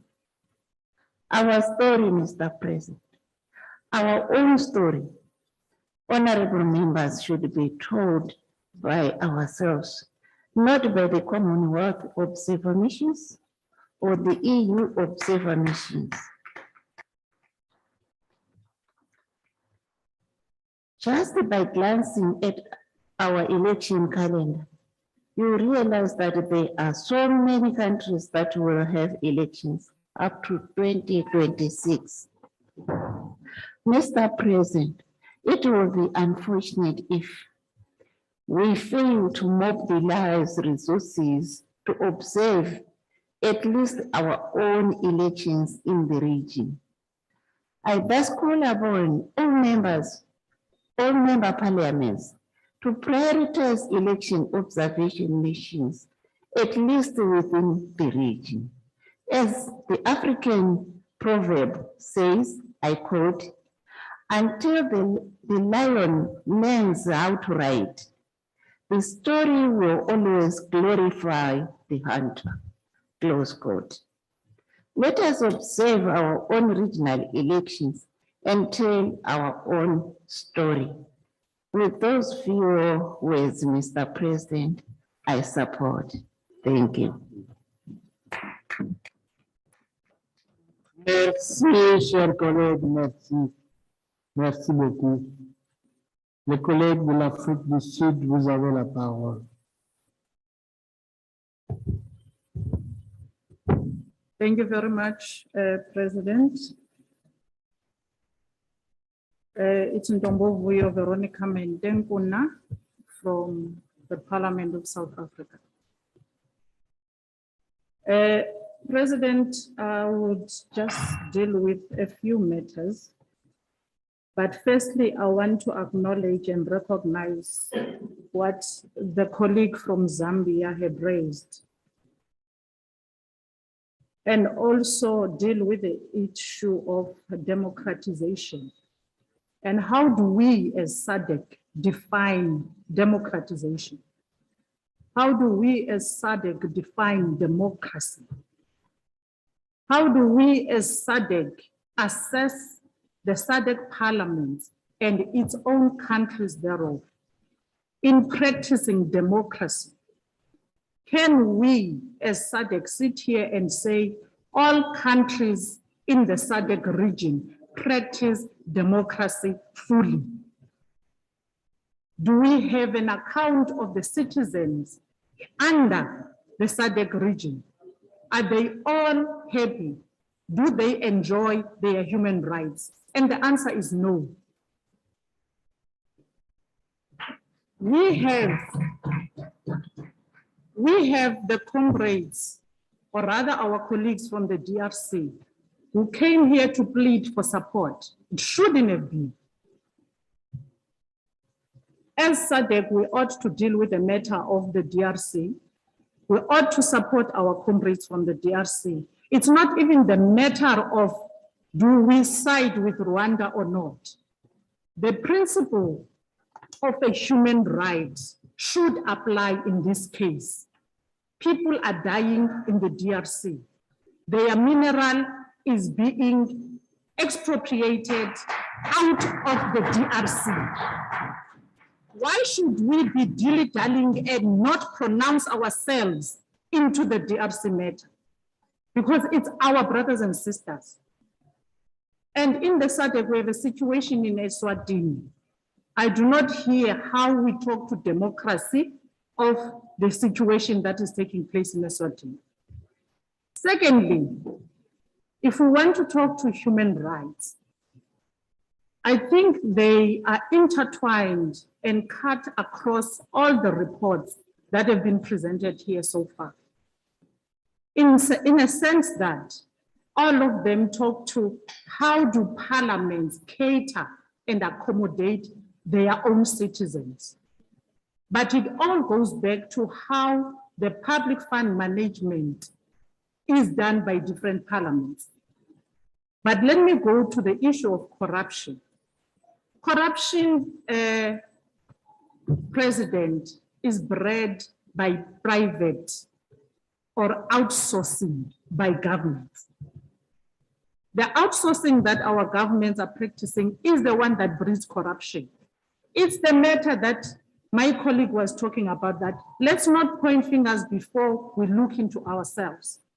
Earlier on, when we were dealing with the trade report, a comrade raised that the tables that we have here were imported from somewhere else when we have good wood.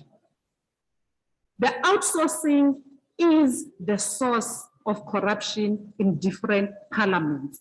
How do we then deal with such a matter in the different countries of the SADC?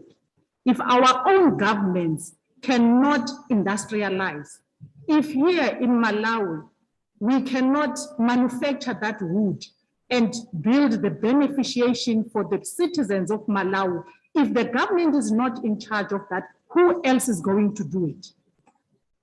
No one else. We can't expect a messiah from somewhere else. The governments must save themselves. They are the ones that must start to industrialize in their own countries. You are responsible for the production of sugar. The government must be involved, and that will cut the corruption, because the person who then comes and take the sugar from outside is having access through the officials and the government representatives. It's not someone from outside, it's us. And therefore, if us as SADC were not going to pronounce and say, can we start to industrialize? Can we start to manufacture? Can we start to beneficiate our own people with our own minerals? Can a finished product come out of SADC?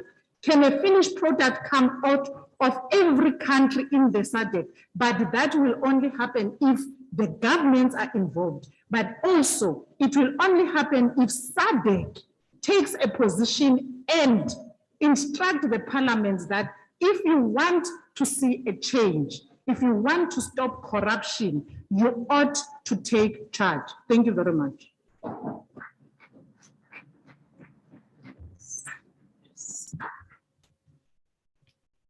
Chers collègues, merci.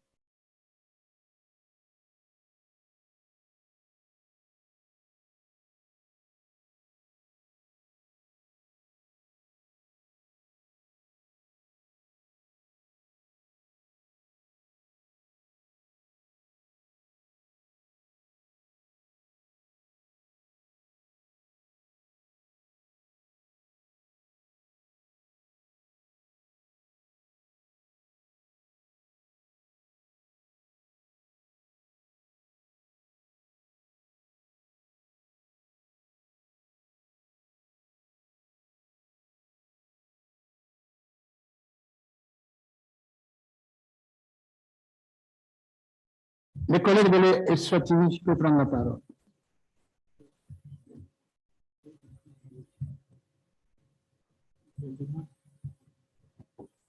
Thank you very much, Your Excellency, the President, for the opportunity to make this intervention on the subject in issue. I would want to agree 100% with the last speaker, South Africa, that maybe there is need for our foreign institution to come up clearly as to what we mean by a democracy in general.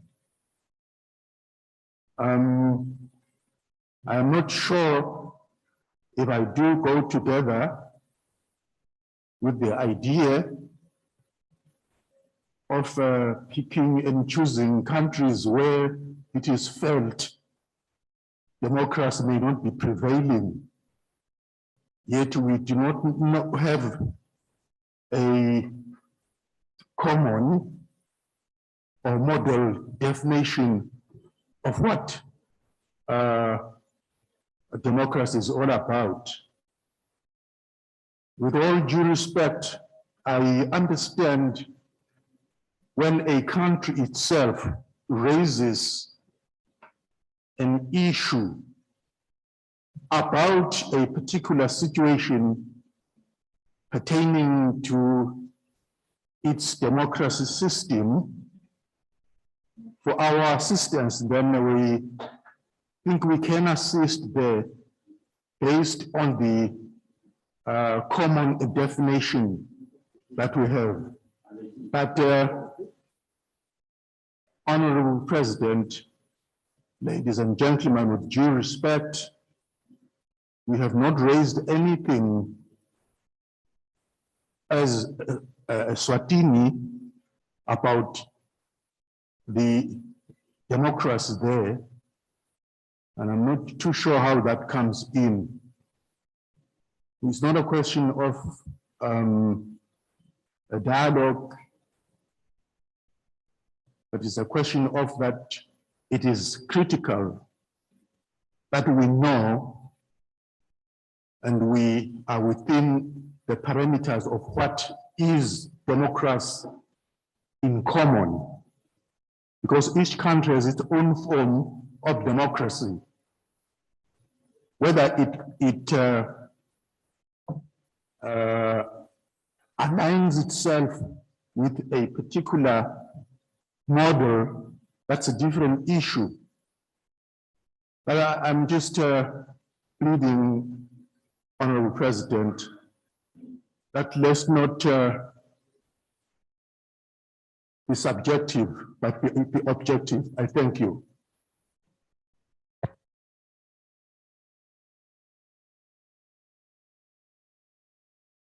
Merci, chers collègues.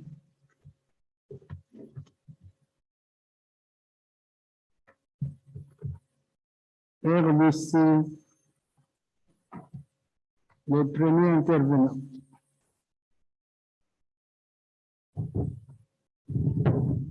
Enfin, merci, Monsieur le Président. Je suis le sénateur Tchikès Diemou, la République démocratique du Congo. Mes chers camarades, voici 30 ans que moi, personnellement, j'ai été béni pour assister à Lusaka, au sommet de Lusaka, pour l'adhésion de mon pays à la SADC.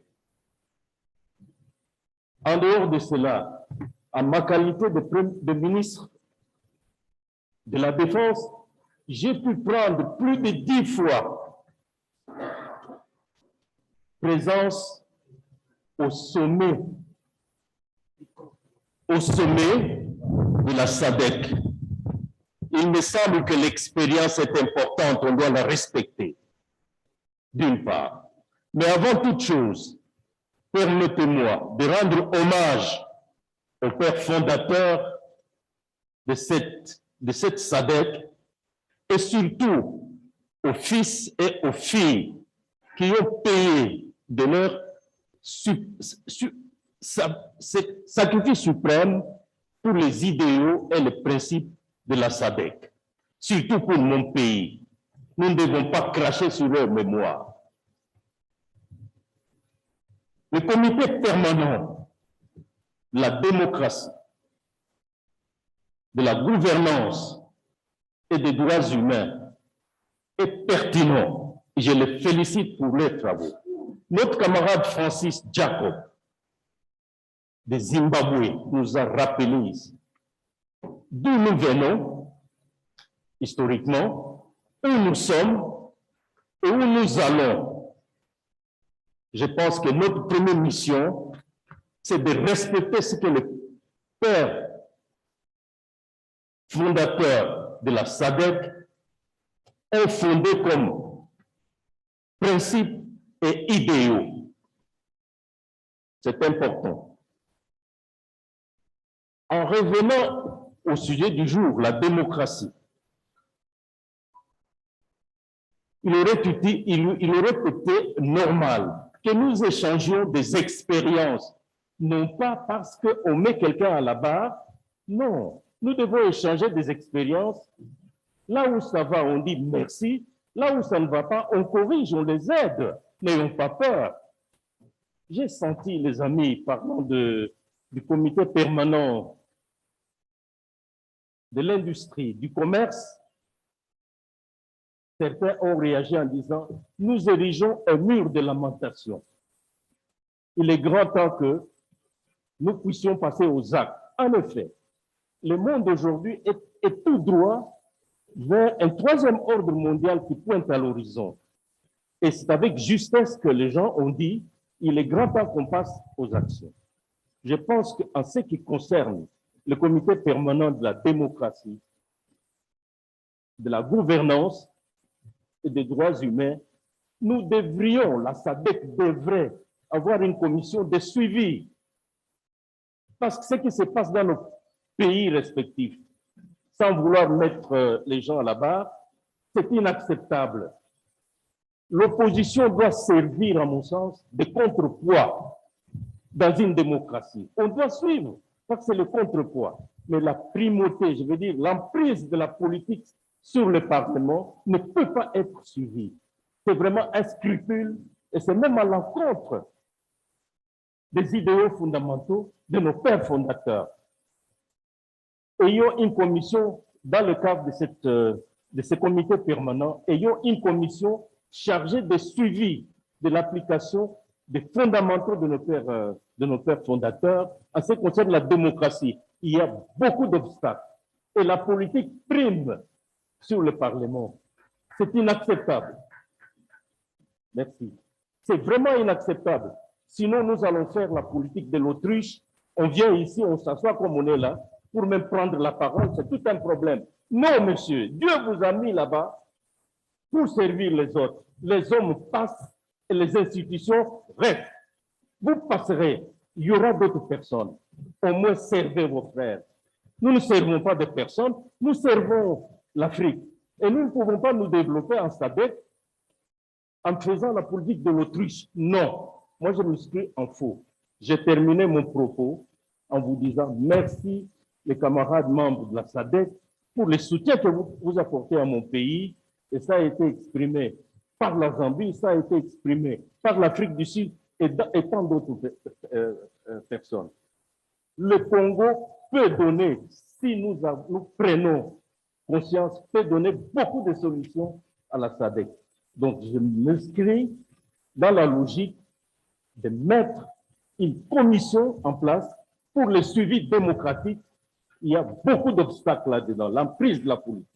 Pour le suivi de la bonne gouvernance, parce qu'il y a des lois illégales qui sont appliquées, quelquefois, dans nos pays, et qui tombent dans la corruption. C'est inacceptable. On ne s'en prend pas aux gens, mais c'est ça des pratiques. Les droits de l'opposition, c'est le contrepoids. La SADC doit suivre ça comme ici, les contributions des membres. J'ai dit, Monsieur le Président, et je vous remercie. Merci, chers collègues, merci beaucoup. Le deuxième de la RDC. Merci, Monsieur le Président, pour la parole.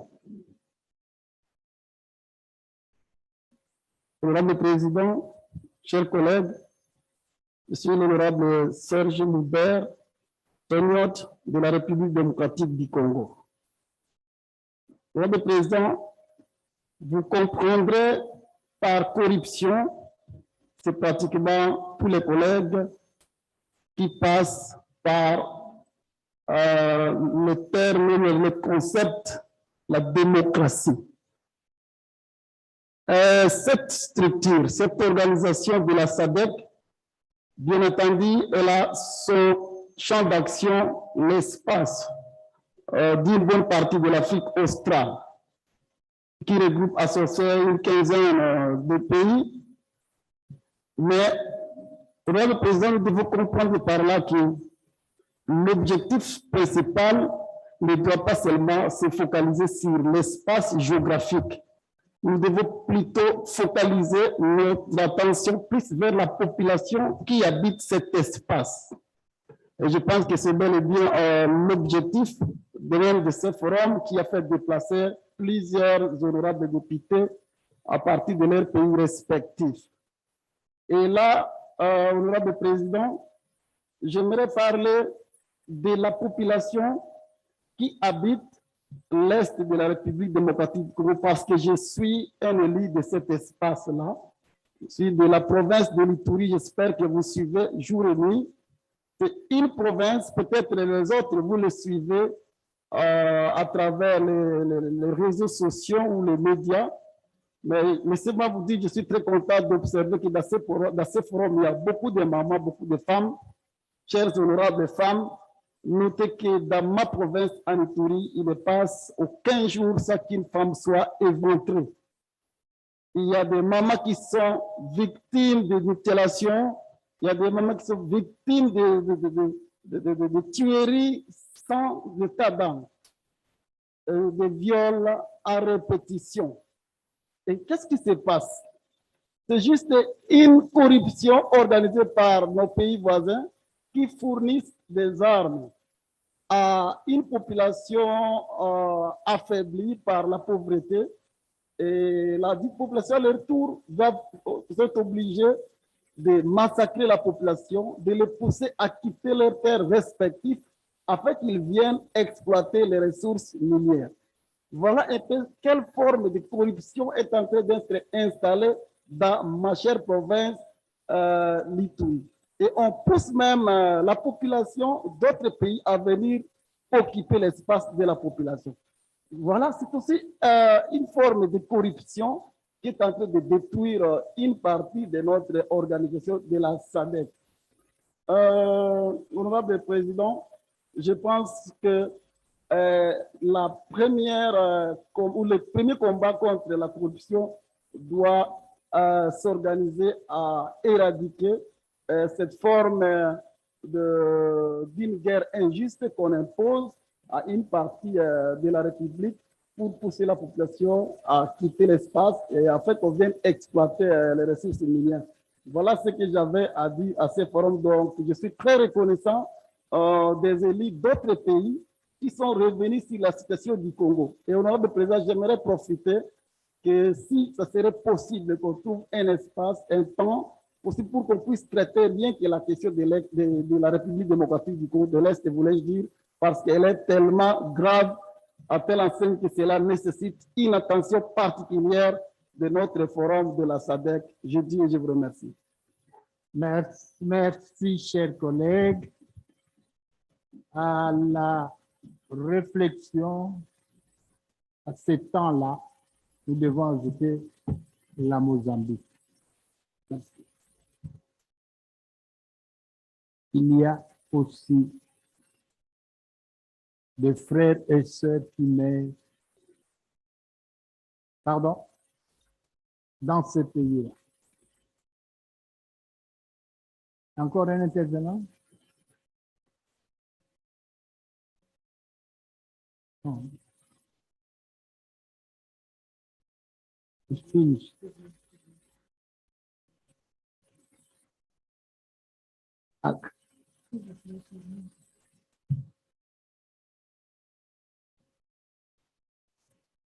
Vous voulez encore intervenir? Le dernier de la RDC, c'est ça? Oui. Non, non. Madagascar. Moi, j'avais demandé le problème. De quel pays? Bon, prenez la parole. Allez-y.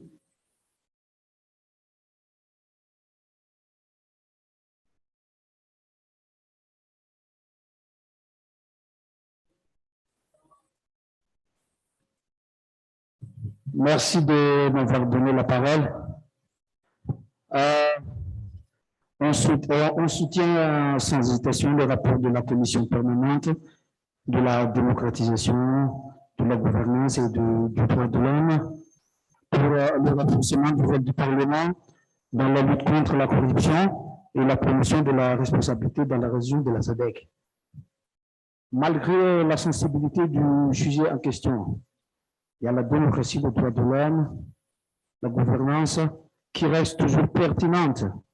Cela influe et demande une prise de décision très au sérieux dans la lutte contre la corruption, qui est synonyme de la pauvreté, comme le révérend de RDC a dit tout à l'heure, ce qui est notre raison d'être ici, dans ce forum.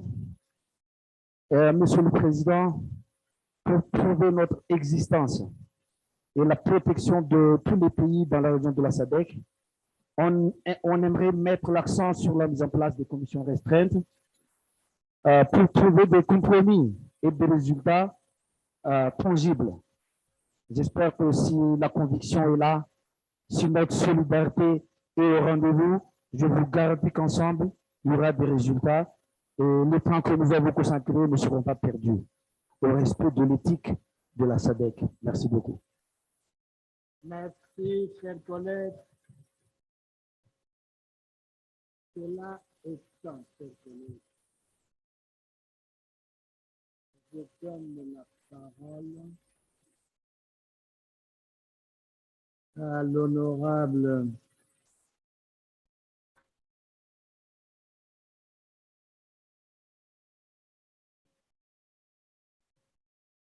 Lioueni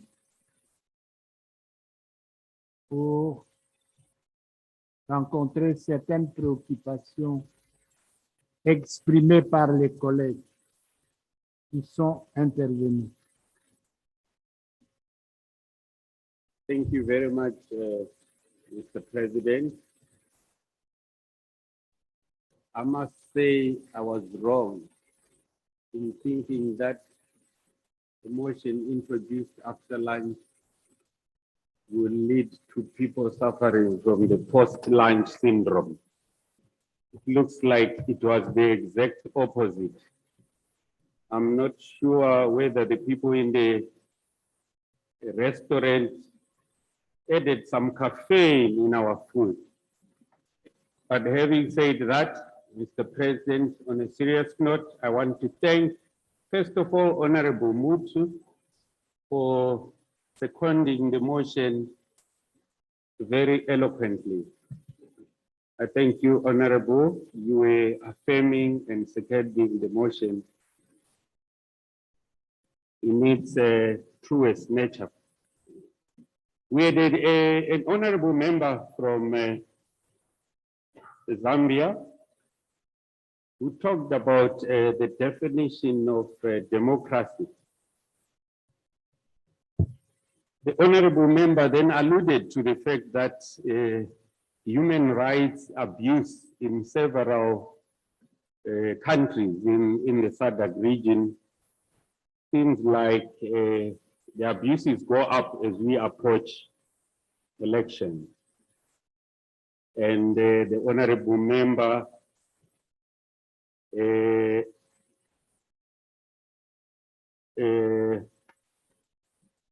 almost blamed SADC for letting the other member countries down by not either condemning or taking a stance.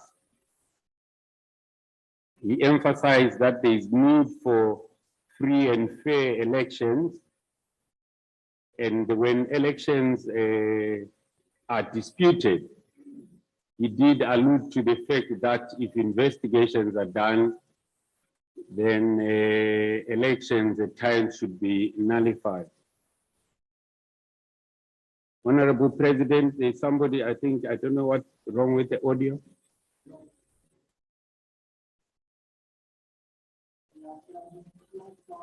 Can I go ahead? Wait a moment. Wait a few minutes.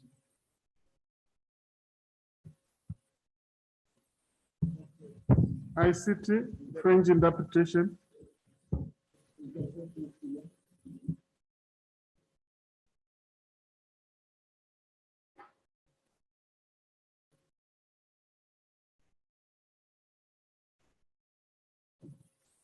It is okay now. Thank you very much, Mr. President. I'm continuing on comments to the honorable member from Zambia. Last but not least, the honorable member called for need for a solidarity message from SADC peers concerning the DRC situation. Whilst we are still on the same matter, Mr. President, democracy, human rights, and governance. I think if my memory serves me well, Please, the next translator.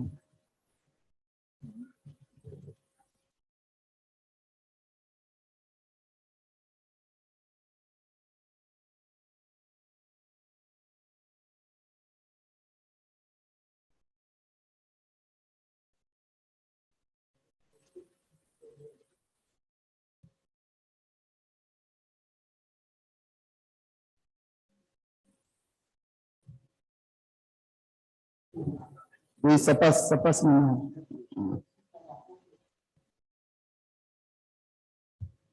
Continuez, chers collègues. thank you very much, Mr. President. Several members, honorable members, expressed the need for a definition of democracy and the parameters which can be measurable within the SADC region. But I wanted to remind honorable members that if our memory serves us right, we have a SADC peer come up with a model law on elections. So the model law on elections, which all of us sat down and crafted, will cover all the aspects of dispute that all honorable members have raised in this room. It will cover even the definition and everything that has to be done with, in fairness, during the election time, in campaigning, post-election, everything is covered. But the unfortunate situation that SADC finds in is we are a brotherly organization. We don't have teeth. We can't enforce our model law. It depends on individual member states to then democratize the model law. So the debate that comes out here shows that there is need that if we sit down as the forum and come up with model laws, we should quickly, because we will have put all our minds and wisdom together in crafting these model laws. The only thing that's left is for us to domesticate these model laws. The moment we domesticate the model laws, all the other problems that were raised by honorable members will be a thing of the past. Honorable members, I would equate the model law on election as a bitter pill. I happen to be a chemist by profession. And if you produce a bitter pill, which is very bitter to swallow, you'll find that patients will have problems in drinking the pill. Some of them will spit it, some of them will vomit it, some of them will outright refuse it. This is how I'm seeing the model law. It's not like it's not going to heal the patient. It's got the active ingredients that are going to solve our problems in the SADC region, but because it's bitter, some of us don't want to swallow these tablets. So the quicker all of us realize that when we are coming up with model laws, they are meant for us and they are meant for the good of our region. There was an honorable member from the DRC that commented on need for affirmation on anti-corruption. And he talked about involving all the stakeholders, the churches, the schools, which is very noble, But what I also want to comment on, Mr. President, is following the footsteps of my Speaker of Parliament, who talked about peace in the region, in the Rwandan DRC region. I also would like to plead for peace within the DRC itself. So there is need for peace within the DRC and peace within your border. And my last comment, no, it's not the last, second last, we had Zimbabwe. The Zimbabwean honorable member talked about the importance of election observation, and this cannot be overemphasized. As explained in the report that we have had several election observation missions which have been quite successful. An example, a case in point is the Zambian election, the past Zambian election, which we observed virtually. It was very effective. So it's not only about resources. We can monitor and observe elections virtually because you have an opportunity of meeting almost all stakeholders because you don't have to take their time. You can engage them whilst they are in their individual offices. We had a delegate from Eswatini saying we should not be subjective in our discussion, which I concur. And then lastly, we had delegates from DRC talking about engagement, talking about need for engagement within their country and talking of the unfair war, of which I think most delegates would concur. Mr. President, before I conclude, I just wanted to say this issue of corruption, whilst I personally, this is my personal view, Mr. President, whilst I concur that 90% of corruption is within ourselves and we can fight that corruption. There is an element of corruption which some of you might not experience, but I come from Zimbabwe and I'm one of those people where my country is affected. So the corruption that might emanate from Zimbabwe, it's not all self-inflicted. Why am I saying that, Mr. President? Look at the countries that are said to be corrupt. If it's by coincidence, you will pardon me. If you look at the International Index on Corruption, you find countries like Zimbabwe, Venezuela, Iraq, all those countries that have sanctions. That's one common denominator. Venezuela is there, Iraq is there, Zimbabwe is there, Cuba is there. These are the countries that are said to be highest in terms of corruption index. So is it coincidence that because we are sanctioned, then the corruption goes up? I think we have to look at that when you hear countries like Zimbabwe calling for solidarity in calling for an end to sanction. These are some of the things that we realize are fueling corruption in our country. Because what happens is, instead of people doing an above table transaction, instead of our government doing an above table transaction with everyone, they have to hide, they have to do under the table deals in order for the population to survive. And this is survival. So they are not going to, they might pay attention to corruption, but at times this is survival. If somebody will come and say, Zimbabwe, I'm going to sell you oil via this route, there's commissions that are paid. There's so many people in between for the oil to come to Zimbabwe. So it ends up being expensive and there are corrupt individuals in between. So what I want to plead to this august house is to realize that us sanctioned nations have an element that adds and fuels corruption, which are sanctions and should be called to order. Mr. President, I beg that my report to be adopted. I thank you.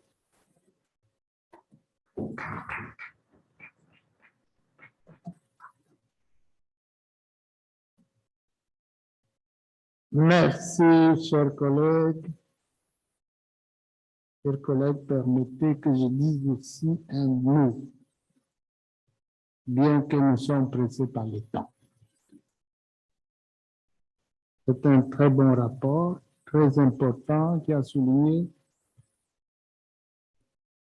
des aspects importants de la vie, aussi bien en matière de démocratie, de la gouvernance, des droits humains, très important.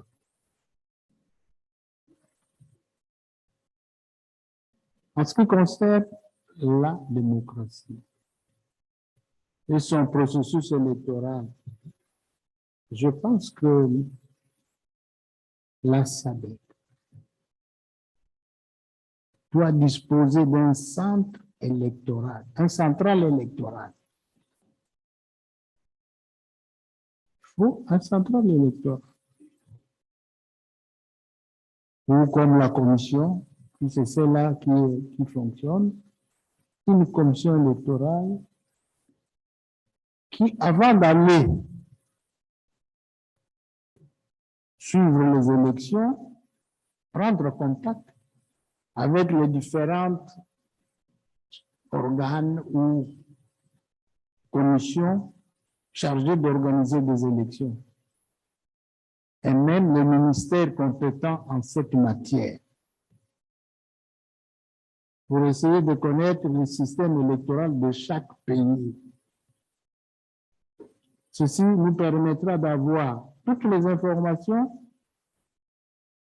pour que nous puissions demander à nos chefs d'État qu'ils corrigent ce qu'ils doivent corriger à travers le Parlement, au moment où nous allons voter les lois concernant les élections et autres choses.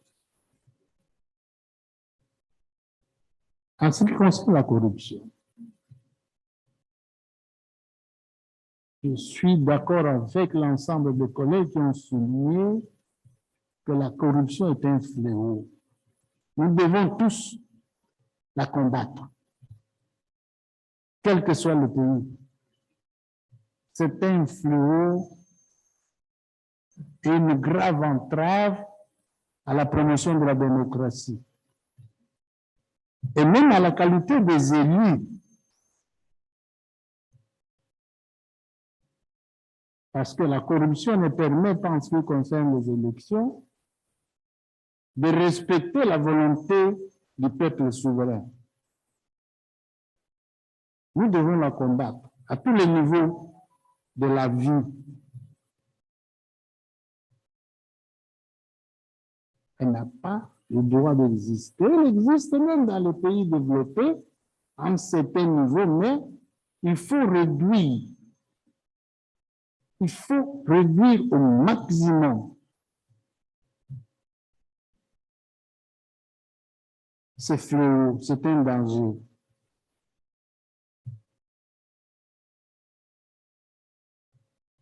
Chers collègues, je voudrais féliciter les collègues dames qui participent avec nous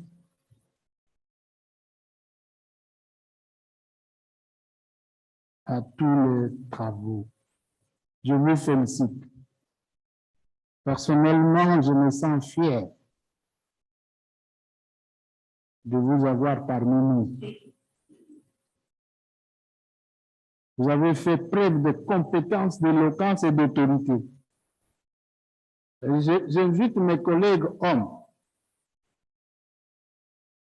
que je crois nous avons noté les interventions des honorables collègues dames parce qu'ils ont souligné des questions très importantes. Quand ça vient d'elle, la matrice de nos nations, les femmes, nous devons faire extrêmement attention et veiller à ce qu'elle nous demande là que ça soit appliqué. Ce qui doit être corrigé, nous devons le corriger. Quand nous parlons de l'égalité des chances ou de parité, voilà, elles sont vraiment à leur place. Félicitations en tout cas. Félicitations. Cela étant,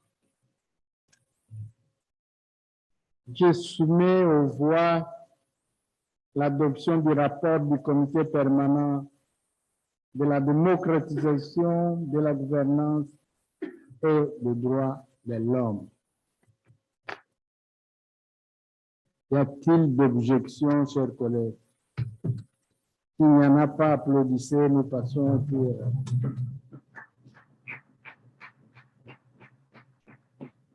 Merci, chers collègues.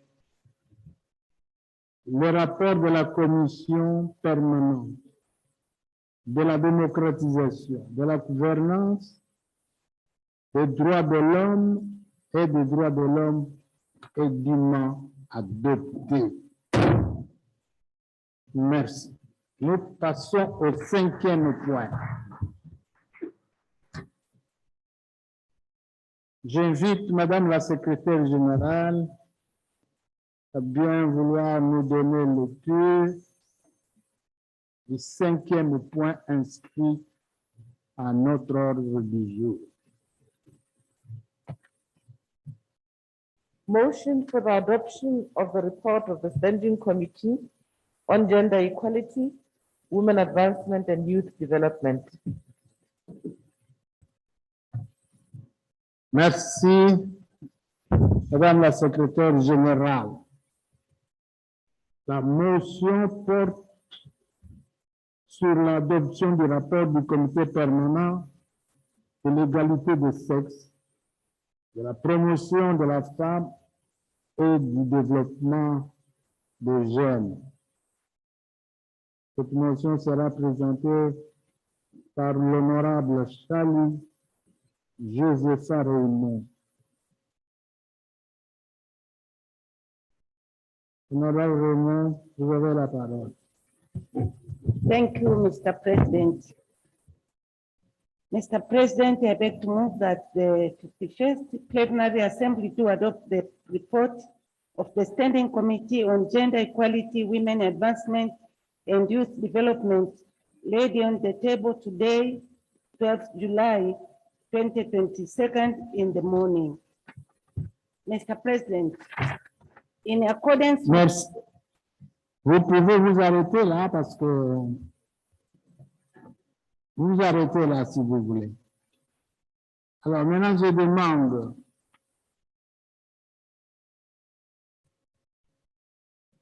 y a-t-il quelqu'un qui soutient la motion? Qui soutient la motion? Yes, Mr. President, Vous avez la parole. I am Paula Cooper from Namibia and I so support the motion. Merci, honorable. À présent, j'invite l'honorable Raymond à présenter le rapport. Vous pouvez parler maintenant, développez tout. Thank you, Mr. President. Mr. President, in accordance with its terms of reference act set out in Rule 42, subsection A of the SADC PF Rules of Procedure, the Standing Committee on Gender Equality, Women Advancement and Youth Development considered two topics, namely, enhancing the role of Parliament in the construction and implementation of gender-responsive budgeting within the framework of public finance management, and issues affecting the youth in the SADC region and mechanisms for parliamentarians to directly engage with the youth. That was on 30th April 2022. The committee selected the first topic with a view to inter alia define the position of gender-responsive budgeting within the public financial management framework, investigate the impact of gender-responsive public financial management on the gender gap, outline required enabling framework conditions for gender-responsive budgeting to have an impact, as well as recommend minimum standards in gender-responsive budgeting and public spending that could reduce gender inequalities within SADC member states. The second topic was selected in quest to provide a platform for young people to directly engage with parliamentarians on issues affecting the youth, to identify and assess the measures that were being taken by SADC member states and other factors in addressing these issues. The meeting was aimed at making recommendations on the role of Parliament in addressing the issues affecting the youth, and also to explore ways of strengthening cooperation between parliaments and youth organizations at national and regional level towards greater promotions of meaningful engagement and collaboration. Mr. President, the committee learned that gender-responsive budgeting offers a means to systematically address gender inequality and women's empowerment through government budgets and financial management as a process of constructing and implementing public budgets that considers the different needs of men and women and the prevailing gender inequalities.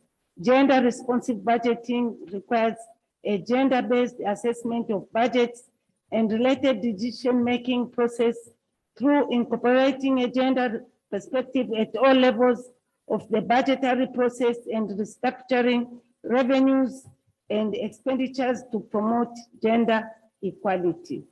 Mr. President, arising from its deliberations, the committee noted that in order to establish equity and fairness for all citizens, which is one of most crucial functions in public finance management, it is imperative to implement gender-responsive budgeting. Gender-responsive budgeting is therefore a pertinent political economic process because it refers to decision-making that prioritizes the allocation of available and oftentimes scarce financial resources to ensure equitable socioeconomic outcomes for men, women, and marginalized groups.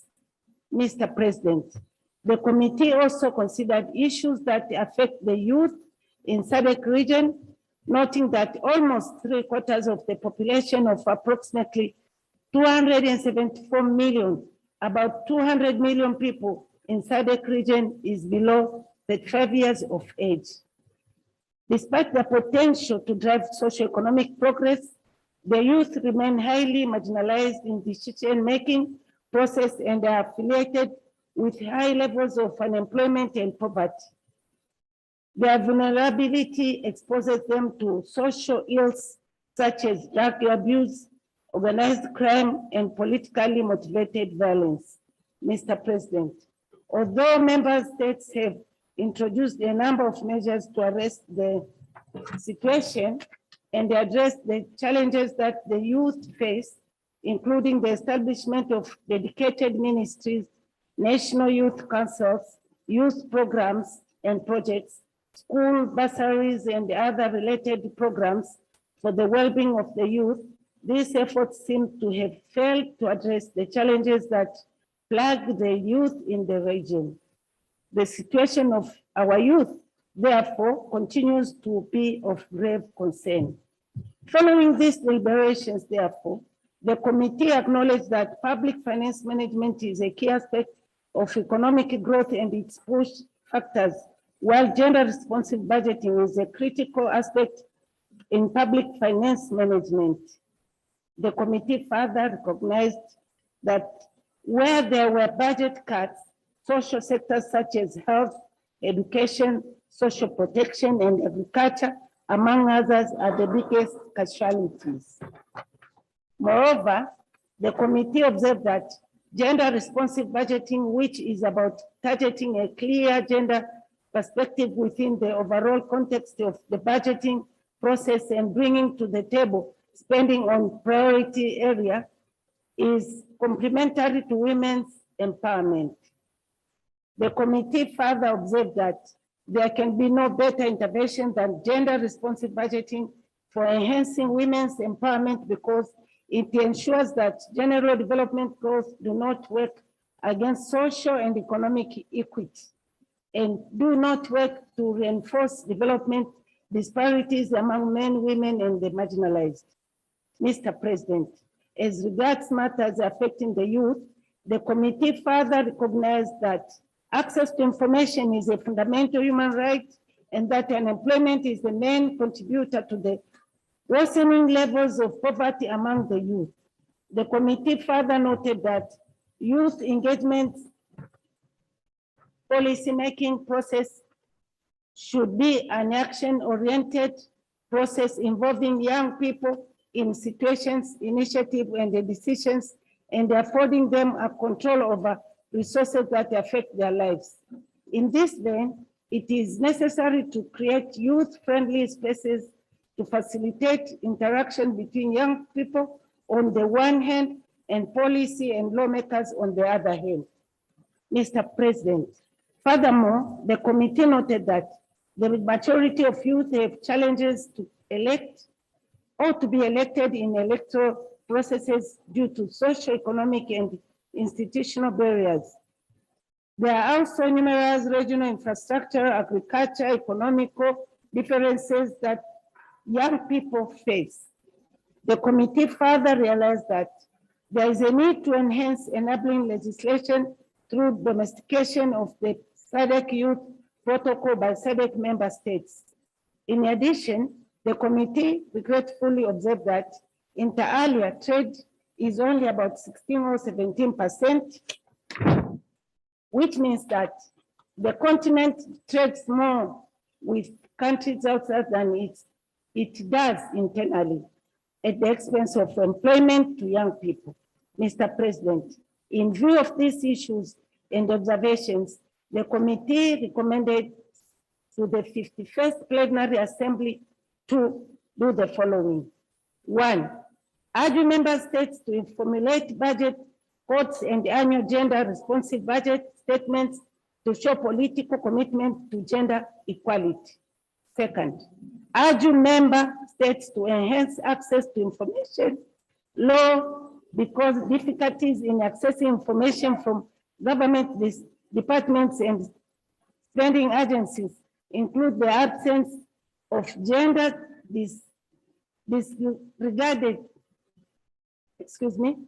disaggregated data present a challenge in the development and implementation of gender responsive budget. Enhancing access to information laws would promote research and enable data generation and information flow throughout the budget process. 3rd, encourage member states to put mechanisms in place to ensure representation of the youth in parliament. 4th, implore national parliaments to enact enabling legislation for young people. The starting point could be the domestication of the SADC Youth Protocol. A scoping study on existing regional and national policies and programs should be undertaken with view of identifying the strengths and gaps. Therefore, there must be sustained advocacy for the SADC Youth Protocol for case of alignment, implementation, coordination, and monitoring of policies to strengthen the oversight role of parliaments on the youth empowerment policies implementation. 5th, encourage member states to build a culture of intergenerational leadership, which is the conscious generation awareness of leaders from different generations. There is therefore need for proactive and meaningful engagement between leaders across generations through mutual respect. The committee now therefore recommend to the 51st Plenary Assembly to do the 6th, strongly encourage SADC national parliament, 6th, strongly encourage SADC national parliaments to apprise themselves with average debt stocks and debt repayments within their respective states, because this is key in understanding the implication of national debt on the social sectors, which should be ring-fenced to protect people's lives. 7th, urge SADC member states to ensure personnel in, 7th, urge SADC member states to ensure personnel in government planning departments are capacitated to design gender-specific interventions in national budgets, such as measures to recognize the economic and social value of women's unpaid care work. 8, appeal to SADC member states to enhance the participation and/or involvement of communities in the budget planning and execution, because people in communities are a part of the broader political and social picture. 9, urge member states to formulate budget codes and annual gender responsive budget statements to show political commitment to gender equality. 10, further urge member states to enhance access to information law, because difficulty in accessing information from government departments and spending agencies, including absence of gender disaggregated data, is a huge challenge in the development and implementation of gender responsive budgeting. Enacting access to information law will promote research and enable data generation and information flow throughout the budgeting process. 11, encourage SADC member states to put mechanisms in place to ensure representation of the youth in parliament. 12, beseech national parliaments to enact enabling legislation for young people, starting with the domestication of the SADC Youth Protocol. Measures can be taken to undertake scoping study to identify the strengths and gaps in existing regional and national policies and programs. Advocate for the domestication of the SADC youth. And 15th, urge SADC national parliamentarians to develop legislation that gives direction to government departments, agencies, ministries, as well as the private sector to implement policies that target young people. Legislators should ensure that they create an environment that compels institutions to ensure that young people take part in businesses, for example, to enhance their lives. They further urge SADC national parliaments to incentivize the private sector to employ more young people through tax incentives. 16, appeal to member states to ensure that the education systems are responsive to the issues affecting the young people by encouraging technical vocational education and training, TVT education. The misconception and or stigma about TVT education should be addressed and redressed.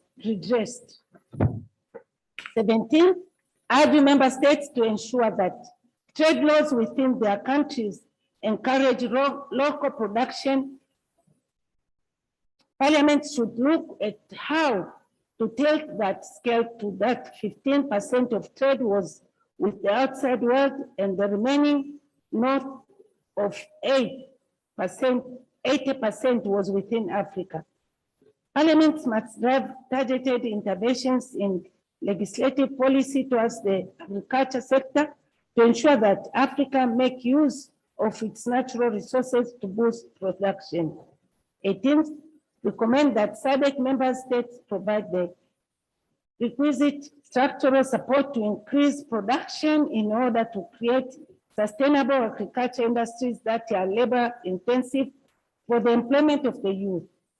Members of parliament should take deliberate measures to advocate for appropriate policy to address youth unemployment, which will ultimately address the issue of strengthening youth participation in governance, process, and other spheres. Mr. President, in conclusion, I wish to sincerely thank the resource person for the enlightening presentations made on enhancing the role of Parliament in the construction and implementation of gender-responsive budgeting within the framework of public finance management and issues affecting the youth in the SADC region and mechanisms for parliamentarians to directly engage with the youth. The committee is also grateful for the opportunity to interact with young people during its session. I also wish to pay tribute to the young people from various countries who made themselves available to engage with the members of the committee during the engagement session between the parliamentarians and youth.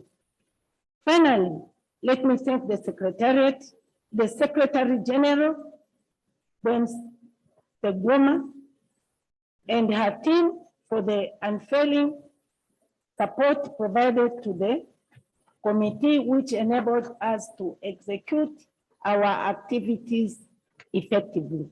Personally, I thank all my members of the committee who really made me be the chair. Mr. President, I beg to move.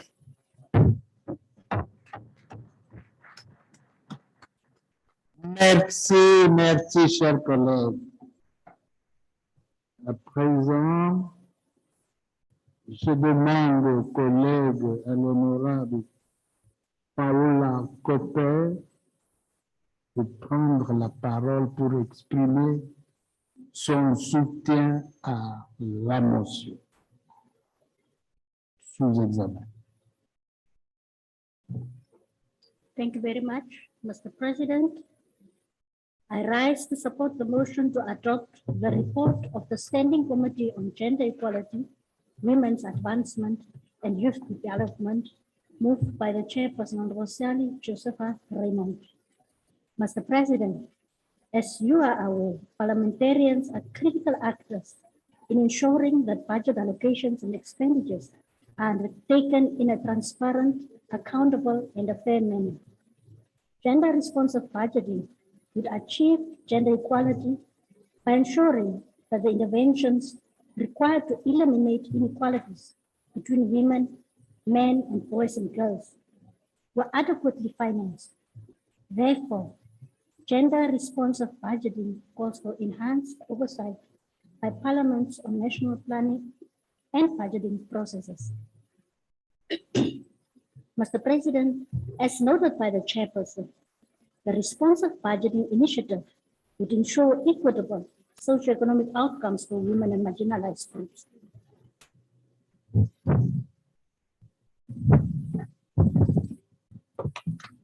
Thank you. Merci. Avec ce soutien, Mr. President, as you are aware, parliamentarians are critical actors in ensuring budget allocations and expenditures are undertaken in a transparent, accountable, and fair manner. Gender-responsive budgeting would achieve gender equality by ensuring that interventions required to eliminate inequalities between women and men and boys and girls were adequately financed. Therefore, gender-responsive budgeting calls for enhanced oversight by parliaments on national planning and budgeting processes. Mr. President, as noted by the chairperson, the gender-responsive budgeting initiative would ensure equitable socioeconomic outcomes for women and marginalized groups by ensuring inclusive public expenditure decisions. Women's and girls' rights could be upheld and vulnerabilities reduced as per commitments in various national, regional, and international agreements and conventions. This would enable all members of society to have capacity to productively participate in the economy, and equal access to opportunities would be ensured, thereby effectively fighting poverty, disease, and contributing to the attainment of gender equality at all levels. Mr. President, in that regard, I agree with the proposal for this plenary assembly to urge member states to formulate budget codes and annual gender-responsive budget statements to show political commitment to gender equality. Mr. President, the majority of the youth face challenges to elect or be elected in the electoral processes. This arises due to social, economic, and institutional barriers Firstly, there is the prevailing negative societal attitude towards young people, income inequality, and the lack of will or knowledge by officials in public institutions to involve young people in processes effectively. It is, therefore, imperative for member states to put in mechanisms to ensure representation of the youth in parliament. There is also need for youth-friendly spaces, which can facilitate interaction between the young people and policy and lawmakers. In this vein, internship and mentorship initiatives through which knowledge and skills could be transferred from the more experienced and highly regarded persons, such as members of parliament, should be enhanced.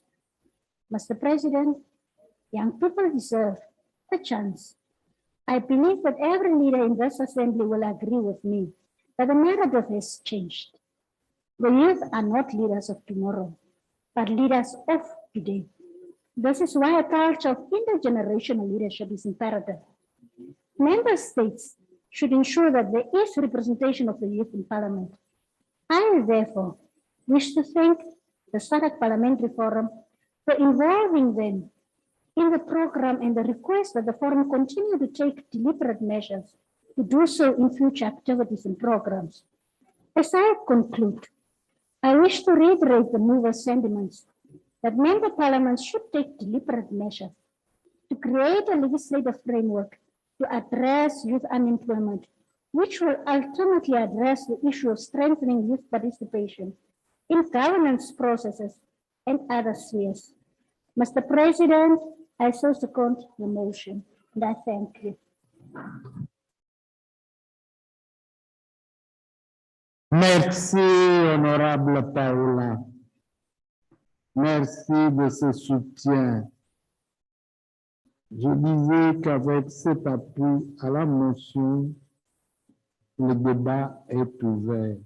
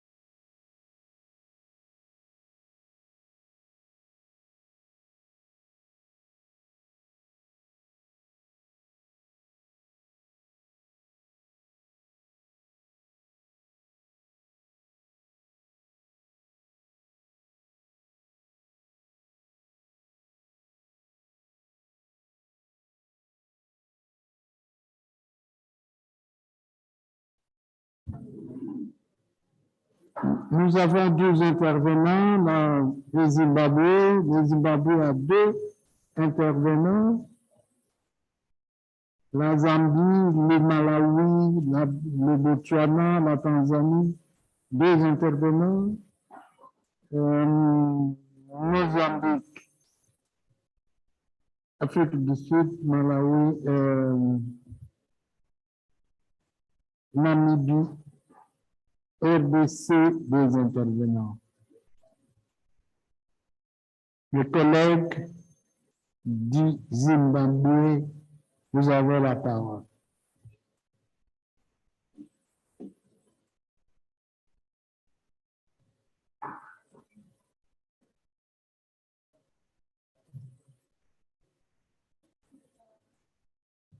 Thank you, Mr. President.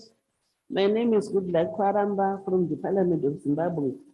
Mr. President, I rise to contribute to debate on the report of the Standing Committee on Gender Equality, Women Advancement, and Youth Development. I will zero in particular, on the participation of youth in political and decision-making spaces. I must admit that we are not doing too well ourselves at the regional level.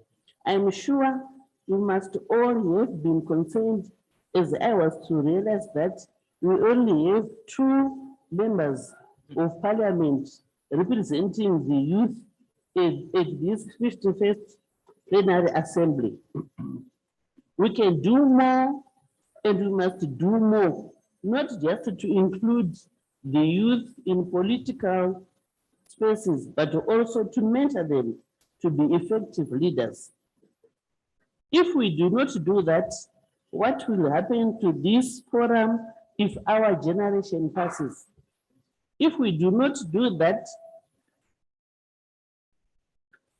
what will happen even to our national parliaments when our generation moves on? Youth inclusion is also part of succession planning and building a future that we all want for those generations that will come after us. Mr. President, the COVID-19 pandemic has further worsened the situation of youth in the region. Our economies were adversely affected. Lives and livelihoods were lost and unemployment worsened in our countries.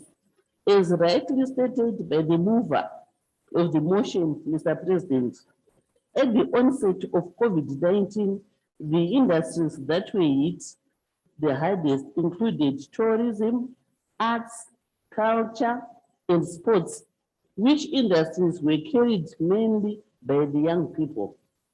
This has driven young people to the streets, and currently in Zimbabwe, we are facing a growing challenge of drug abuse by the youth. An independent research conducted by the Health and Empowerment Trust revealed that 55% of Zimbabwe's youth have been to mental health institutions owing to drug misuse. We are in danger of losing a whole generation if we do not act urgently. Therefore, Parliament's responsiveness should also favor the youth, the young people, because in times of crisis, they are also among the most disproportionately affected. Mr. President, in Zimbabwe, we have amended the constitution to include the youth quota in order to guarantee the young people so that they are part of the decision-making process in line with the SADC youth protocol. We may also want to consider amending our constitution at the forum to include a youth quota in our delegations. I am not talking of the youth replacing us, but I am referring to them working side by side with us while we provide the mentorship and coaching them so that they develop to be good leaders. As they say, the motto should be nothing for us without us. Mr. President, I thank you and I so submit.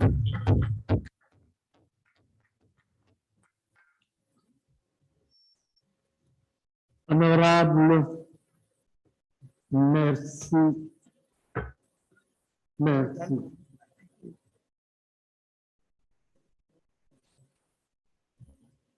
Les Zimbabwe, vous avez la parole. Le deuxième intervenant. Thank you, Honorable Speaker. My name is Corina Mpariwa. I'm from Zimbabwe. I will not be long, Honorable Speaker, since most of the points have been touched upon by my colleague, Honorable Kwaramba. Yes, Honorable Speaker, I think we also need to acknowledge what we have done in our countries. We have had amendment number 2 of the Constitution of Zimbabwe that allows each province to elect 10 youths from each province in order to represent their constituents in the mantra of leaving no one behind, as per National Development Strategy 1 in Zimbabwe. We have also had to amend the Local Government Act to allow 30% of women to represent women in local authorities, on the realization that issues that affect women are many in terms of water provisions, service provision, and the women are the ones who are most affected. On budgeting, Honorable Speaker, we have had to carry out consultative processes in the communities, not only consultative, also we do have feedback meetings. What did you get for us?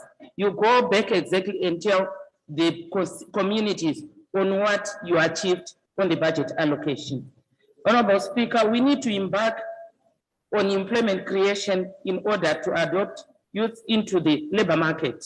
Decent work programs have got to be developed. Reskilling is also important. Honorable Speaker, I'll stop there and I want to thank you. Merci, cher collègue.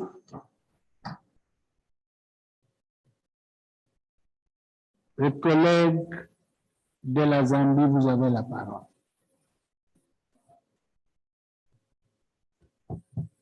Thank you so much, Mr. President, and thank you to the mover and the seconder of the motion on the floor. And I just want to add a few comments to actually what we are looking at. Mr. President, I think what is important to realize is that we have to continue advocating for women's participation in Parliament, because without that, we have a challenge of ensuring, pardon me, we have a challenge to ensure that we actually do the gender response budgeting. I say so, Mr. President, because in our countries, most of our SADC countries, we are still below the required 50-50 representation in our parliaments. And not only that, we are still lagging behind in terms of even our local government representatives. But I think what is important for us, Mr. President, is to ensure that the support given to women starts very early. I do note that a lot of non-governmental organizations, they come to the table to help women participation when it's too late. A lot of them come in the last year of the campaigns when already people have made their decisions. And it is for this reason that we are not seeing our numbers go up as women in Parliament. And in actuality, we have seen more of a reduction of women participation in Parliament.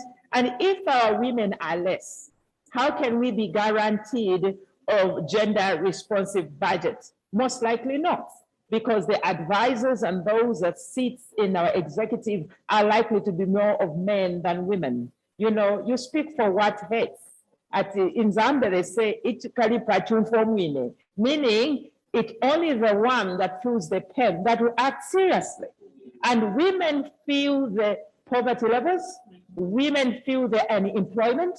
Your report, Mr. President, articulates over 20 to 25% of the population and informal sector. And many of those are women who are in informal sector.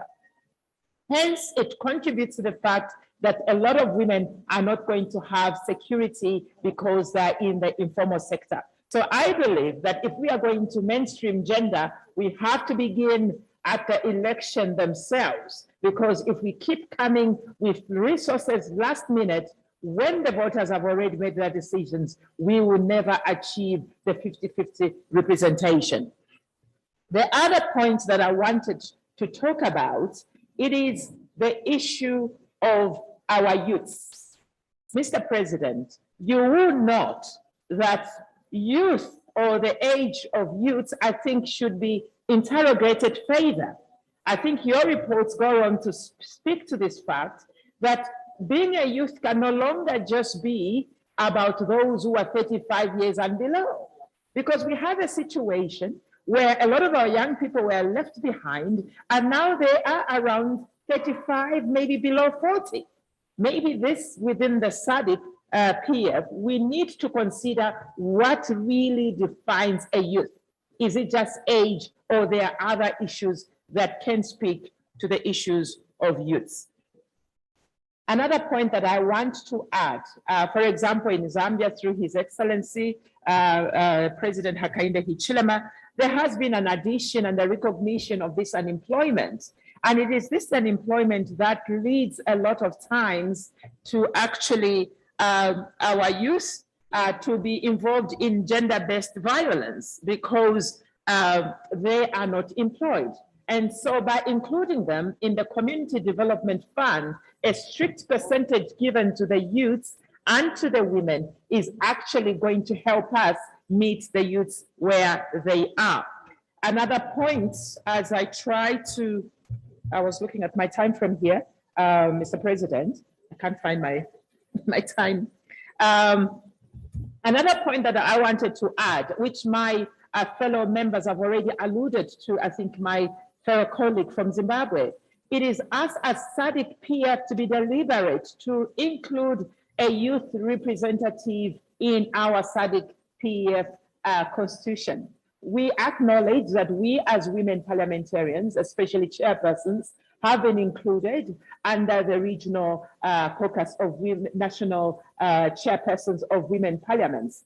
But I want to propose, Mr. President, and I hope this will be taken into consideration in this very meeting, that youths be part of the delegation that is added in all our parliaments, so that they can be the voices, as we have already heard, that there's nothing for the youths without the youths themselves. I think we will not be proceeding in a good manner if we do not adopt this proposal of including another member to represent the youths. In concluding, Mr. President, women and youth suffer a lot. Xenophobia is also a problem in many of our countries because youth feel left out. They are usually invited when it's election time, and in the process, they feel used because after elections, they are no longer counted. And we as SADC, we need to set a good example of that. I do realize that I did not have the time to introduce myself. My name's Honorable Princess Kasune. Sometimes there's a Zulu at the end. I am a member of parliament in one of the largest rural constituencies in Zambia, and I am also the first female deputy chief whip of the government of Zambia. I thank you.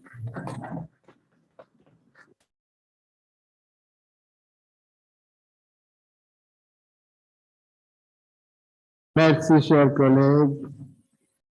C'est le tour du collègue de Malawi.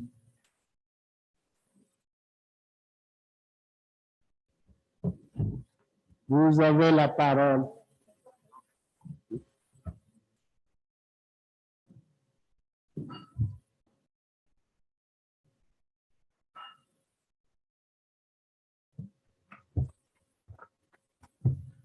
Thank you, Mr. President, for giving me this opportunity to debate the topic on the floor. My name is Rose Begama Kadama, a member of Parliament for Zomba constituency, one of the constituencies in the rural areas in Malawi. To begin with, I should mention that there is high gender disparities in various sectors, including agriculture, labor, health, and currently the situation has worsened due to the COVID-19 pandemic. Gender-sensitive budget promote gender inequality and help to eliminate inequalities. However, I believe that the development of gender-sensitive budget alone is not enough, but here is also a need to improve on the service delivery of our programs so that the targeted groups of women and girls appreciate the real benefit of the budget and transformation. I also believe that government need to create conducive environment to improve businesses for women, to improve their lives and welfare. As you would believe me that women are role models of their children. For example, when a mother is well educated, she tries very hard to make her children also to become learned so that they make better decisions in the future. They need to create programs that promote the skills of women and girls, like TVET programs is also a must in SADC countries. As a member of Parliament, we have a duty to continuously lobby our governments to improve our budget. And as MPs, we also have a duty to continuously conduct oversight through our parliamentary committees on programs that are targeting women and girls. It is also crucial that as members of Parliament, we should be on forefront to sensitize the public and institutions on gender responsive budgeting. For all this to work, there must be a political will. In Malawi, we thank the government, especially the current president, for we are moving towards there. For example, in our cabinet, we have reached a 40-60%. I thank you very much, Mr. President. Merci, honorable. Merci beaucoup. Les collègues, vous avez la parole, cher collègue.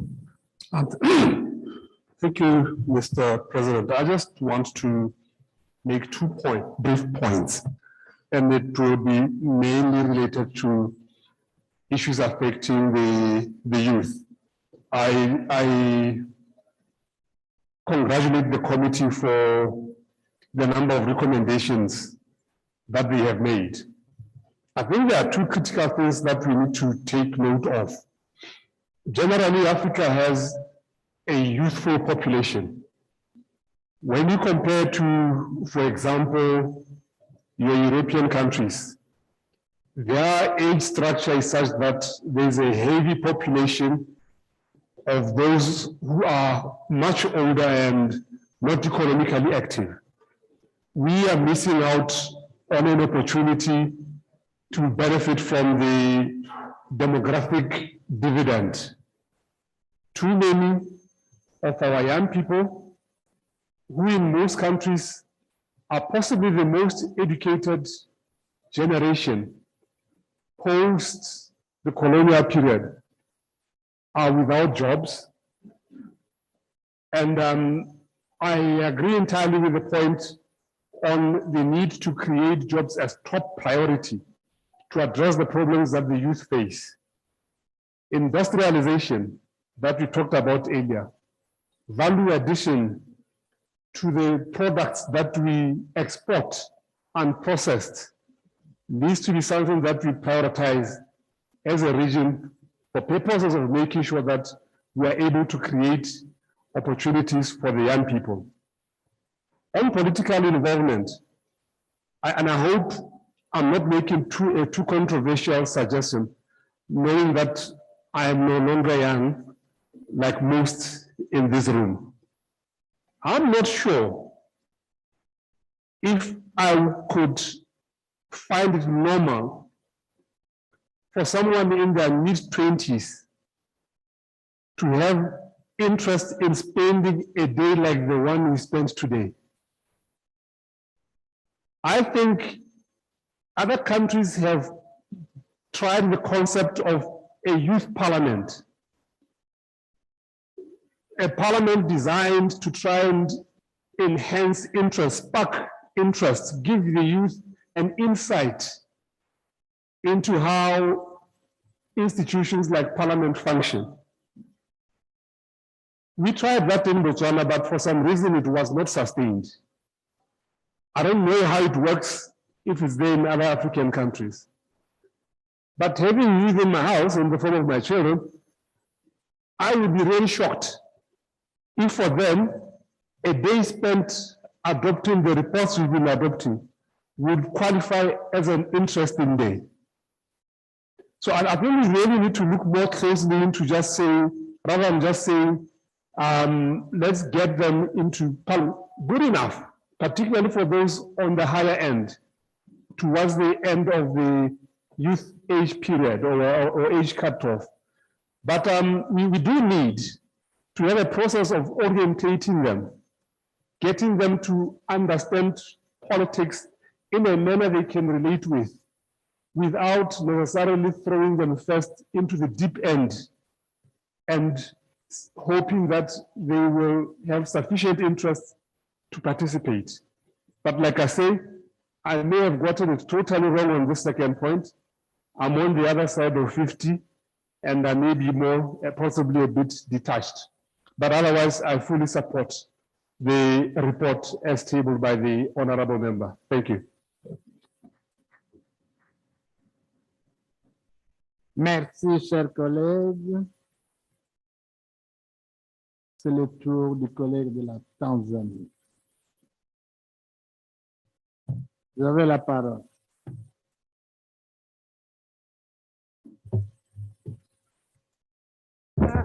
Thank you so much, Mr. President. I would also like to begin by commending the seconder and the presenter of this motion. I was going to suggest, now that a colleague from Botswana has spoken, our respective countries, because we have been speaking here about the challenges that women go through in our own countries. So 2 projects. The first one is that the women who are already in politics, the women who are already in parliament, the women who are already having some form of power in our respective countries, we have to be exemplary. Because if we don't, we will keep making noises that we need women in parliament. What do we do now? Some of us who are already in parliament, what are we doing? Are we making a difference to those women that we have left in our own constituencies? If we don't, there is no point in thinking the numbers in the houses will actually assist this group of women that is out there. So we have to make a difference. Now I said 2 projects. The second one is that for irrespective of the first comment, we still need them on board. Now, how do we get them? For the countries that have made strides, you would understand, and maybe some of you would agree with me, there are countries that have made deliberate efforts to have the numbers increased. They have either changed their constitution just to increase the numbers of women in those houses. Now, if we see that some countries are doing well and others are not, those that are not doing so well, they have to do something. And SADC should be at the forefront of advising those countries to change their mentality, to change their constitutions so that women are on board. And so those who will be on board, we go to the first point, they have to make a difference. Otherwise, the numbers may not really assist women that we always talk about. Now, the youth. I agree we need the youth in parliament. In Tanzania, we have our own mechanisms of having the youth in parliament. But I think other countries should also do the same. Now, this is not really to replace the other groups of citizenry that has to be represented in the House. But also as politicians, we have to be realistic to our youth, because when they come to the houses, when they're very young, it's not very easy to sustain being in politics. And I think some of these things SADC-PF should be organizing seminars for these youths, and the likes of Speaker Mdenda and those who have advanced in age can tell them, so that it's not really a question of running to the house. Because for you to be there when you are 20, it means you need 50 years to be in the house and for you to retire at 70. Of course, in here, I understand there are some people who are 70 and they are okay. That's fine. But in politics, if you retire when you're 25, you are unemployable out there, and you're used to this life where you're honorable and stuff. It doesn't usually work. So we have to be realistic to our youth as well. It's not just a question of having them on board. We want them on board so that when we make decisions, they are part of those decisions. But you can't have a situation where you have all the youth in parliament because they are the majority in our SADC countries. We will not be realistic. They have to work, they have to learn work ethic before coming to this life where, sometimes even here, there are people who may concentrate, which is very good for your house. I can see so many people concentrating, but some of them might go and sit outside, and it's okay. This is a honorable member of parliament. And some may even decide to go sleep. These are honorable members of parliament. So we have to be realistic to our youth as well. We don't just increase the numbers as we are talking about women. That's a totally different matter. I think we have to put that balance in a good perspective. So, Mr. Chair, Mr. President, I would end up saying this report, yes, but SADC-PF, we have to try and encourage the countries to increase the number of women in the houses and make sure whatever ways they are going to use have the youth on board, not the similar numbers. When we talk about 50-50, you can't say 50 and then 30%, whoever, then the balance doesn't usually work. Thank you so much.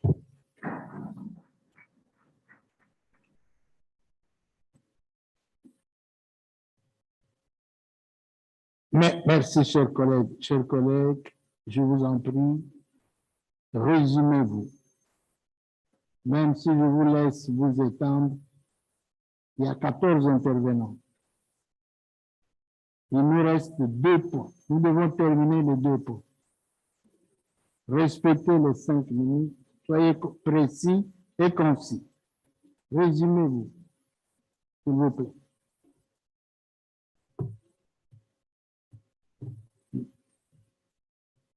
Le deuxième honorable de la Tanzanie, vous avez la parole.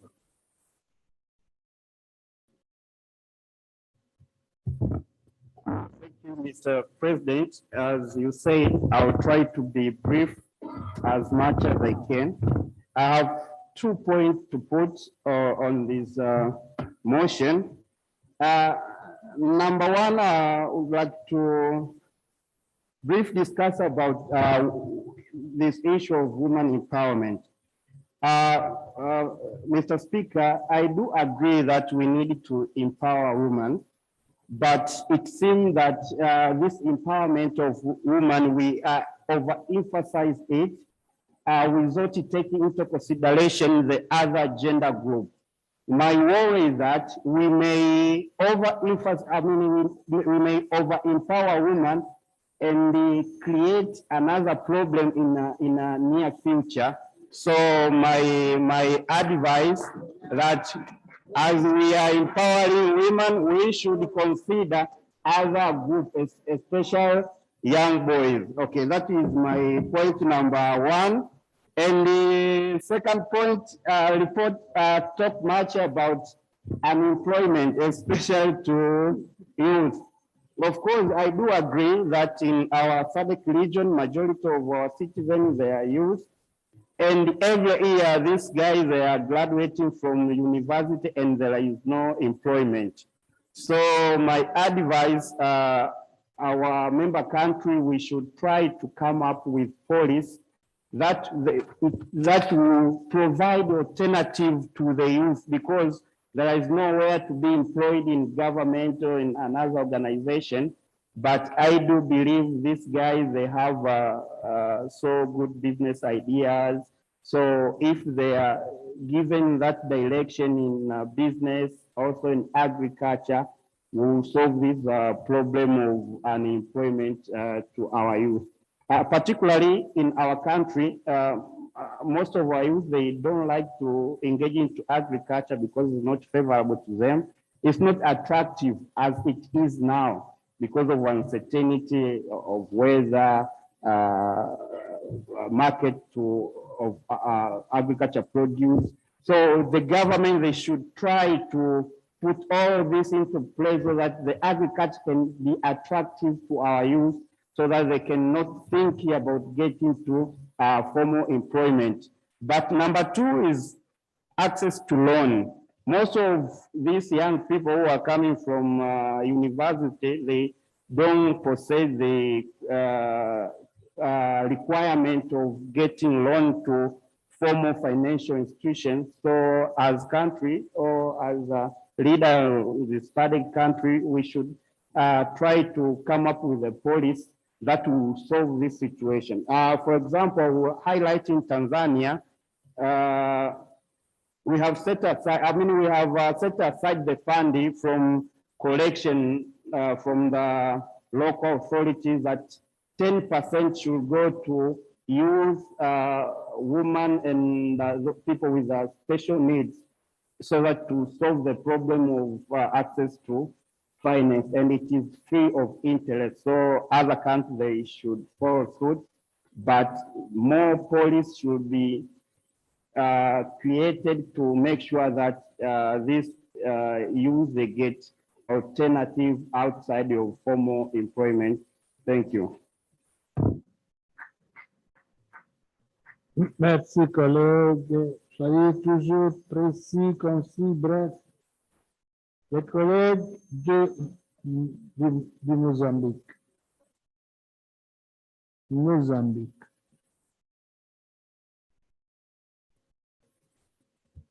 Muito obrigado, Sua Excelência, Presidente. Meu nome é Carlos Moreira Vasco, Moçambique.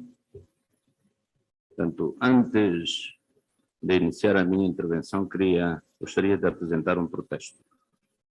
Se me permite, Excelência.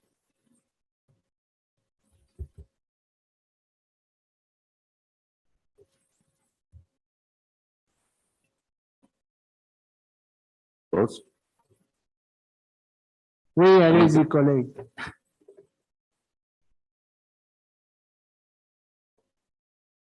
Sim, eu queria, o meu protesto não se relaciona muito com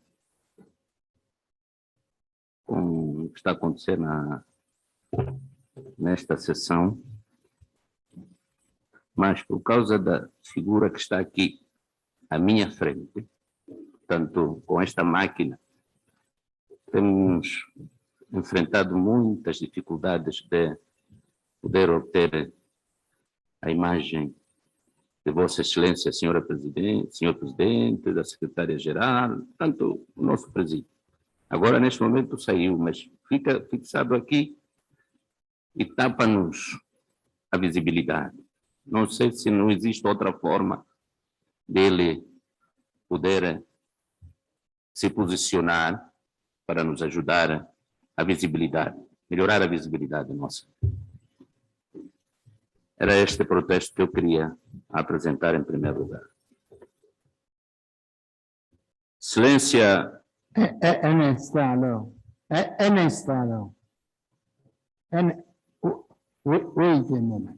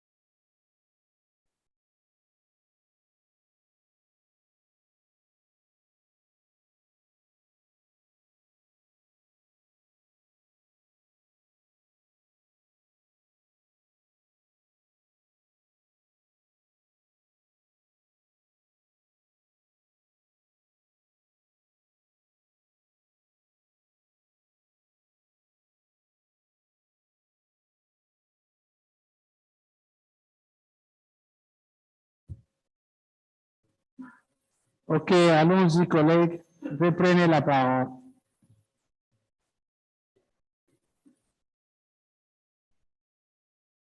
Il faut le zoomer, hein. Qu'il soit visible, il faut le montrer. C'est lui, les collègues qui interviennent, les techniciens, c'est les collègues qui interviennent qu'il faut présenter. Il faut qu'il soit visible. OK. Obrigado, Excelência, por ter acedido, compreendido esta nossa preocupação.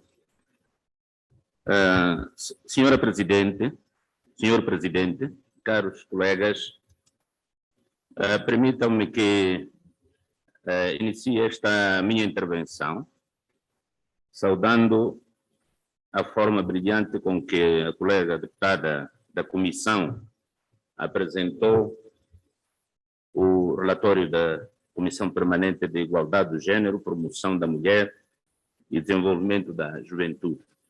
Saúdo com particular emoção o Secretariado-Geral do Fórum Parlamentar da SADC pela excelente organização e preparação desta 51ª Assembleia Plenária. Não gostaria também de deixar de lado, tanto uma saudação especial à Vossa Excelência, Senhor Presidente, pela sábia condução dos trabalhos desta plenária. Está de parabéns, Senhor Presidente. Continua assim até ao fim da nossa sessão. Senhor Presidente, eu pedi a palavra para apoiar o conteúdo do relatório da Comissão Permanente de Igualdade de Gênero e Promoção da Mulher, muito embora o relatório se debruce mais especificamente ao reforço do papel do Parlamento na construção e implementação de orçamentos sensíveis ao gênero no quadro da gestão das finanças públicas. Eu apoio este relatório, nós apoiamos este relatório como delegação, pela forma construtiva corajosa e positiva como aborda a questão da igualdade do gênero na orçamentação, sensível ao gênero, complementando o processo de capacitação da mulher.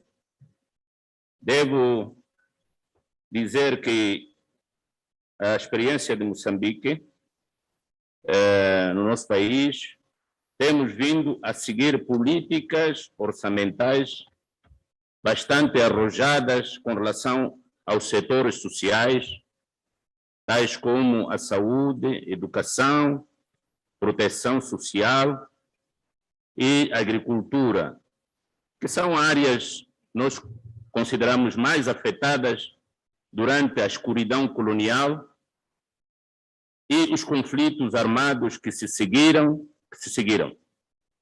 Devo reconhecer que, para este caso específico, o nosso Parlamento tem tomado uma atitude proativa quando lhe é submetido à apreciação dos orçamentos pelo Executivo, apesar dos constrangimentos financeiros dada a conjuntura econômica internacional.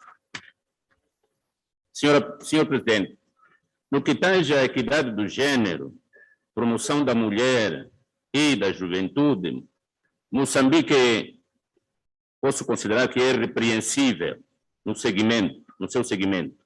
Se não, vejamos. Presidente da Assembleia da República é uma mulher. No Parlamento, dos 250 deputados, mais de 42% são mulheres e cerca de 20%, 25% são jovens.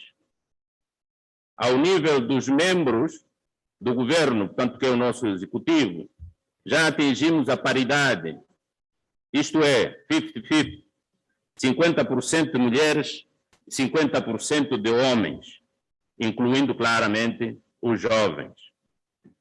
Ao nível dos órgãos de soberania, dos outros órgãos de soberania, o Procurador-Geral da República é mulher, Presidente do Conselho Constitucional é mulher, Presidente do Tribunal Administrativo é mulher, só para citar alguns exemplos.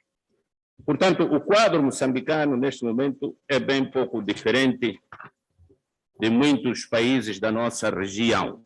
Acreditamos que é desafiante para nós, os homens, que me escutam neste momento, mas é uma causa que vale a pena abraçar, porque é bastante gratificante. Portanto, senhor Presidente, na nossa ótica, são medidas paliativas que vão contribuir para o empoderamento da mulher e a nossa juventude de que precisamos de capitalizar. Portanto, nestes termos, e por tudo quanto eu disse nesta minha curta e breve intervenção, e porque a Comunidade de Desenvolvimento da África Austral considera que a igualdade de gênero e a capacitação da mulher são direitos humanos fundamentais e um fator importante no desenvolvimento regional, sou de opinião que devemos adotar este relatório. Muito obrigado pela atenção. Muito obrigado.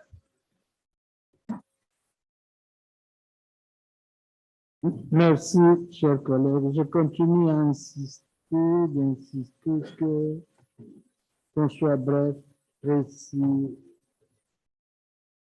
pour pouvoir permettre aux autres d'intervenir. Deux matières nous attendent encore. Merci. Le collègue de l'Afrique du Sud, vous avez la parole.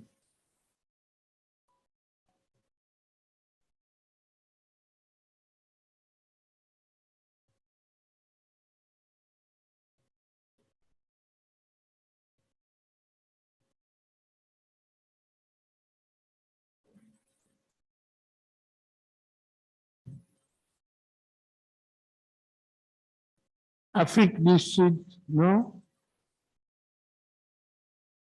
Je passe alors Collègue de Malawi. Sorry. Thank you, President. South Africa is here, President. Thank you very much, President. We'll just be brief and deal with a few matters. One, Mr. President, we can have a number of women in parliaments. We can even have 90% of women in parliaments. That includes young people as well. But if that does not translate into what we provide for our citizens, is meaningless. Because we don't save ourselves. We are governments that are there to account to our people and to serve the people.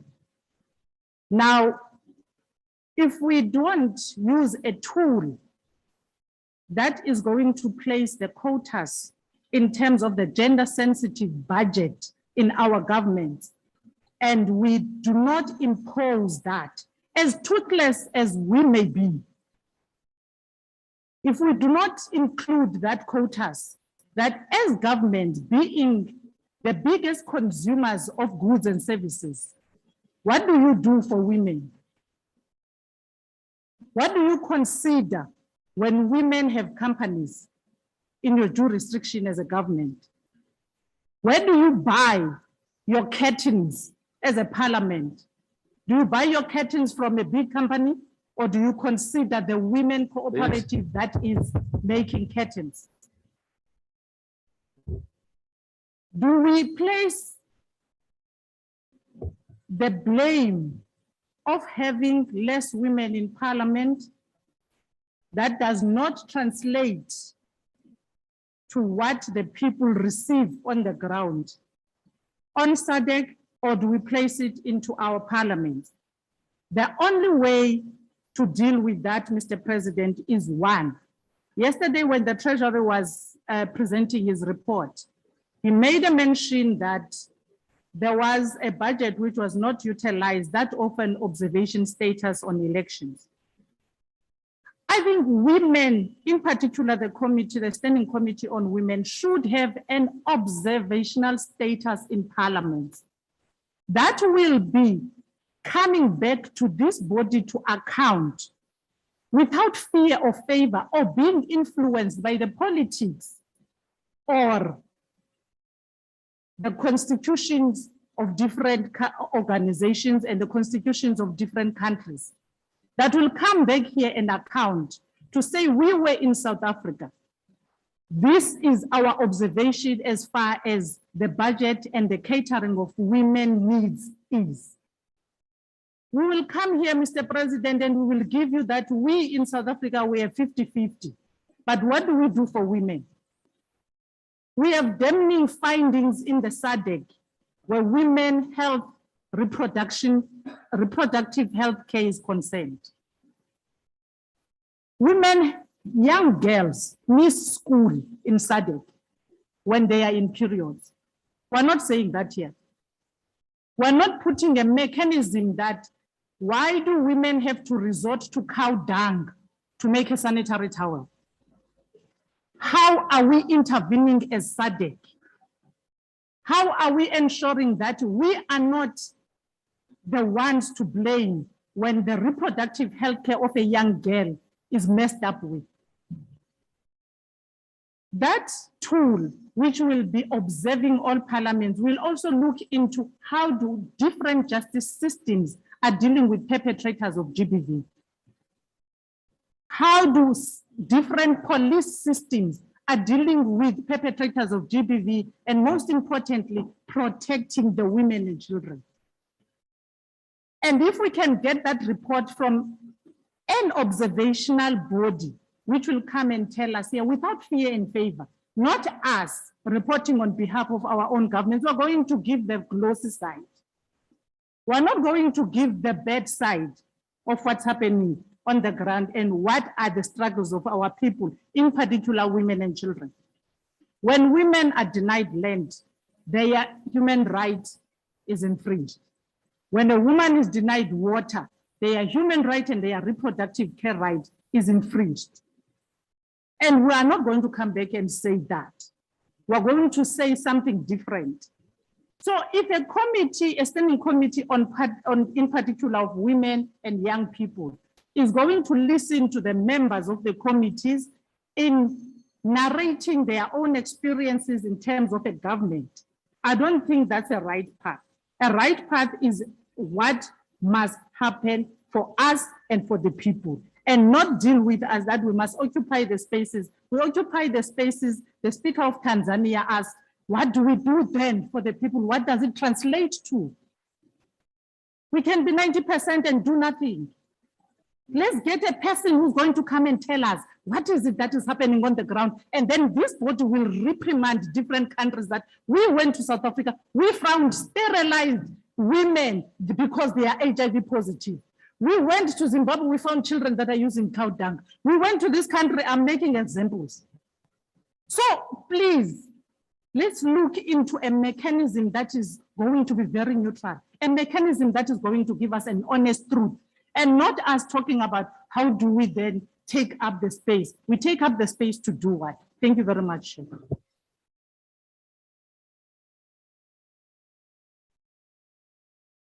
Merci, chers collègues. Résumé. Vous êtes prof. Luxe.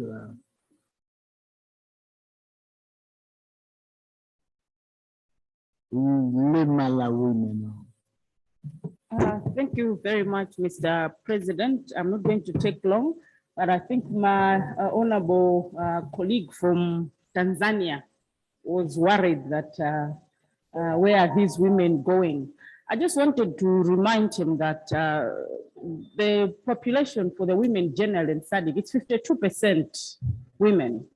And if you're not careful what they say for those of the people that are in IT, they say garbage in and garbage out. Now, if the 52% of the population is raising the 48%, but they are not educated, they are not empowered, are you surprised that as a region, we're still where we are today?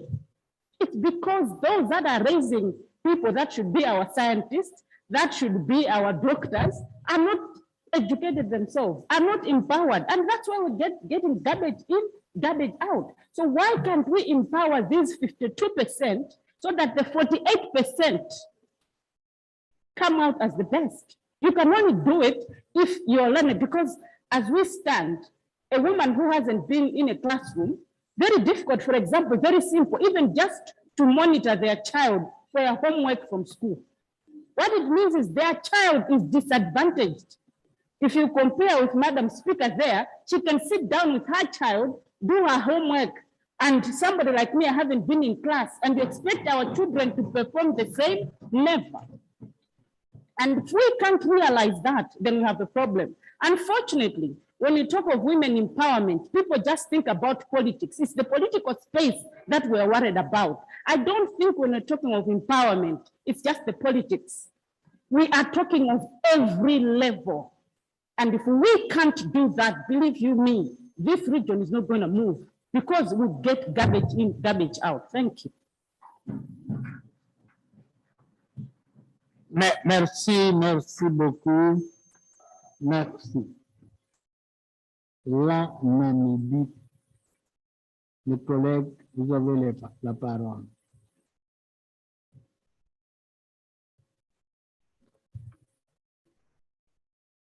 Thank you very much, Mr. President.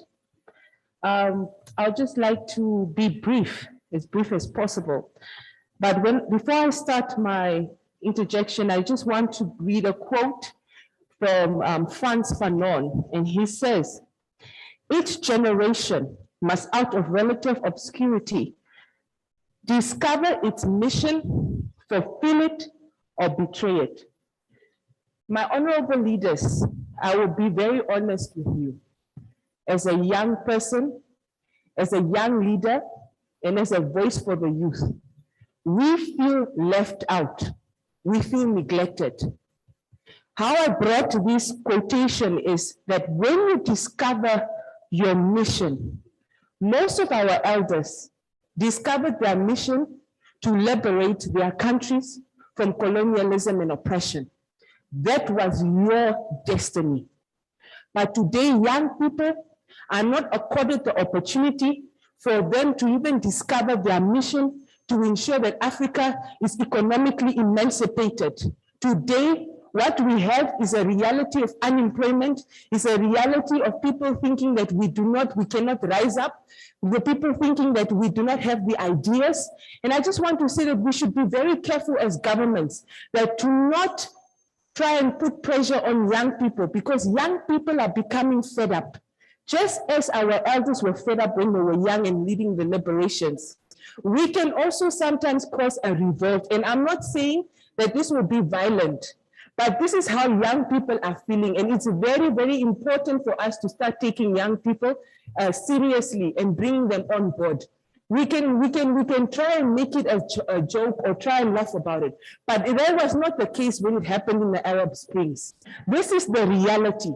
Young people just want to have a space where they can be their own, where they can lead in technology innovation, where they can lead in creativity and arts and culture, where they can lead in agriculture, where they can lead in education. Now, when you give an example of a child, you are trying to take the child and put the child in a swimming pool for them to swim. Do you jump in the water and hold the child's hand while the child is trying to swim for their life?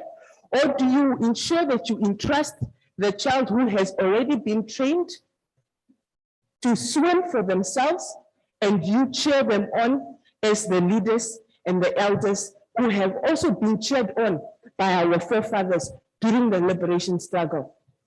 We need to ensure that this thing of young people, why do we make excuses for young people? Why can't more young people have a space, just like I was accorded the space to be one of the youngest members of my political party and of the Parliament of the Republic of Namibia to speak for young people? Why can't we have young people here at SADC? We say that we have one of the youngest population in Africa. But when we look around ourselves, the representation, we do not see it. It is a big problem, my elders, my leaders. And it's something that we cannot shy away from. I thank you. Merci. Merci aux honorables dames pour avoir été brèves, très concis et précises. La parole à la République démocratique du Congo. Collègues, soyez précis, concis, bref. Merci, Président. Merci, Président, pour la parole m'accordée. Il est difficile de prendre la parole après les brillantes interventions, mais je voudrais quand même insister sur un aspect important. À la 41e session que nous avions eue en Afrique du Sud, il a été constaté qu'il y avait un fossé et un décalage considérable entre la budgétisation et les engagements internationaux. Nous voudrions, Monsieur le Président, qu'à ce stade, que nos pays respectifs puissent veiller à la budgétisation, étant donné que les sessions qui vont venir, ce sont les sessions budgétaires. Si au préalable, le budget n'est pas prévu, il serait difficile de pouvoir honorer tous ces engagements. Je prendrai l'exemple du Congo. Le Congo a essayé d'expérimenter avec le ministère des petites et moyennes entreprises. On a accordé des petits projets, on a accordé des projets aux jeunes et aux femmes. Nous avions constaté que ceux qui ont obtenu ces financements, ils ont essayé de s'épanouir. Si les jeunes et les femmes ont un peu de moyens, je pense qu'ils seront capables de pouvoir aussi compétir aux élections qui viennent, aux élections qui vont venir, évidemment différemment dans nos pays respectifs. Monsieur le Président, nous, au niveau de la SADC, nous prenons l'égalité des chances en ce qui concerne la rémunération, l'égalité des chances entre les femmes, et les jeunes et les hommes. Si les femmes n'ont pas les possibilités, n'ont pas les moyens de concourir, n'ont pas les moyens de se présenter aux élections, nous attendrons longtemps pour avoir le nombre requis de femmes dans les sphères de décision. Voilà pourquoi je continue à insister pour que le budget susceptible de prendre en charge les femmes soit pris en considération lors de l'élaboration de nos budgets respectifs dans nos pays. Merci. Merci. Le deuxième de la République démocratique du Congo, vous avez la parole. Merci. Merci beaucoup, Monsieur le Président. Nous n'allons pas perdre le temps. La plupart de mon intervention sur l'autonomisation de la femme a été balayée par le prédécesseur. Mais j'aimerais demander aussi aux élus femmes de penser aussi aux hommes. J'aimerais poser une question un peu aussi aux élus femmes de cette salle. Lorsqu'un président de la République est élu un homme, on attribue à son épouse un titre de première dame. Chers élus dames, quel titre allons-nous attribuer au mari d'une présidente de la République? Merci, Président. Je vais plus parler sur la jeunesse. Nous avons constaté dans plusieurs pays d'Afrique, il y a une implémentation d'un système de verrouillage de la jeunesse pour accéder à certaines fonctions politiques et publiques. Vous allez voir, par exemple, pour la validation des candidatures, on impose un critère d'âge. Dans mon pays, par exemple, pour être élu député national, il faudrait avoir au moins 25 ans. Je pense que ce forum doit plus s'impliquer pour mettre en place une législation qui favorise l'accès de la jeunesse aux instances politiques.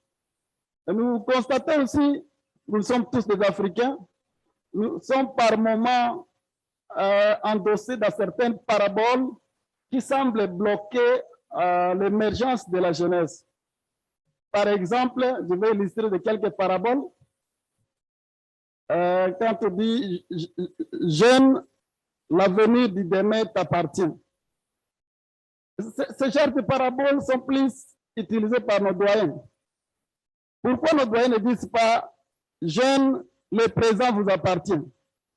Nous avons plus besoin de ce genre de paraboles. Nous avons besoin de paraboles du genre aux âmes bien-nés, l'avenir n'attend point le nombre d'âges. Des paraboles comme éduquer une femme, c'est éduquer toute une nation.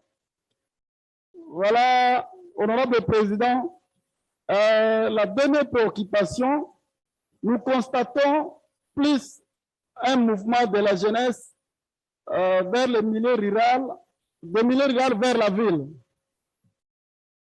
Tout cela est dit à cause des manques des infrastructures, ce qui pousse la jeunesse à quitter le village vers la ville. Nous recommandons donc à ce cadre, à ce forum, d'orienter plus les projets vers le milieu rural afin de renverser la tendance de cet exode donc, de la ville vers les milieux ruraux, et cela pourra beaucoup contribuer pour la promotion de la jeunesse. Je vous remercie. Merci, chers collègues. Merci. Merci.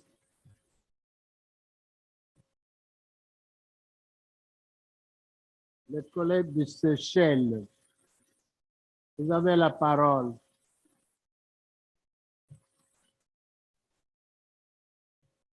Thank you. Thank you, Mr. President. Thank you, Mr. President. I would just like to make a small comment. Probably it should be our region should think over it in regards to responsive budgeting.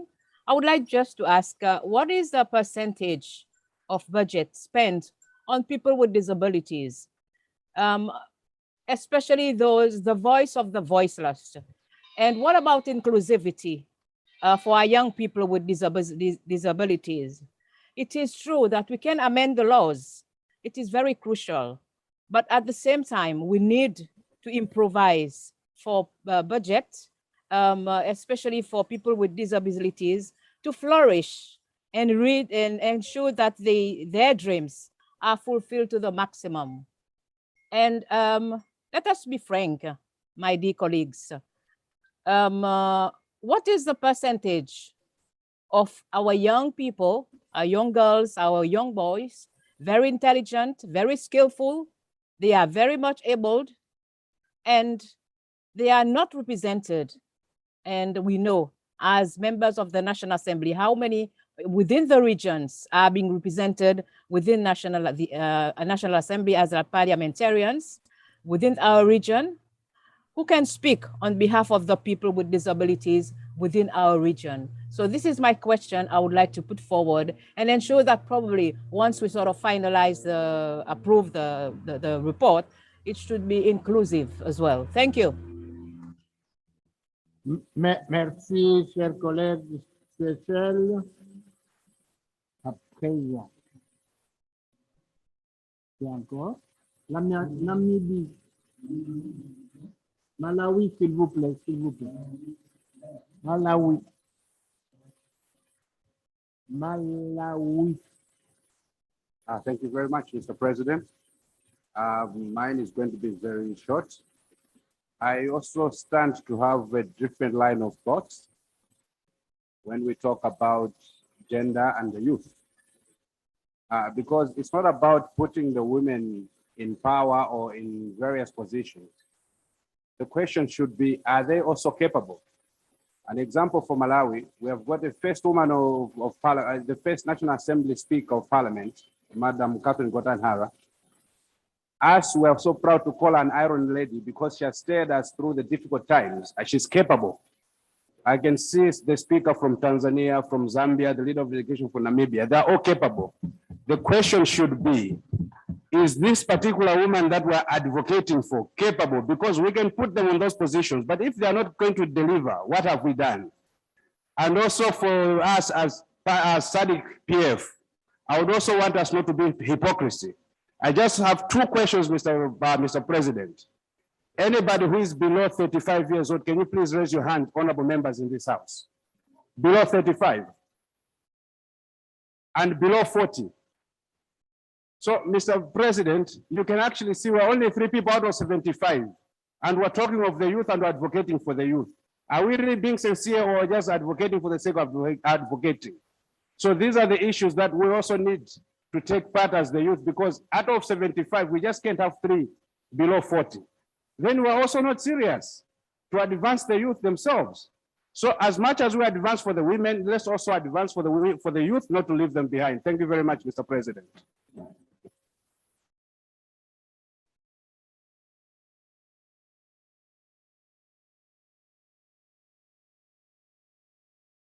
Merci, chers collègues. C'est le dernier intervenant.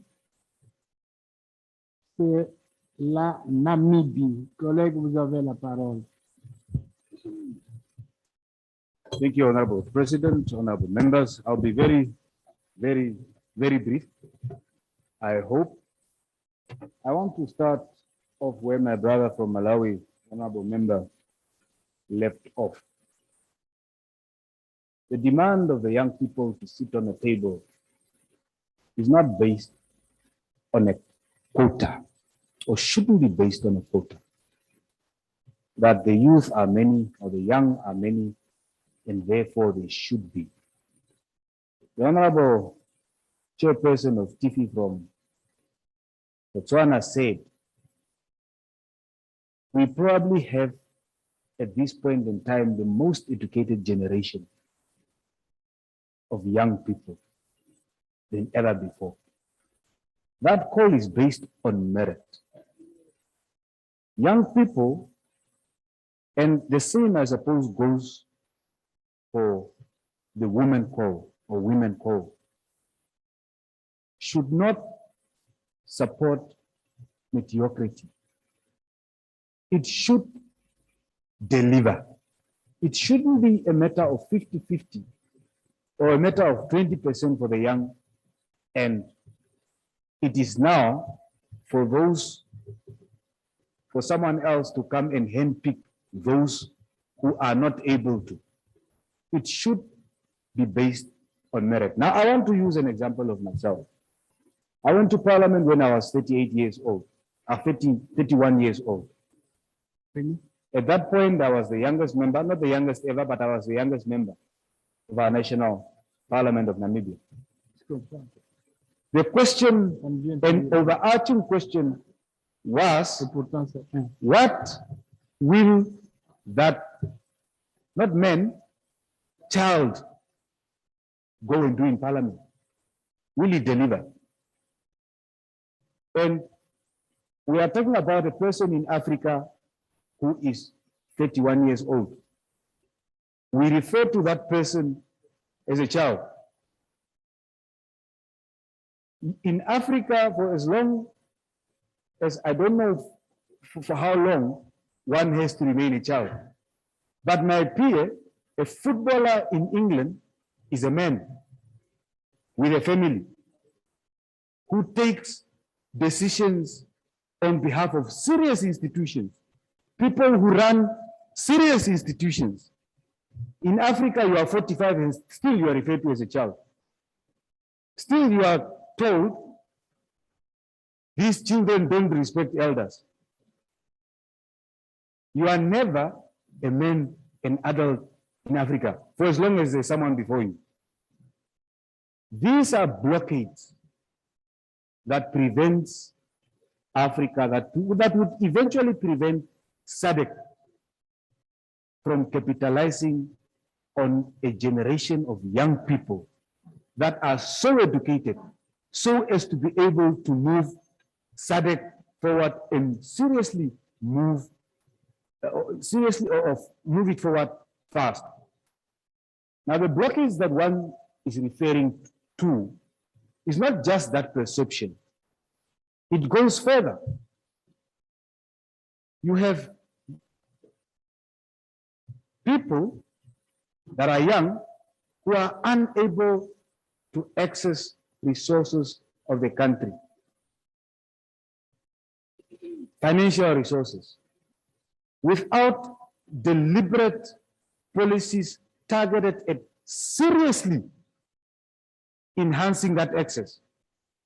The reason for that is perhaps because there aren't enough young people, there aren't enough women in decision-making powers to ensure that those policies are not just there in paper, but are there and are being implemented in order to move our countries forward.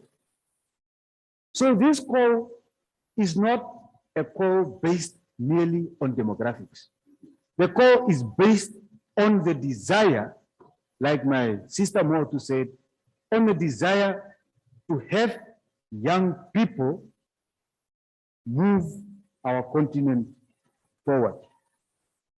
In conclusion, I want to make a suggestion, and it's a suggestion born out of an answer that is always given during youth or women budgeting, that yes, you are complaining as young people on the budget allocated to the Ministry of Youth, but you forget that the youth is also touched by agriculture.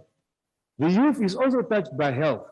The youth is primarily advantaged by the education budget, which is not completely false, but also not completely accurate.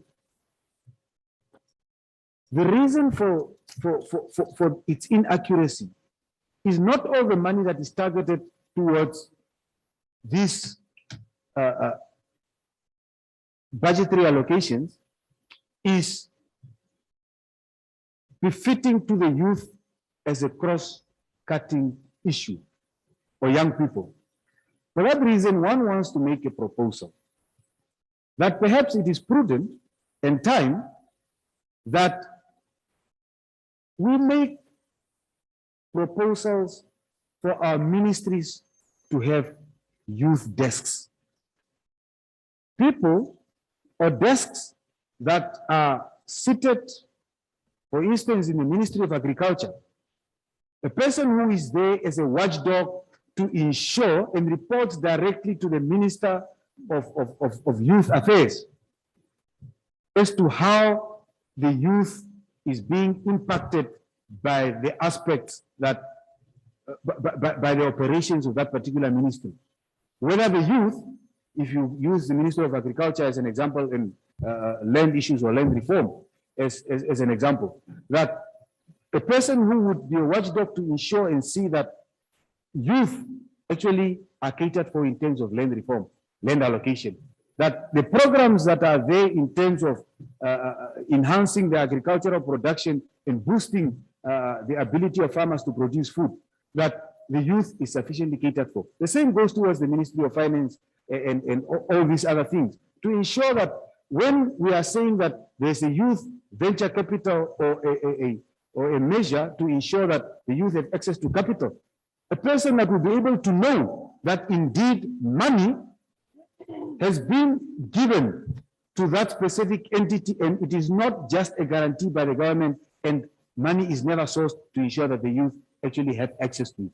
So in conclusion, I would want to make that proposal that youth budgeting and women budgeting should actually go to the extent of ensuring that every ministry has a youth desk that reports directly to the minister. Thank you very much.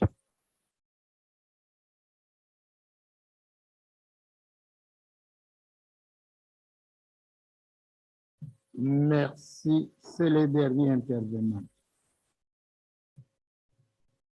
À présent,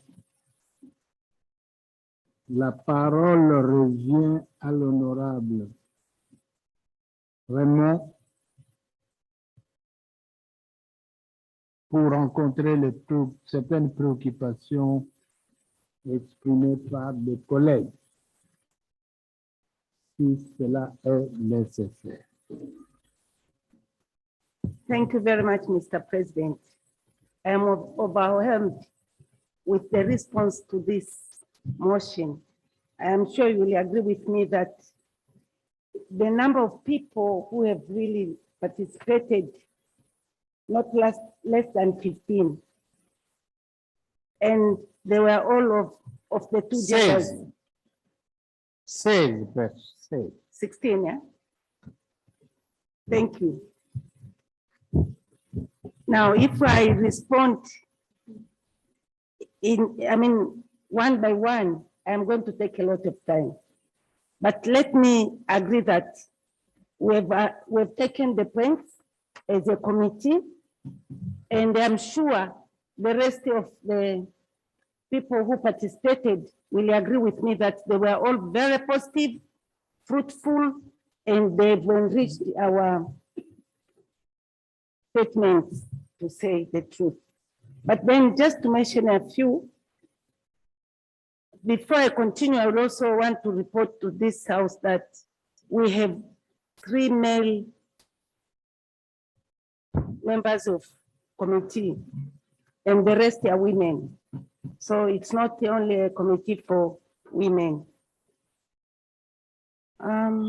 Much was said about youth. We agree. I agree with what was suggested. But then there are things which also will require the SADC PF to make change to the constitution. Apologies, Honorable. French interpretation, we are off. And may we kindly,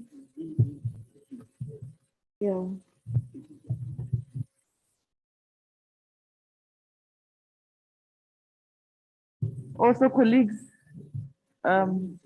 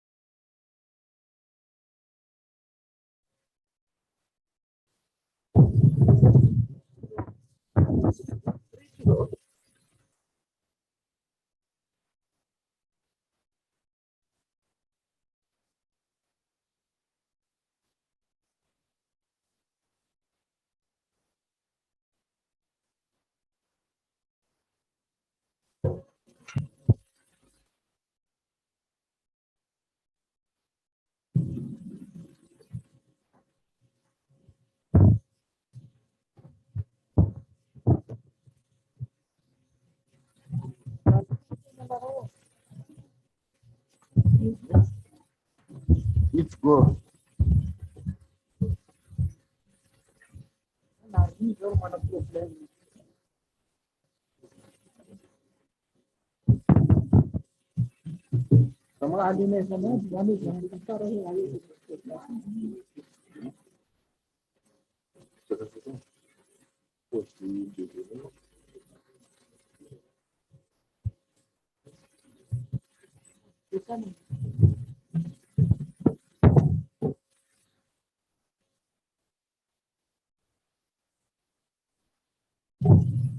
Chers collègues, toutes nos excuses. Il y a eu un problème technique. Il n'y avait plus d'électricité. Donc, on ne pouvait pas poursuivre les travaux. Maintenant, tout est en règle. Tout est rétabli. Nous pouvons reprendre. Après les explications de l'honorable Raymond, il est temps de nous prononcer sur l'adoption de ces rapports. Il s'agit du rapport du comité permanent de l'égalité des sexes, de la promotion de la femme et du développement de la jeunesse. Vous avez beaucoup applaudi. Alors, il faut applaudir, on adopte.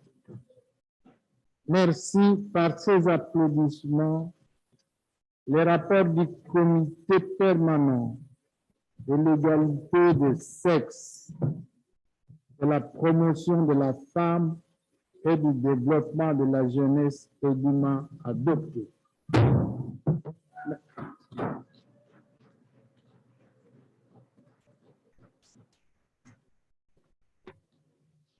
Chers collègues, on doit terminer 2 points. Je vous en prie. Le 6e point, Madame la secrétaire générale, veuillez nous donner lecture du 6e point à l'ordre du jour.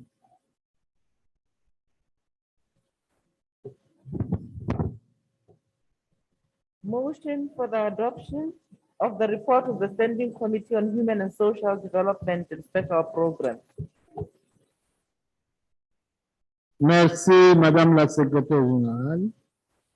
Effectivement, il s'agit de la motion portant sur l'adoption du rapport du comité permanent du développement humain, social et des programmes spéciaux,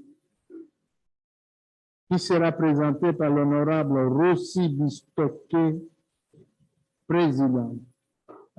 Honorable, je vous dis que vous devez d'abord dire je propose la motion à mon nom, après vous vous arrêtez là. Vous avez la parole, honorable. Thank you, Mr. President. Mr. President, I beg to move that the Plenary Assembly do adopt the report of Standing Committee on Human and Social Development and Special Programs laid on the table of the House today, 13th July 2022.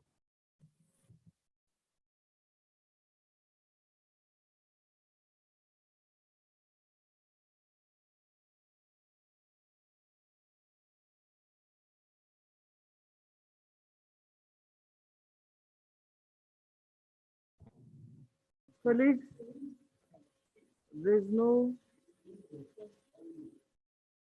we can't receive colleagues. Hello?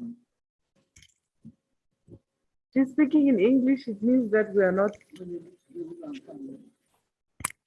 It's not clear. Okay. Huh? The audio is bad. Can we try here? Can we try connect on the laptop? Let it be different. See what happens.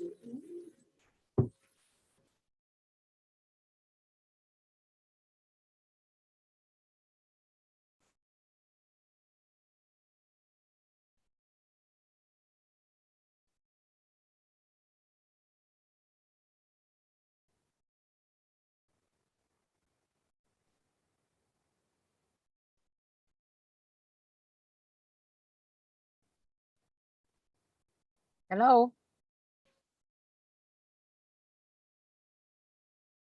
Hello? Hello, Honorable, just hold on, please. We're trying to fix the problem.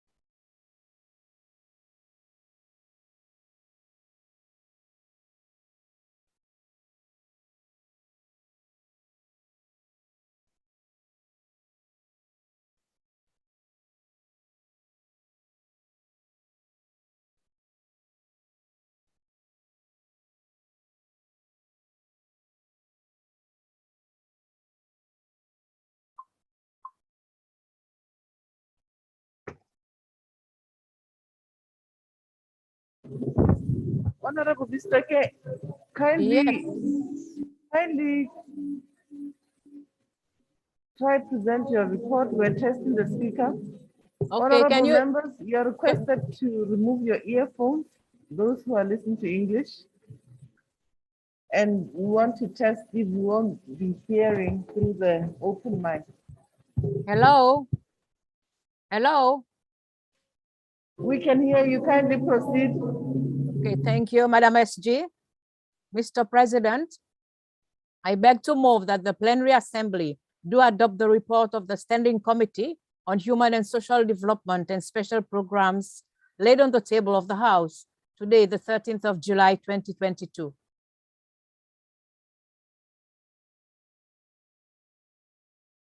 Kindly second.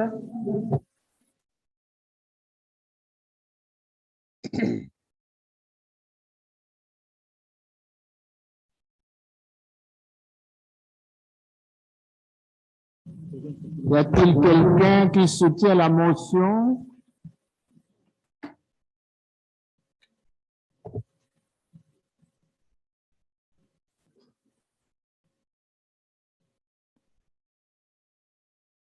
Qui soutient la motion?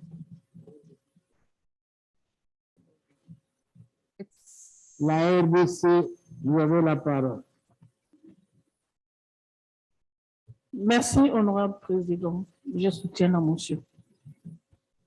Merci. Merci. Point of order, Mr. President. Okay.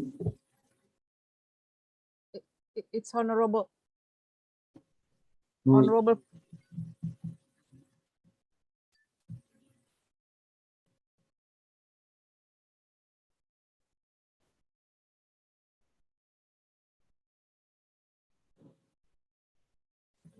Honorable Kasim, Hassan Haji, kindly second them. Indicate that you're seconding the motion. It is the motion. Merci, honorable. Alors, honorable Bistoké, présentez brièvement la motion. Le rapport, brièvement.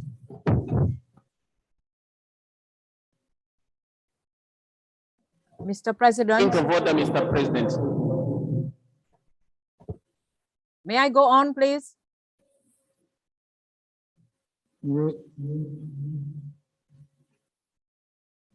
Can you hear me?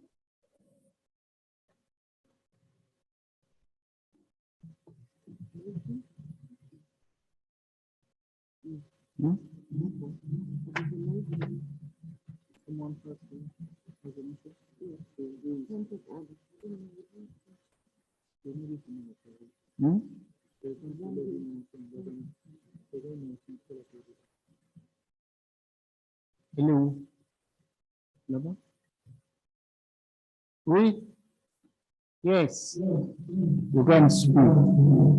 Mr. President, pursuant to this mandate, as set out in Rule 42E of the Rules of the Procedure, the Committee of Human and Social Development and Special Programs held its meeting on Saturday, the 30th of April, 2022, to consider the topic, the role of parliamentarians in monitoring the implementation of programs and systems in accelerating health financing for universal health coverage, UHC, in the SADC region.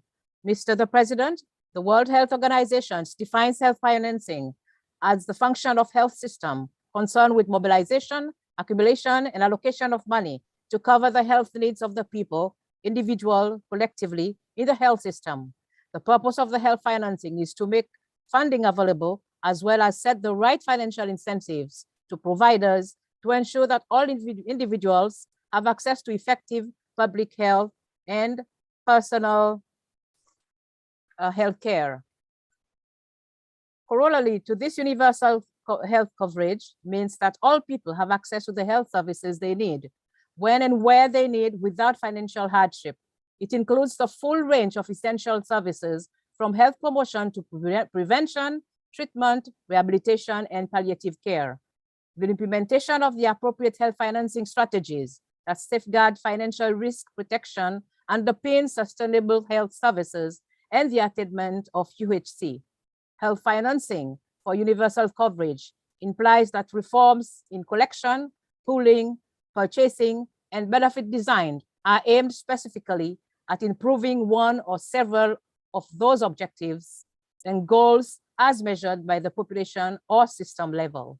Mr. President, arising from its deliberation, the committee observed with concern that more than 800 million people were spending at least 10% of their income on healthcare through out-of-pocket spending, which pushes millions of individuals further into poverty each year.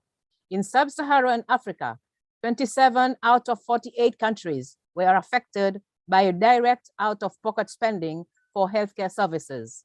The unprecedented emergence of coronavirus, COVID-19 pandemic, and the occurrence of natural disasters such as cyclones placed an additional burden on already constrained budgets, and this means that healthcare access and quality has remained a challenge, particularly into the SADC region. This situation brings into a sharper focus the need to put in place programs and systems aimed towards universal health coverage.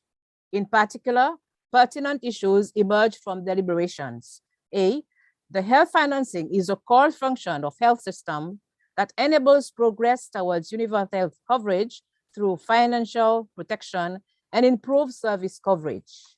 B, that due to financial hardship, millions of people in the SADC countries do not access health services. C, that the shutdown or the slowdown in economic growth coupled with the outbreak of COVID-19 has worsened with financing in the SADC region, and this means that achieving UHC will require countries to put in place policies to fast-track recovery with the objective of minimizing out-of-pocket payments for healthcare. D, that over-reliance on donor support towards health system or the health services, coupled with low capital health expenditure, has contributed to low and unsustainable health financing in the SADC region. E, that weak capacity to mobilize adequate, sustainable, and predictable funds for the health sector to optimally deliver essential health services is as a result of the following factors. 1, substantial inefficiencies across all health systems at all levels of the healthcare delivery system. 2, there is weak participation of communities in financing of public health services. Number 3, underdeveloped and optimal optional payment services in public facilities. And of course, there is weak mobilization of unconditional external funding to the health sector. Again, number 5, ineffective population management. And last but not least, lack of innovative health financing mechanism. Again, we see, Mr. President, that substantial inefficiency and inadequacy or inequity in pooling of management of resources for the health sector in most of the countries in the SADC region is as a result of the following factors: high fragmentation and uncoordinated health sector funding, failure to put into place governance and accountability mechanism and structures of health financing. Most countries have weak management and accountability frameworks for the utilization of government and other donor resources for health service deliveries. That the region has witnessed unprecedented levels of weak institutional arrangements and systems for effective health financing at all levels due to the following factors. Most countries have weak institutional capacity in health financing and public of effectively or to effectively implement health financing strategy. Most countries have weak system for generating and use of evidence in health financing decision-making processes. There is weak advocacy capacity for health financing strategy. Therefore, Mr. President, in the committee's view, it is indisputable that countries in the region need to strengthen domestic health financing in order to avoid out-of-pocket spending on healthcare by their citizens. Furthermore, the sub-Saharan countries ought to increase their allocation spending on primary healthcare by at least 1% of their gross domestic product, GDP, in order to meet the health targets of the 2030 gross domestic of the agenda of the Sustainable Development Goals, which could be steps towards achieving UHC. Given the committee's observations as regards the issues that impede smooth implementation of health financing system and strategies in the region, the Standing Committee on Human and Social Development and Special Programs recommend that the Plenary Assembly should, 1, urge the SADC countries to design and implement efficiency improvement initiatives across all health system levels and functions in order to enhance health financing in the region. B, to implore countries in the region, especially those with low GDP per capita, to explore options on potential participation of communities in financing of public health services and establish optional payments at public hospitals. We recommend that countries in the region should build capacity of health system actors in order to promote leadership, governance, and accountability for effective harmonization of health financing decision-making across all levels. We also recommend the need to facilitate revision, effective execution of resource allocation frameworks to including public finance management system across the healthcare delivery system. The committee also encourage countries in the region to promote the use of evidence in health financing decision-making at all levels and enhance lobbying and advocacy mechanism for effective implementation of the strategy or innovative health financing options. We also reiterate the need for countries in the region to put in place mechanisms for effective donor arrangements, including strengthening health sector-wide approaches and platforms for multi-sectorial joint funding of health sector strategic plans.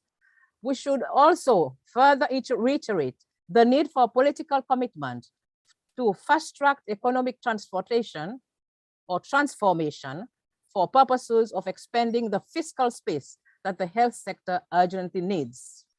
Mr. President, we also recommend to the countries in the region to fast-track direct facility financing for purposes of catalyzing community resource mobilization.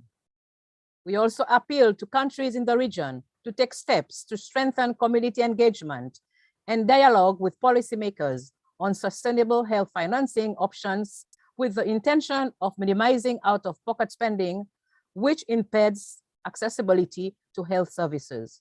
We also recommend, Mr. President, that countries should fast-track the implementation of appropriate health financing strategies that safeguard financial risk protection in order to enhance access to health services by vulnerable groups, including women, adolescents, and young people. Mr. President, let me conclude by stating that access to quality health services, whether preventive or curative, remains a prerequisite in order for a population to attain health and achieve healthy lifestyles. Parliamentarians play a key role in promoting health financing through their respective legislative and oversight roles, including budget oversight.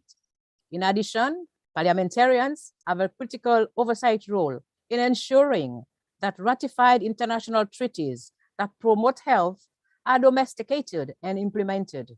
The mandate of our parliamentarians must therefore be used to protect or advance equity-oriented public policy, promote health system reforms, and prioritize allocation to specific areas of health system. Members of the parliaments, through their respective oversight and legislative roles, are linchpinned into the attainment of universal health coverage through appropriate health financing. This is a role we all ought to be seriously, as it goes to the core of our responsibilities. Mr. President, in brief, the meeting provided an opportunity for the community to gain knowledge and a deep understanding on issues pertaining to health financing, and more importantly, on how parliamentarians can contribute to the realization of a noble goal of moving towards universal health coverage. I therefore recommend that this report be favorably considered by this plenary assembly. Finally, Mr. President, allow me to pay a debt of gratitude to the resource person who made presentations before the committee, and as well to the Secretary General and her staff for the great support provided to the committee throughout the deliberation. Mr. President, I beg to move. Thank you.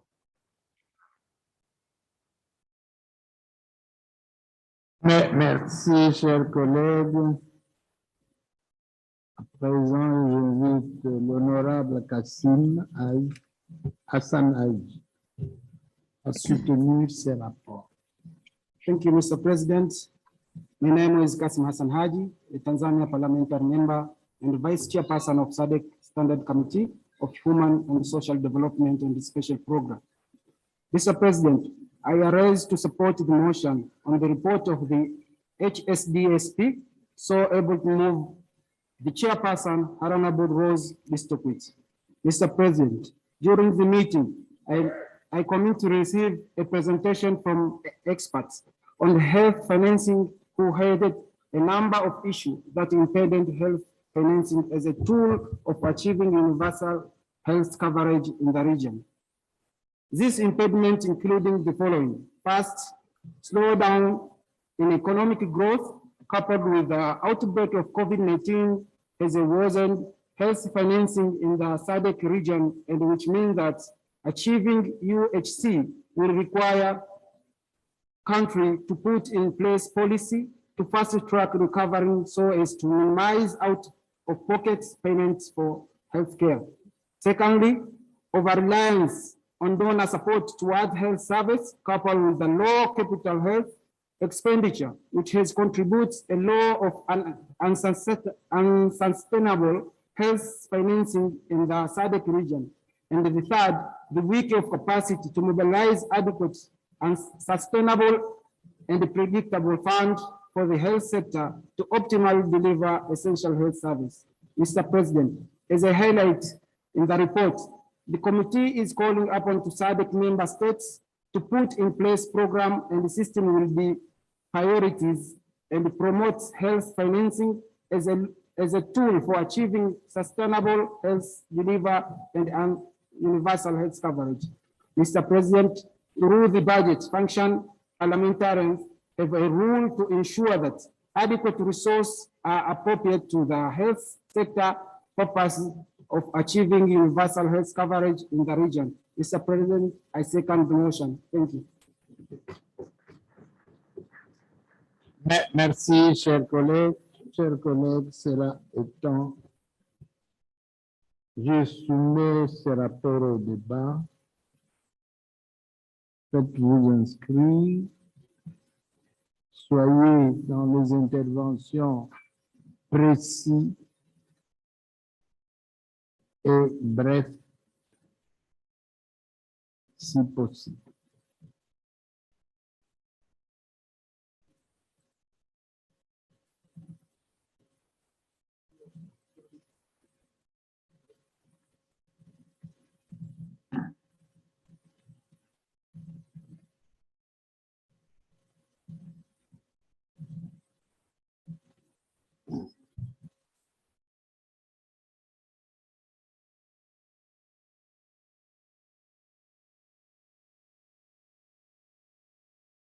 La RDC, prenez la parole.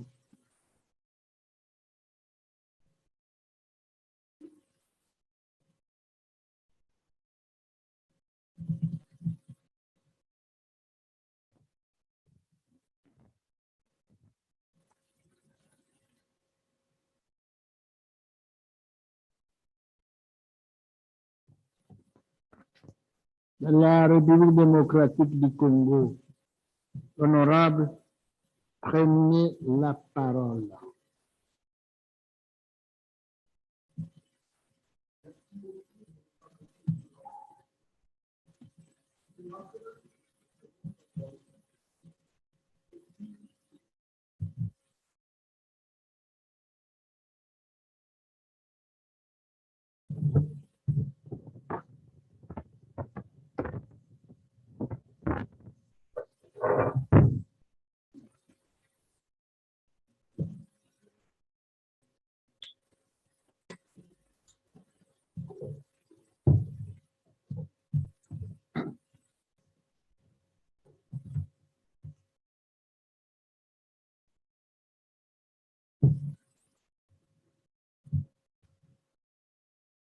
Les caprices de la technologie oblige. Honorable Président, merci de m'avoir accordé la parole. Je m'appelle Ngbonda Daouli. Je suis médecin pédiatre avec une expérience de plus de 30 ans. Le développement social et humain dont il est question doit passer par la santé. Ce n'est pas pour rien qu'on dit un esprit sain ne peut se développer que dans un corps sain. Partout où je suis passé, notamment en Afrique subsaharienne, mon expérience a retenu que bon nombre de la population de l'Afrique a vraiment des difficultés pour avoir accès aux soins. Les difficultés sont de quel ordre? Ces difficultés résident dans le fait qu'il y a beaucoup de contraintes financières. Ces contraintes sont dues parce que dans certains bon nombre de pays de l'Afrique, de la SADC, la pauvreté occupe à peu près 60% de cette population-là. Deuxièmement, il y a le chômage qui fait son bonhomme de chemin. Mais parmi ceux qui travaillent, bon nombre de ces employés sont dans le secteur informel. Et en plus de ça, il y a une répartition totalement inéquitable des structures de fourniture de soins. Et alors, Malgré les programmes de soins de santé primaires, dans notre pays à nous, on estime à environ 80% des soins qui sont couverts par ces programmes. Ça signifie qu'il y a encore plus de 20% qui ne sont pas couverts. Mais cette couverture se fait de quel type? Parce qu'on nous exige, dans le projet de couverture universelle ici, on demande à ce que ce soit les soins de qualité. Est-ce que les programmes dont il est question, notamment dans nos pays, les programmes de soins de santé primaire, nous dispensent à nos populations des soins de qualité? Ça, c'est la question qu'il faut se poser.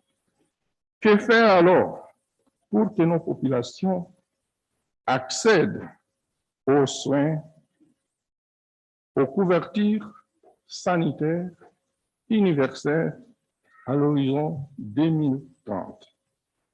Nous devons choisir parmi les principes qui régissent l'idée celle-ci, que chacun prenne en charge les soins médicaux de tous et que tous prennent en charge les soins médicaux d'un chacun.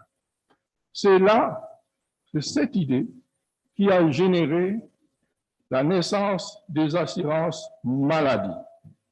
Si j'ai fait passer en revue les types d'assurance maladie qui existent, je peux me permettre de dire qu'il y en a de deux sortes. Il y a des assurances maladie contributives et il y a des assurances maladie non contributives. Les assurances maladie contributives comprennent les assurances privées, les assurances type social et les assurances type base communautaire ou les mutuelles de santé. Mais si vous regardez très bien, ce type d'assurance dite contributive demande à ce que les ménages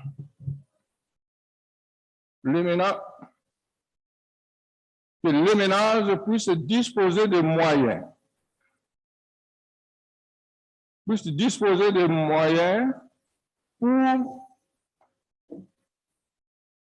Pour souscrire cette assurance qui va permettre aux ménages à ce que ces dépendants puissent avoir accès aux soins. Sinon, rien ne sera fait. Vu que nous avons affaire à une population qui est pauvre, vu que nous avons affaire à une population qui est au chômage dans la majorité des cas, vu que la distribution des structures de soins de santé ne se fait pas de manière équitable dans notre espace géographique, qu'est-ce qu'il faudra alors faire pour que d'ici l'horizon 2030, que nos populations respectives puissent avoir accès à cette couverture sanitaire universelle? Je pense qu'il ne nous reste plus qu'une seule option. Et cette option peut être quoi? Je pense, à mon avis propre, de mon expérience, il y a les types d'assurance non contributifs. Bien sûr, parfois nous pouvons confondre les choses en disant assurance non contributive signifie soins gratuits. Ce n'est pas vrai. Mais dans les assurances non contributives, ici le pauvre comme le riche, chacun doit contribuer à la hauteur de ses moyens. Mais celui qui prend les choses en main, c'est l'État. Ce sont nos gouvernements.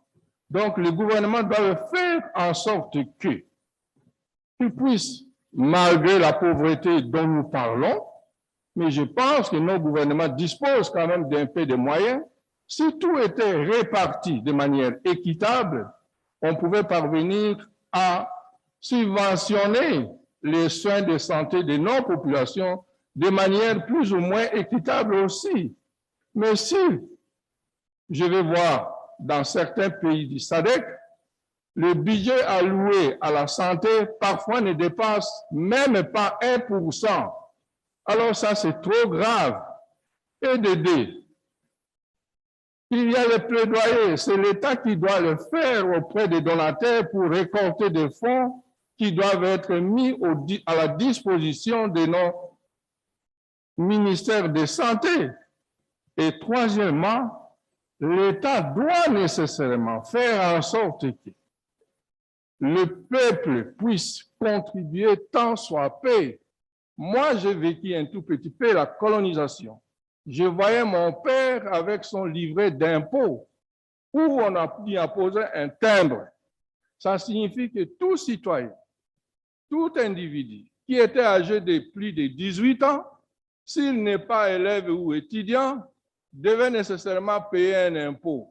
S'il ne payait pas cet impôt, on l'arrêtait. Il était poursuivi. Et tout le monde était conscient qu'on doit payer l'impôt. Et il paye l'impôt. Et ce qui produisait, par exemple, il y a des produits à caractère vivrier, il y en a qui produisaient le café, il y en a qui produisaient le coton, il y en a qui produisaient le riz. Lorsque les sociétés venaient acheter, on ne disait pas à la population exactement ce que ça coûtait. On leur donnait un prix moins. Alors que normalement, si ça coûtait 100 francs, on dit 150 francs, on dit c'est 100 francs. Alors les 50 francs étaient retenus à la source et c'était déversé probablement dans la santé. Mais alors, pourquoi nos gouvernements ne peuvent pas revenir à ce système pour que les soins de santé dans nos populations puissent être tant soit peu allégés? J'ai tellement peur que le projet dont il est question, c'est-à-dire le projet de couverture universelle à l'horizon 2030, ne puisse demeurer un slogan. C'est pour cette raison que je demanderai au gouvernement de la SADC, des différents pays de la SADC, qu'ils puissent prendre les choses en main, augmenter le budget alloué à la santé, faire en sorte que les plaidoyers soient menés par le gouvernement et non par des sociétés ou par des individus. Qu'un mécanisme sérieux de gestion des fonds récoltés puisse être mis au point, c'est-à-dire la bonne gouvernance et la bonne gestion des fonds feront en sorte que, malgré notre pauvreté, que nos populations puissent avoir accès à la santé. J'ai dit et je vous remercie. Merci, chers collègues.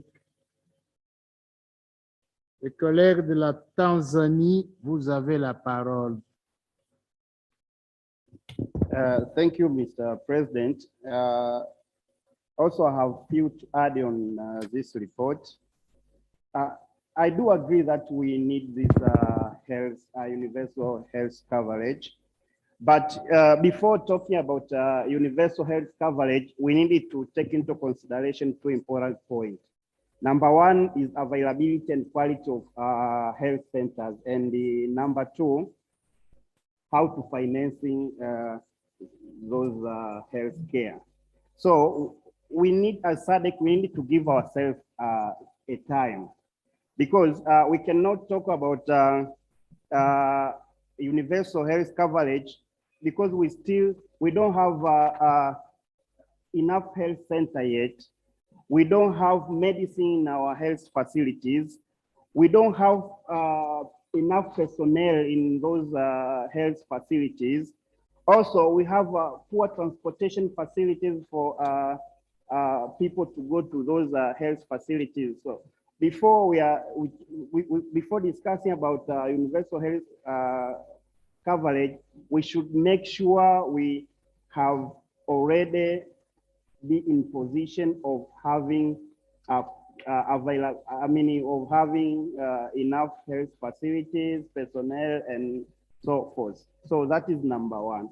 But second point, we should make sure that we have finance to cover the health facilities, and we cannot talk about financing if we don't have capacity to collect revenue to fund the health facilities. But as we said, our population is still, a lot of our people are unemployed. We cannot talk about universal health coverage with very few people of our population are employed. It means the healthcare will be paid by a very small number of population that will not sustain in long term. So those are my few points that we really need to have universal health coverage. But before that, we should give ourselves time to make sure we have quality or even first availability of those health centers. But secondly, we should make sure that we have finance, we have funds to finance those services. Thank you. Merci, chers collègues. J'invite maintenant l'honorable Bistoké pour prendre la parole si elle a quelque chose à dire. Si vous n'avez rien à dire, il y a deux interventions. Laissez-nous le temps d'adopter le rapport. Thank you, Mr. Chair. Thank you, Mr. President. I would also like to thank Honorable Kasim Hassan, the Vice Chair, to second the motion. But Mr. President, from the two participants, they were mostly contributions made in regards to how to enhance or how to ensure availability of health services to our region, especially when it comes to access of quality health services. And they've mentioned different factors or that impacts on the health system within our region. And especially, and they provided even ideas on how to promote, to ensure that there is adequate quality services, availability of services, especially when it comes to facilities. And overall, they discussed mostly about the 3 M's to ensure that the health system, functioning of the health system, that is, the 3 M's are money, man, and materials availability. And I thank you so much for the contributions that were made by the participants. And I hope together, as a team, as a region, we must ensure that we reach the targets that has been set by the UN system of by 2030, which is universal health coverage, and especially the targets of the SDGs. Thank you, Mr. President.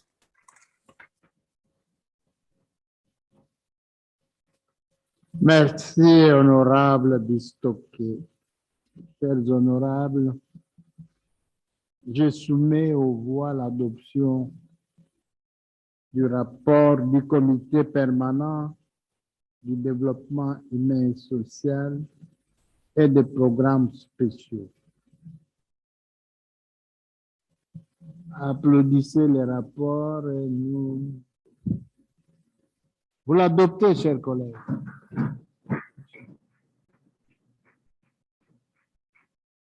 Merci, chers collègues.